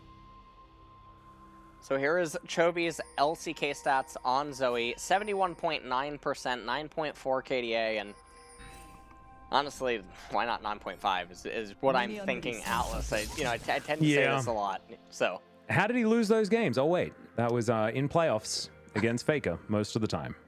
Well, we'll see what he can do here, as it's the best Zoe in the LCK, and this entire Dragon X team composition should come down to Zoe, because in a straight-up 5v5 in the later stages, it's near impossible to do anything unless Zoe creates an opening with a bubble, because the Taric MF Azir, you just can never get through them.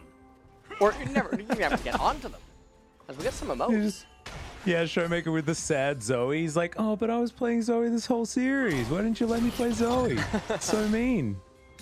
This trophy's going to miss the first CS. Oh, super good. Actually, no, he grabs a couple before the camera panned, but he's going to miss that one on screen with that bubble.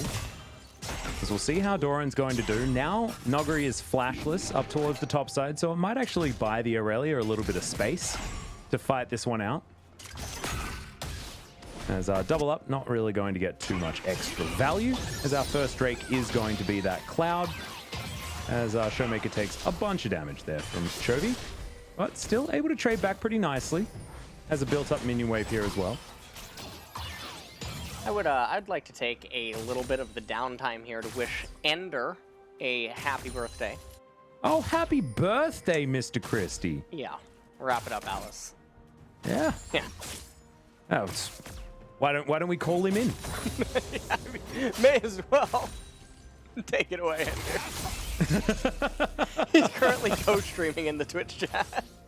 Oh, perfect. Yeah. That's why it's full of weird champs. I was wondering why there was so many weird champs in our yeah, we got some Feels Birthday Man. There we go. We got some Feels Birthday Man and some weird champs. That's exactly what you want. That is it. So congratulations. And maybe like, what is he? 19 years old now? I think he just something turned, like that. I think he's 16 now. 16? Yeah. Okay. He's made it.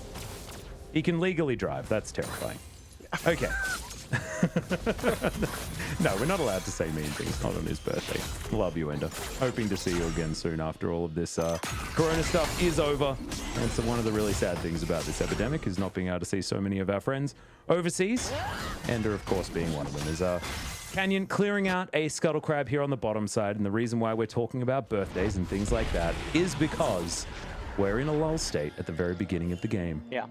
That's exactly it, as we're just waiting for the lane phases to sort of commence. And Doran taking the Aurelia up into top lane against Nuguri is sort of an attempted show of strength where he's going to try to fight it as a knife fight rather than take a tank. And so far, so good. I mean, he's pushing in a wave. You know that Sejuani isn't going to be on this side of the map, and he's respecting it, though. You can actually see, as he's waiting for his Blade Surge, just wants to get the crash on the next minion wave. So the reason that he's not pushing instantaneously is he needs all these minions to help him crash the next wave and get the recall off. And if he does that, he doesn't have to actually commit his teleport, and thus could possibly get teleport advantage here against the Jace, as 17 versus 9, as Aladios versus Misfortune in the LCK. Yeah, we have to remember that this was, you know, all of the games in the first 2 rounds of the LCK, and Aphelios, he copped a few nerfs over that time. So maybe slightly skewed information, as Doran's trying to mitigate some damage there, but it wasn't actually going to land onto him, as those mini waves that you were talking about aren't quite going to make it to that turret, and Doran's still channeling it back. We'll see whether that means that he is going to invest his teleport, as he decides instead to just cancel. He's as he giving moves over a ward. so much respect over to Sejuani, and because he actually played his lane phase poorly, giving, again, that much respect over to Sej, it has now created a spot where, yeah, Canyon comes in, he applies a lot of pressure, and Doran's lane is in a miserable state, and this is a byproduct of mismanagement of the wave. So Nuguri in a pretty good position. Now you Yeah, know. and he's going to have a pretty obscene experience lead as well as we move further into this game. That's only going to be worse and worse for this Aurelia. As like you were saying, it's a knife fight, and if your knife just isn't getting sharpened, it's really not going to be working out here, as Doran does have a very fast Ninja Tabi. But, yeah. The thing here is that both of the top laners still have teleport, but Nuguri has a massive XP lead and he has a freeze. So this game is so rough, and all of this could have been avoided if Doran just didn't interact with his lane opponent and just played the minion waves. And if he did that correctly, this never would have occurred. He would have been actually in a fantastic spot because he would have been able to recall into Ninja Tabi and get himself a longsword to boot and come back to the lane in a favorable spot, and then probably end up having teleport advantage. But as it stands right now, top lane's bleeding again. It's really, really problematic. DRX did get first dragon of the game. Mountain's coming up next, and the best thing that you could hope for is an Ocean Soul for DRX.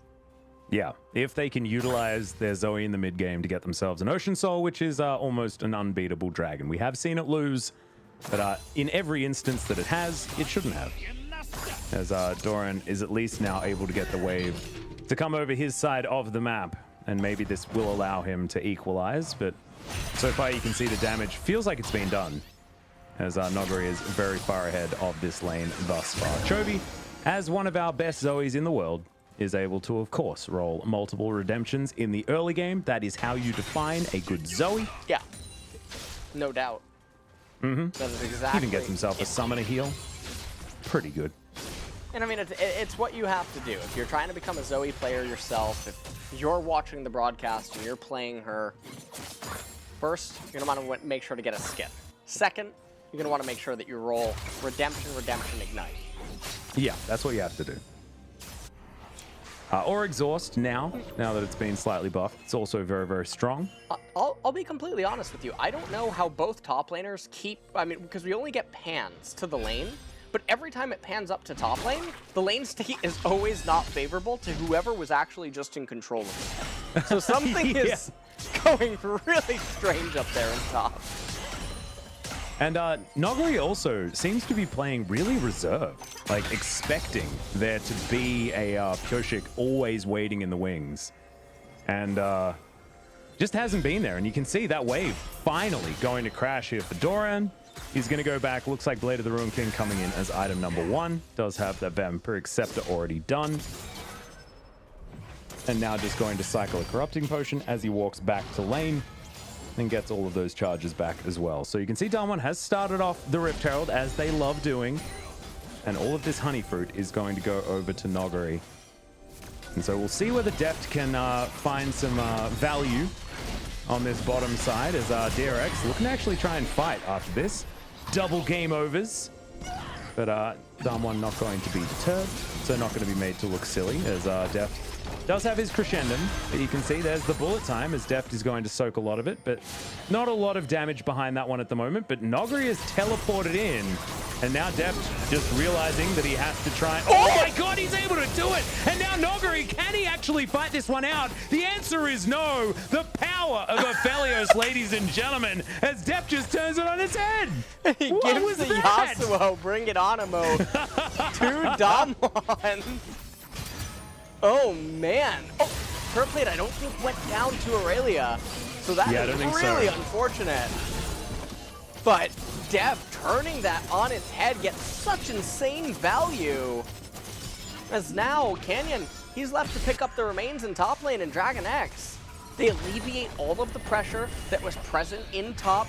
Deft, he picks up a very good kill and propels himself into a fantastic position here.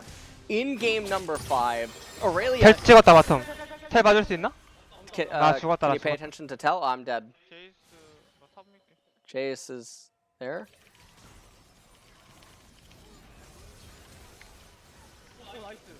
Nice. I'm going. Nice.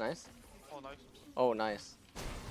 It wasn't actually as much reaction as I was expecting out of DRX. But still, trying to keep it as serious as possible, understanding that They didn't want it to get to this game number 5 situation. Now looking to try and deny the reverse sweep from Damwon. And so far, with First Blood going on to Deft once again, they're in a good position to do so, especially with Chovy on the Zoe. Always such a scary prospect as he is spotted on vision. But we've got second Drake being taken here for free once again. And Doran gets a control ward into this brush, and now Chovy is in position. Finds the bubble onto the piggy as that Drake is taken down. So a little bit of time wasted here as we do have that Ocean Soul like you were talking about. Oh man, and actually with all of the brushes, it is a big deal for Zoe as well, who can play those smoke and mirrors quite nicely. As Shelly will be able to get that charge, but not quite able to lock down this turret or anything like that. And Deft is continuing to find value as Chovy looking for a little bit more. Carrier has been unlocked from the lane as Deft over on the side here just helping out. He'll be clearing out vision for himself. And the way that this game currently stands, it's a 1,000 gold lead for DRX. They did roll Ocean Soul, so that's one of their win cons now. We talked about earlier how DRX, they would have a mountain to climb. If this game went the distance, it would be near impossible for anyone except for Zoe to teamfight against Damwon. But Ocean Soul is pretty much Exodia, so it's really hard to lose with it. And DRX are in a really good position. They should almost certainly get the third dragon without much contest, but the fourth one, that's going to be the one that Damwon should fight tooth and nail for. And if DRX gets it, I think they're going to move on to Wednesday versus T1. Yeah. And you can see Rod of Ages actually completed here for Showmaker. So changing up the Azir build path quite a lot, but actually it is going to mean that he's likely to spike very close to that time that you were talking about. Nogri not going to be hit by that flawless duet, but the Chilling Smite is going to come down. Undertow's now landing as another Blade Surge comes in, and that is a dead Nogri towards the top side. 2-0 now in favor of DRX. Well, this is not what you want to have happening. The Jace falling off right now is very, very unfortunate because he's going for the lethality, Jace, and he's going to be down in EXP as well as gold. He's not going to have as much effectiveness transitioning here into mid-game. Everything else, though, is pretty stable. What is the... Sorry, I'm having a bit of an allergic reaction. I just looked at Azir's inventory. Take it away, Alice. Yeah, I mean, I mentioned this before. Not sure what the Rod of Ages is doing. But I thought maybe it's playing around getting a power spike at the right point. That's, you know, my glass is often half full. As Doran over here, soaking up turret plates where he can. Pyosik once again going to find his way forward. Nogri, no flash, remember. It's Pyosik just going to start this one up. Blade Surge is going to be there as Pyosik happily tanking up the turret, and Nogri has hit that 0-2 power spike maybe a little bit earlier than he would have wanted.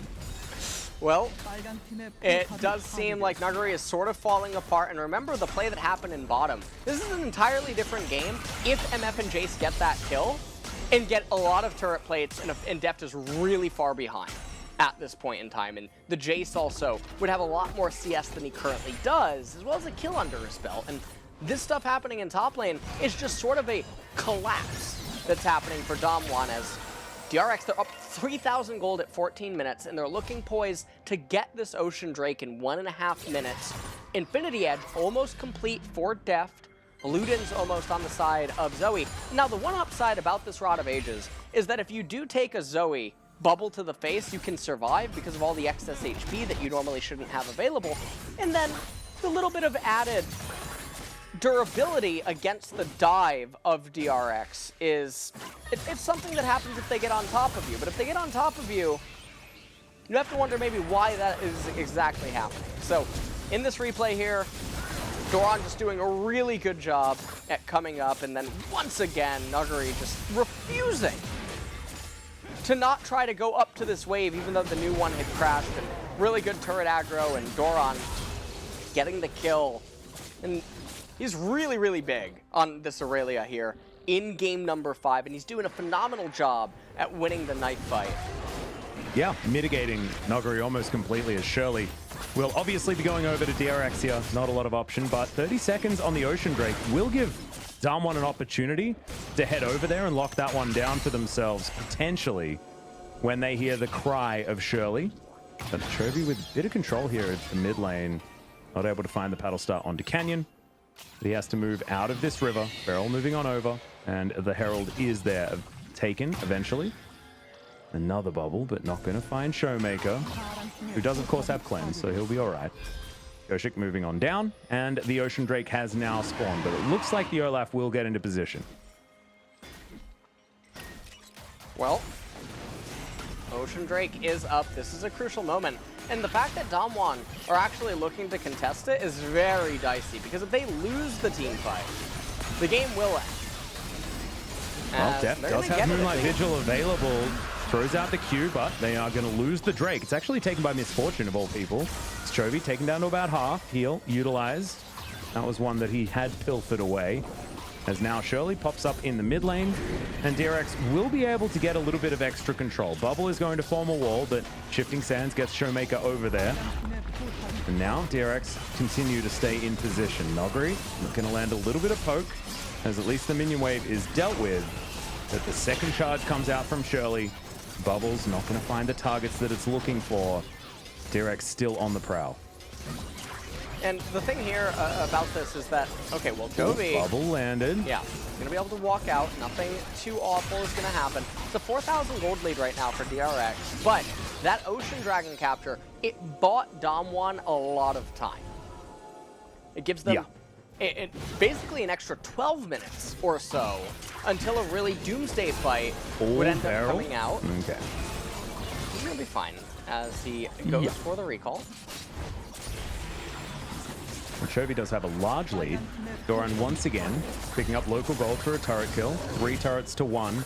Now in favor of Dragon X, who moved towards close to a 5,000 gold lead actually this stage of the game. And after Nogri had denied Doran all of that experience, Doran is now leading with the most experience in the game. Actually close to a 2-level advantage still, as that level 11 has only just been acquired by Nogri, and Doran is very close to 13.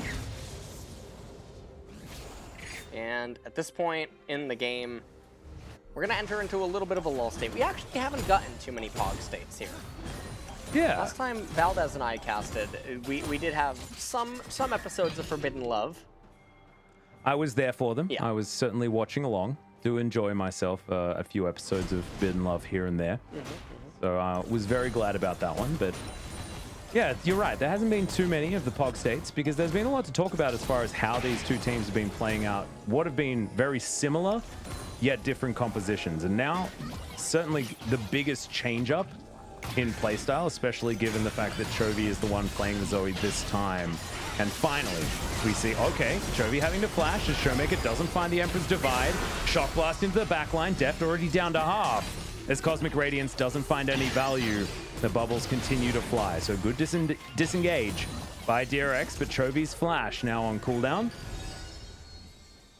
And DRX are posturing around mid lane right now. Deft is back to being somewhat healthy.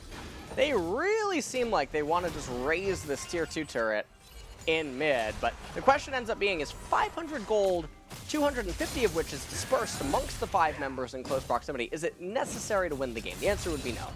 So they're losing out on a lot of side lane gold and XP, and they're also clumping up and sharing a lot of the XP. As Damwon, I mean, the 4,000 gold deficit remains pretty unmoving. As a minute and a half again until the Ocean Dragon ends up spawning. And Yeah, this is going to be a very important one for DRX too. Yeah, if they don't get this one, I think that Damwon will have successfully bought themselves enough time to really let their team composition flourish and come online. Yeah, and Showmaker now with very close to 10 stacks on that Rod of Ages like you were talking about, and he's going to pair that 10 stacks mark, most likely with the Nash's Tooth. Only 900 gold away from that. That should be very, very close. Or 1,000, sorry. I think I tell a lie. But still, very, very close to picking that one up. Just needs to combine those 2 items that he has in his back pocket. And that's going to be a big power spike for the Azir. Definitely an unorthodox power spike, to say the least. But still going to be out ahead there very, very shortly. As 54 seconds on this Ocean Drake, Doran able to get some vision available to himself and the rest of his team, and you can see DRX with a lot of vision control around the dragon. Very important for a Zoe composition to retain that vision control. Well, 30 seconds until the ocean is going to come up, and we look at the gold. I don't believe that Nuguri is going to be able to actually complete the Duskblade of Drakthar prior to this team fight, so the Aurelia should have the leg up in terms of not only stats, but also levels. Here we go. Yep, Showmaker in a lot of trouble, but does keep himself alive for a very long time, and now the Cosmic Radiance comes in. Carrier goes golden, Ghost almost gets popped on the back line, but is going to survive. He looks for a back right now, might give DRX the opportunity to move towards this Drake pit, as Noguri's towards the bottom side, pinging the bottom lane. And Pioshik will find himself the undertow. A great bubble is going to land there onto Showmaker, but no follow-up with any paddle stars. As Chovy off towards the side. They do need to land some good poke, but Noguri is going to start off this Drake. And Ghost has already made his way back down, so this is going to be a straight-up 5v5, but they don't have Emperor's Divide. Great bubble is going to block off the entrance there. This is scary. This is very scary for both sides. Showmaker is very, very low. Bubble not going to quite land, but Deft, he's at full health. Now looking for the front line as Chovy just pops the Taric. He didn't have the ulti, but this is going to mean Soul Point over to DRX. And now they're going to move towards that mid lane. They will have the inside track and should be able to take down the inner turret as well for some added economy. And if you have a look at the mini-map, the top lane also has a minion wave that is just going to get taken down by that turret. And so that's more gold going missing for Damwon. And at this point, they've brought it to Soul Point, 5,500 gold lead as well. And things are looking pretty grim. Damwon didn't quite have the stats that they would have wanted to take this team fight, as maybe even getting a little bit panicked right now. They know Chovy doesn't have flash. Yep, there's the flash ulti, but Canyon not going to be able to find the Zoe. No flash available, as you can see, but the trouble bubble will land. There's the Emperor's Divide, as Chovy not going to be surviving this one, and Damwon thinking about this as an opportunity to go for a Baron. We'll see whether DRX are going to be able to stop them, because this is going down very quickly. Oh man, this is really scary. Pioshik does have ult available, but Taric ult too. Moonlight Vigil available as well, as Deft able to get a lot of AoE damage, but the Baron is taken. My god, this Aphelios is tearing Damwon apart. And it's a triple kill instantly for Doran. Now hunting for the Quadra, as Noguri is doing his best to escape with the only Baron that Damwon has. It's already a negative Baron power play, and that may continue. And I don't know. DRX have so much space on this map. I have no idea what Beryl was doing. He never even casted the Taric ultimate during that fight. You know that Dragon X were going to just enter the pit. As first, let's take a look at the Dragon Dance. So you can see the River Ram sort of happening right now as you take a look at Chovy getting the pop onto the Taric. Meanwhile, in live, we're coming right back into the action. Pioshik doing a little bit of a tango with Nuguri, as that replay was oddly cut short for something that was honestly not that, yeah. Take it away. I mean, if Noguri had died there, then it would have been very pivotal, but not actually able to find it, as we have a look at yet another replay.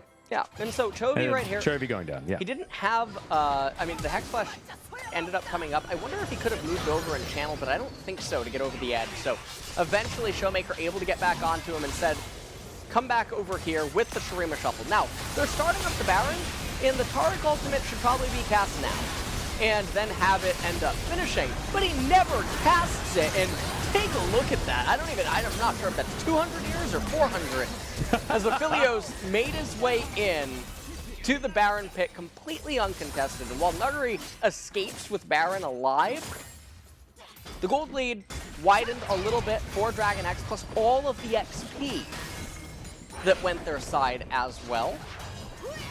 Yep, and now that Baron buff that's only on Noguri has got a minute to go, and Noguri is towards the top side, not actually anywhere near a minion wave at this point in time. He has managed to catch back up as far as the experience is concerned, within a level, as you can see, and able to get up there towards the top side and get himself some extra farm. You can see Chovy, he's heading back home now. We'll see what item he's able to complete. As he gets back there, it's Merlin Omicron. Of course it is.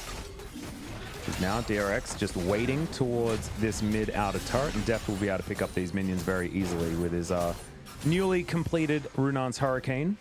Going for the double Zeal item this time. It was Essence Reaver after these first couple of items were completed last time around. This time aiming for some added crit and attack speed.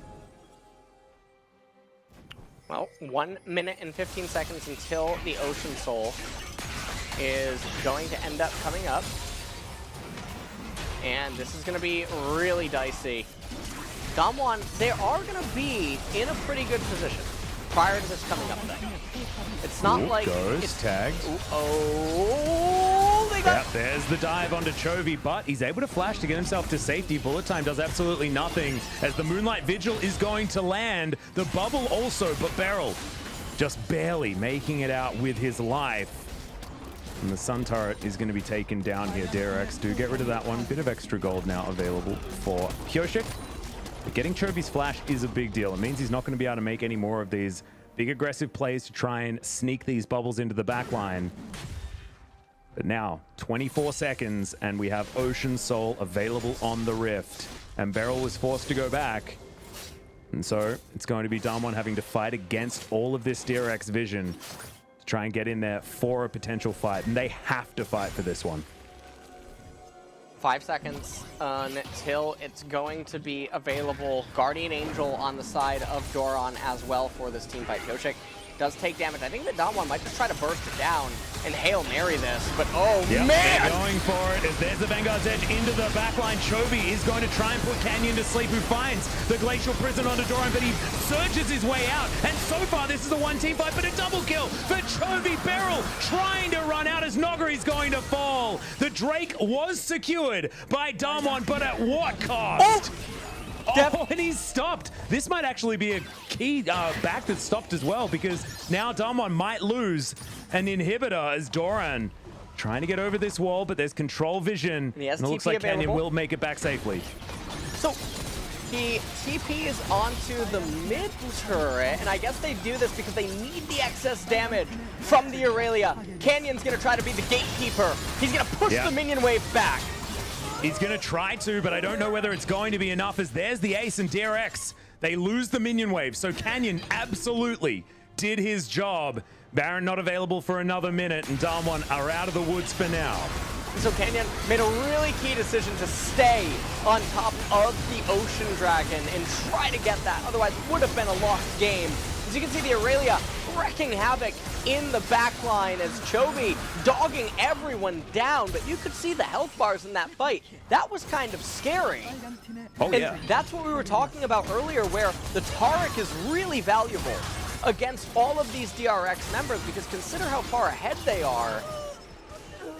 And Canyon, he sacrificed his life to keep them in this game. It's 7,000 gold right now in favor of DRX. And things are still just, they're gearing up right now. 15 seconds until the Baron. And Atlas, and I 3.5 don't know. minutes on that Ocean Soul. This is really scary. Now, when neither party have summoners, I actually think the edge goes in DRX's court just because Zoe becomes that much scarier. Yeah, no, I would agree. And I think that Doran's absolutely pivotal in this game as well. As you can see, vision available for Damwon. Nogari splitting on the bottom side, has teleport.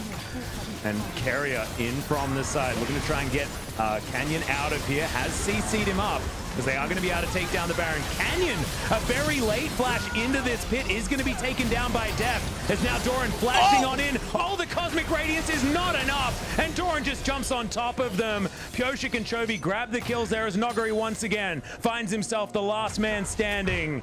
As this time he doesn't have the Baron. And yeah, Carrier is saying, I'm sorry, mate, but we have won this game. Is going to stop that back eventually. Carrier going to get punished for it, but the biggest punishment is going to be on Nogari, as he is not going to be able to find the win this game. Not going to find the reverse sweep for Damwon Gaming. And DRX have earned their bout against T1. But Damwon damn sure made them work for it after a first 2 games that were not close. And that is going to be it. So a 5-game series with Dragon X going on to meet T1. And it's like a baton pass here in the playoffs so far, Atlas. KT handed over to Damwon. Damwon now handing it over to DragonX. Yeah. And I don't know what to expect for Well, I Wednesday. guess we should expect that DragonX are going to hand that baton over to T1. It's based on, you know, what we've seen thus far. Also, I think that if DRX had have won game number 3, then maybe we'd be feeling like them heading towards a matchup against T1 could be interesting, could be exciting. But the fact that they were so shaky in games 3 and 4 might mean that T1 have a little bit more of an edge as far as what we assume in that matchup. But maybe now, CV Max with a little bit of time to get his team back together, back to the drawing board, and able to really give it to T1 when we get to that matchup, because it's going to be very, very exciting.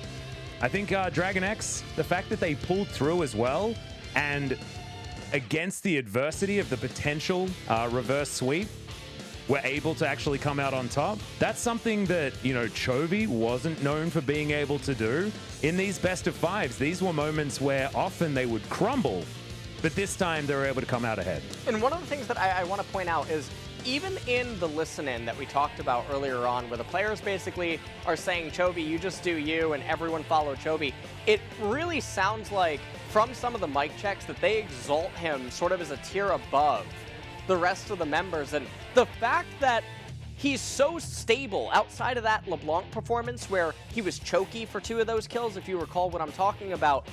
Yeah. He has been the mountain that has held DragonX together all throughout spring 2020, something that he was incapable of historically as a player, because he would have a lot of variance, and yet now he feels cold, calm, and collected in most of the games, and I think that's going to be pretty scary against T1. Drafts are going to be super important. I don't think T1's going to find themselves with the draft edges that Damwon had in tonight's series, and I'm just going off of history there.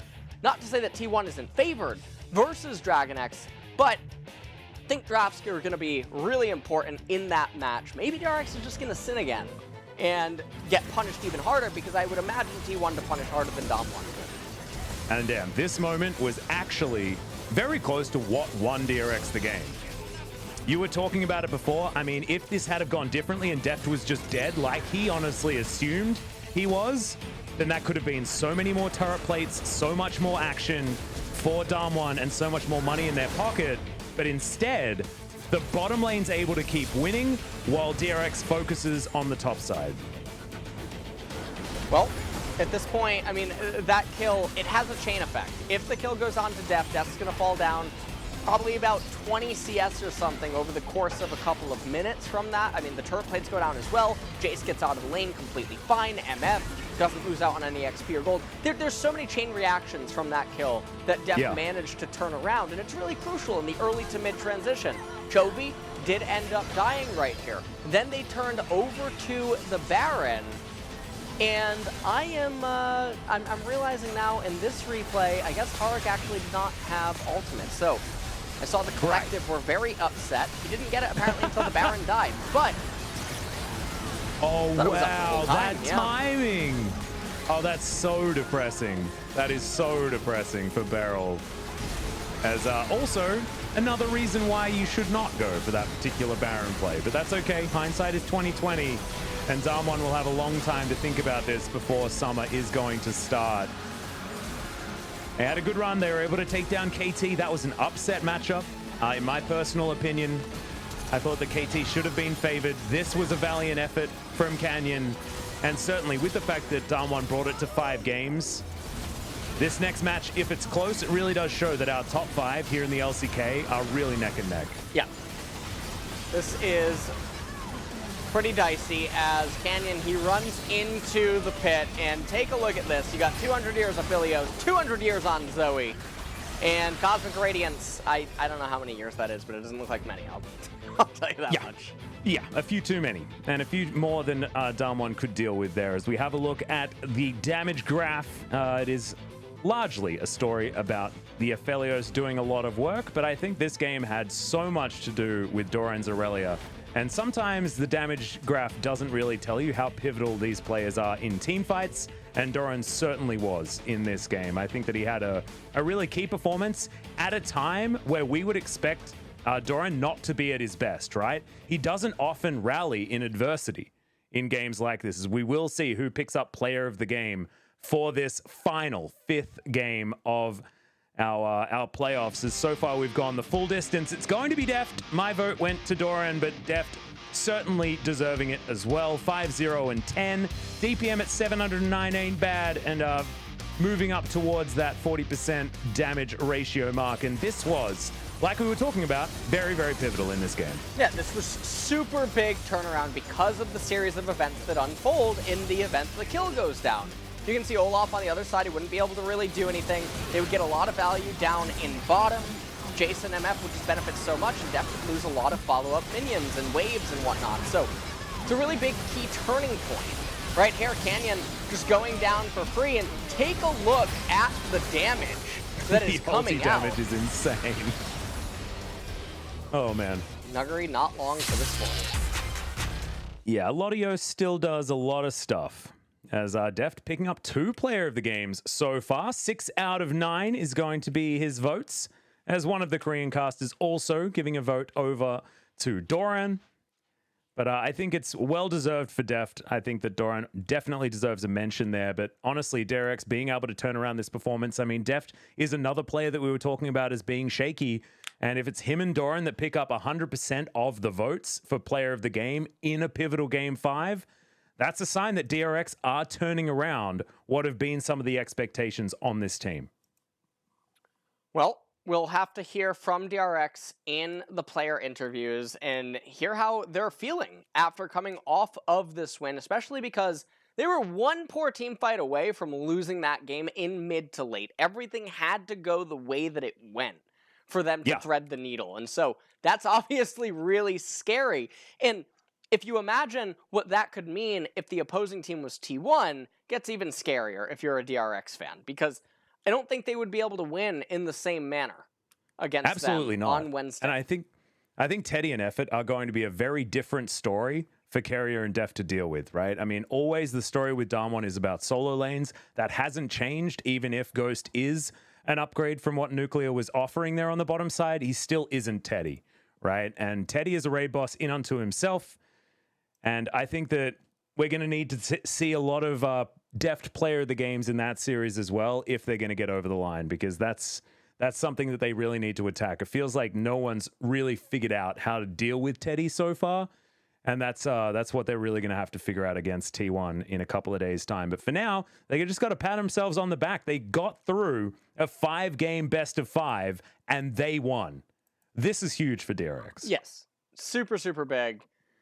And, I mean, they can come off of this series feeling pretty good. One of the things that I'm worried about, to be honest, in the T1 series, is the dynamic of jungle.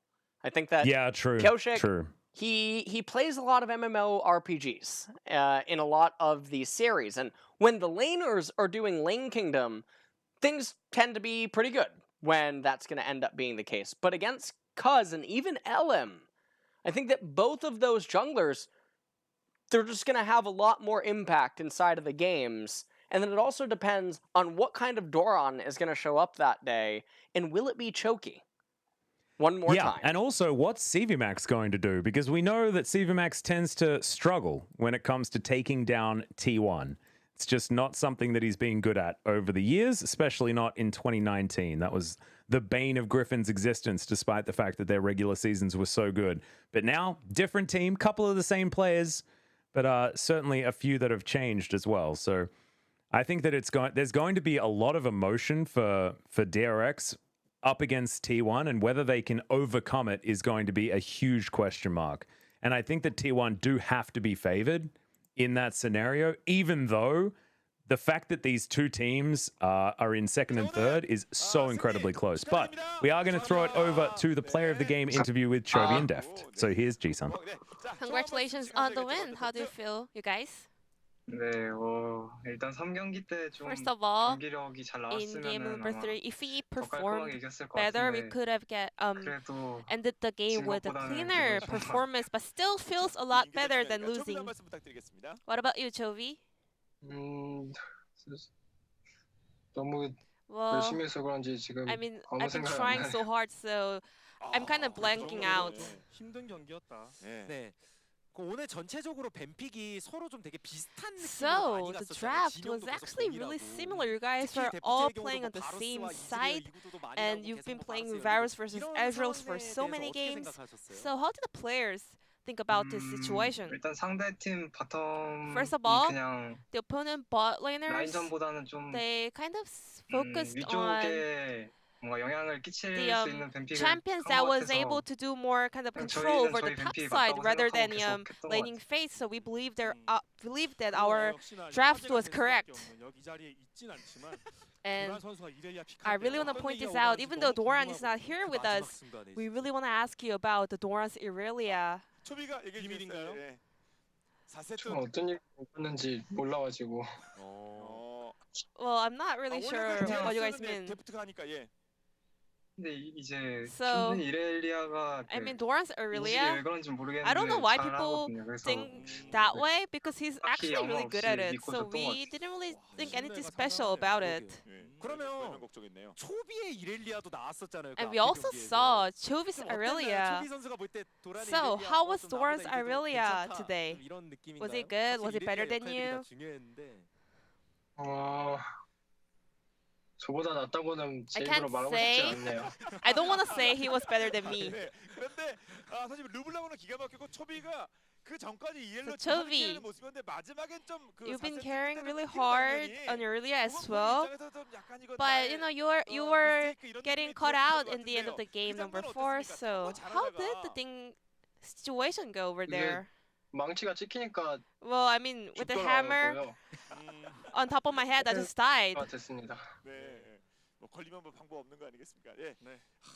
그러면은 마지막 세트에서 So in the last game, 2대1 라인 교전에서 2대1 구도에서 so in the 2v1 situation, 어떤 생각이 드셨는지 이거 이겼다 Deft, 이런 생각 들었나요? what did you feel after taking one player? 잡고 이겼다라기보다는 I wasn't like, oh, I got it and I won. I was more like, oh, if I die, we're gonna lose. So I was just like doing my best. 저희가 들었는데 And we heard the mic track, and as soon as you saw the teleport, you was like, oh, I'm dead. 상대팀이 잘 I mean, 했을 때 무조건 if 죽는 the 각이라고 opponents were 생각했는데 executing the right 어떻게 좀 play, 빈틈이 있게 there was 저한테 no way I could 다가와서 just survive. 좋게 But 됐던 것 같아요. they kind of opened some space for me, so I was lucky enough to escape and also get a kill. 슈퍼플레이가 나오면 뭐 이렇게 와라든가 나이스 잡았어. But whenever a player does super play or outplay, they go really wild, loud, but there was a reaction from you. I did it in my heart. 팀원 리액션은 좀 잘 나왔나요? How about the teammates? 나오지 않았을까요? 잘 기억이 안 나요 지금 너무. I don't remember. Maybe they did. 초비는 기억나요? 그 장면에서 Chovy, do you remember that 딱 좋은 장면이었는데 highlight? 오히려 상대 Daft 잡았어요. was 그때 fighting 어땠어요? 1v2 and he just took down 한번 top 해줬어요. laner. I did once. 비즈니스 느낌이 강한데요? 예, 뭐 그냥 뭐 크게 뭐 자극받거나 거기서 뭐 큰 힘을 받거나 그런 거 아니었어요? 그냥 오. Did you guys like get a morale boost or something? 진짜 잘한 건 잘한 거고 이제 I mean, 전 he did 다음에 제가 well, 할 거 생각하려고. but I was keeping my minds on the things that I have to do. 중요하긴 하죠. 예. 자 이렇게 해서 오늘 정말 그리고 뭐 그 도란과 표식 솔직히 데프트. And I want to ask you about Doran and Pusick doing their first best of 3. 작년에는 뭐그 그리핀에 많은 선수들이 있긴 합니다만 뭐 Because last year there were a lot of rookies in Griffin, 데프트 but 말고는 그런 부분이 좀그 this time around, 잘 풀어냈거든요. Deft, you had to kind of be the one that leading other rookie players in this new best of 5 format. 저는 일단 개인적으로 근데 Well, I personally think that 스크림에서도 뭔가 그런 걸 정해놓고 할 때도 있고. well, 그래서 sometimes we also set some 딱히 situation 뭔가 during the scrims 다전제 as well. 경험이 없다는 So, 거는 잘 모르겠기는 I 해. kind of disagree with the fact that some players lack their experience at best of 5s. 초비는 어때요? What about you, Chovy? 좀 아쉬움이 좀 많았거든요. 팀이 바뀌긴 했습니다만 올해 You're in a different team, but same. Like, how are you feeling going into some of the best of 5 series? 그냥 3판 하는 거랑 5판 하는 거 Well, 차이밖에 없지 않나 Is 싶은데. the only difference is like playing 3 games or 5 games. 예, 근데 작년 좀 아쉬움이 남았습니다만 올해는 다르니까 어디 쿨하네요. 예. I guess the players aren't paying too much attention about the best of 5 series. Well, Def, don't you feel a little bit exhausted after playing 5 games? 옆에 초비 선수가 완전 초비가 먼저 얘기해봐. 아 데프트가 I mean, 경기적으로 Chobi, what about you? 투신이 그런 얘기도 했잖아요. Because Tusin 나이도 먹고 해갖고 약간 반응이 also 떨어지고 said 그런 얘기도 Deft is now old, 했잖아요. so 네, his reaction 초비 speed 선수가 is not 데프트가 fast 이제 enough 나이도 and stuff 먹고 like 하니까 that. 한 달 더 보니까 또 So, 1월 다르고 2월 다르고 3월 다르고 you know, 4월 you 다르고 are 그래요. 어때요? older now, 데프트? Deft, compared to other players. 일단 표정을 보아하니 Well, looking 되게 at his 힘든 것 face 같네요, 지금. expression, I can tell he's really exhausted. 데프트는 저는 어떻습니까? 생각 한판 더 할 수도 있어요. Well, for me, I can play another game. 고민이라도 할 수 있다. 네. I can do it all day. 데프트는 어떻습니까? 뭐 체력이나 What 이런 about 것들 you, 긍정은 Deft? 문제 없죠?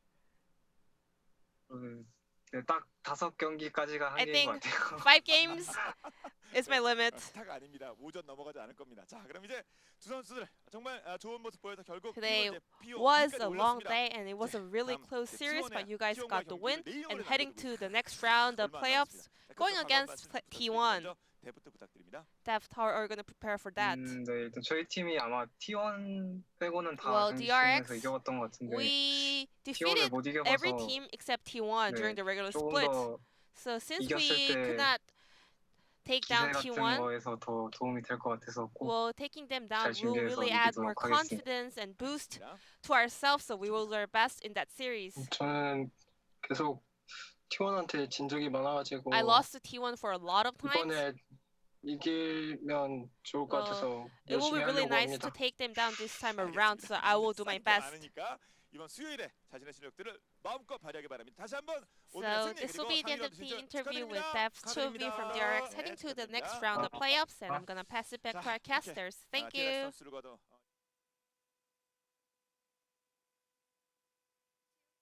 Thank you very much, Ji-sun, for your interview translation. As per usual, I had muted myself and then I had to do that twice. I apologize, ladies and gentlemen, but it has been a long day when I think a lot of people weren't necessarily expecting it to be so long. And Deft is with us as well, saying that, 5 games is his limit, not wanting to play too much more.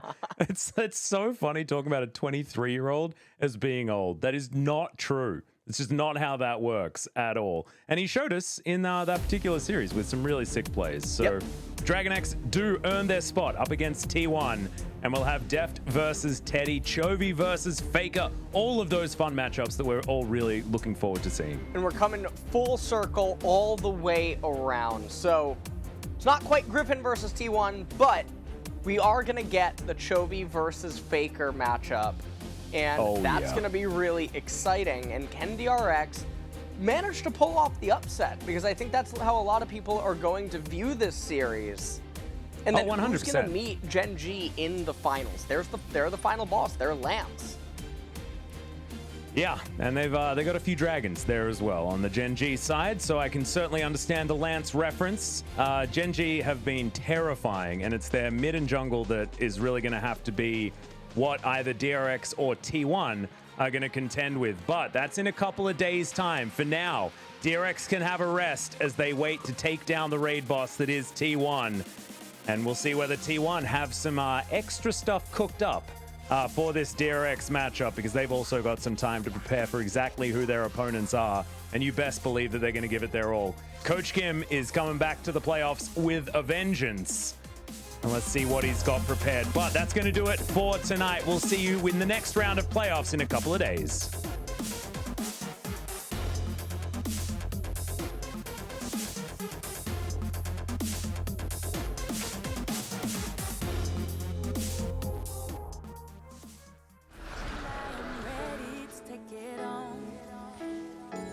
Told me to be myself and never feel alone.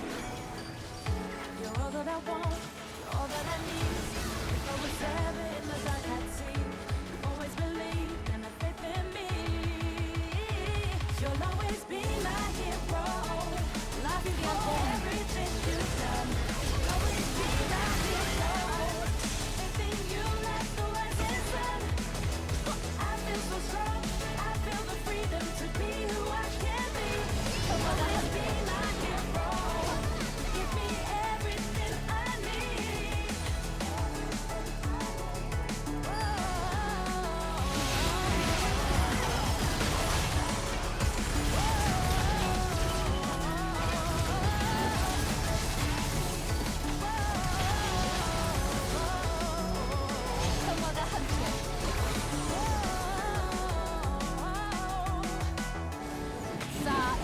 칠,